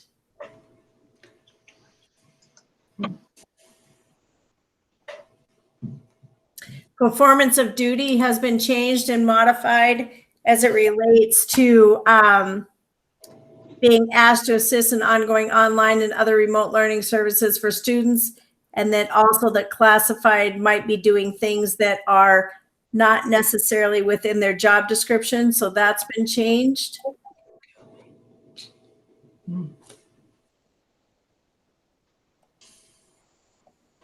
And I believe just at a glance, those are the changes that are in addition to the leave piece. Jack, does that answer your questions? Thank you. Okay. Further discussion? I have a question. Is that April? Yes. Okay. My question is that I know that it's stated in that document that it went through June 30th, 2020. However, if something happens and we end up back in school prior to that, we revert back to the original one, correct? Yes. Correct. So I can give, yes. All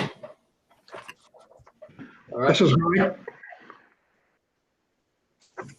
My question is, if we approve reconsideration, is that the same as approving the original MOA, or is that a second motion?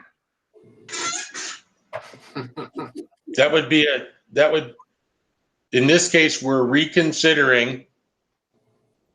If approved, then a motion to approve the MOA would be in order, certainly with additional comment and deliberations of the board, if necessary. Thank you for that clarification, Mike. Further discussion? All right, Betty, how do you vote about this motion? Hello? Oh, Ted? Yeah, I just wanted to make a comment. Okay. 'Cause I'm going to vote that we reconsider, but I just have to tell you what I'm feeling, and that is, I got the distinct feeling, whether it's correct or not, that a lot of these people that were calling in were kind of impugning the board as far as our support and our respect. And I think that's 180 degrees out. And the reason that I'm going to vote the way I'm going to vote, that we reconsider, has nothing to do with the fact that I think that we have been remiss. And even in the way that we have discussed this issue tonight, I think that it's because we give a damn, we care about doing our jobs, and we care about the staff, and we care about the kids more than maybe a lot of people know. But we're trying to take this thing seriously, and I think that's important that I say that. So I said it. Thank you. Thank you, Ted. And I'd ask, if you are not currently speaking, if you can shut your microphone off. Okay. Betty, we'll start with you. How do you vote on the reconsideration of this? Yes. Sue Corrigan, Yes. Jack Fallon, No. Ted Hedin,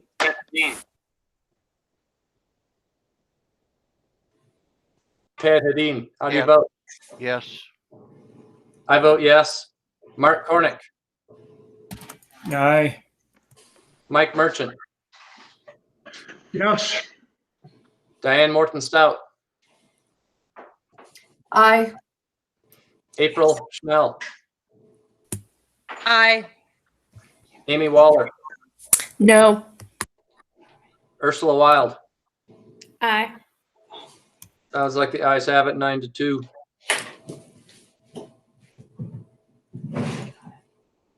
So would anyone be willing to make a motion?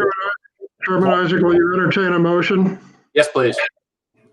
I move that the board approve the MOA for the classified union as presented in the agenda. Thank you. I will second that. Sue Corrigan seconds that. Further discussion? This is Mike, yes. Mike? I have a question for the administrators.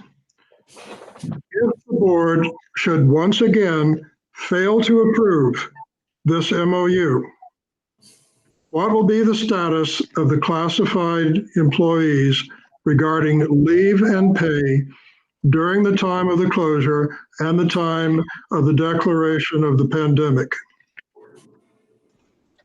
So Mike, to answer that is simply based on their collective bargaining agreement, their leave and pay would remain intact and whole. But as Tracy pointed out, this MOU also addresses some very important change in working conditions that also have to be addressed. Does that answer your question, Mike? It does, and I would like to add, just to share with my fellow trustees, I said very clearly the only reason I voted against it the first time around was that I was not 100% satisfied about the legal basis of it. Now, I would appreciate hearing from Lance and Jack their takeaway on that question after their conversation during the recess with Deborah Silk. My takeaway was that there's always risk involved when we are changing the work environment, and that the memorandum agreement addresses that. Jack has a different opinion, and I'll let Jack speak for himself on that. Deborah Silk still is firm with her opinion, and I'm still firm with mine. Yeah. So there's always risk. This is one way to alleviate that risk. So, further questions? Then we'll start a roll call vote with Ursula Wild. How do you vote? Aye. Amy Waller? No. April Schnell? Aye. Diane Morton Stout? Aye. Mike Merchant? Aye. Mark Cornick? Aye. I vote yes. Ted Hedin? Yes. Jack Fallon? No. Sue Corrigan? Aye. Betty Albright? Aye. Motion carries on a 9-2 approval. Thank you much. Thank you. Lance, I'd like to bring up a point. Please do, Jack. We won't be done with this because we still have to hear about the MOA for the custodians for the maintenance, and then we're also going to have to address all those that are not under a CBA. So we're not done with this yet, and I would have liked to seen all of those come together at one time so we know the full impact of it all, but that did not happen. Thank you.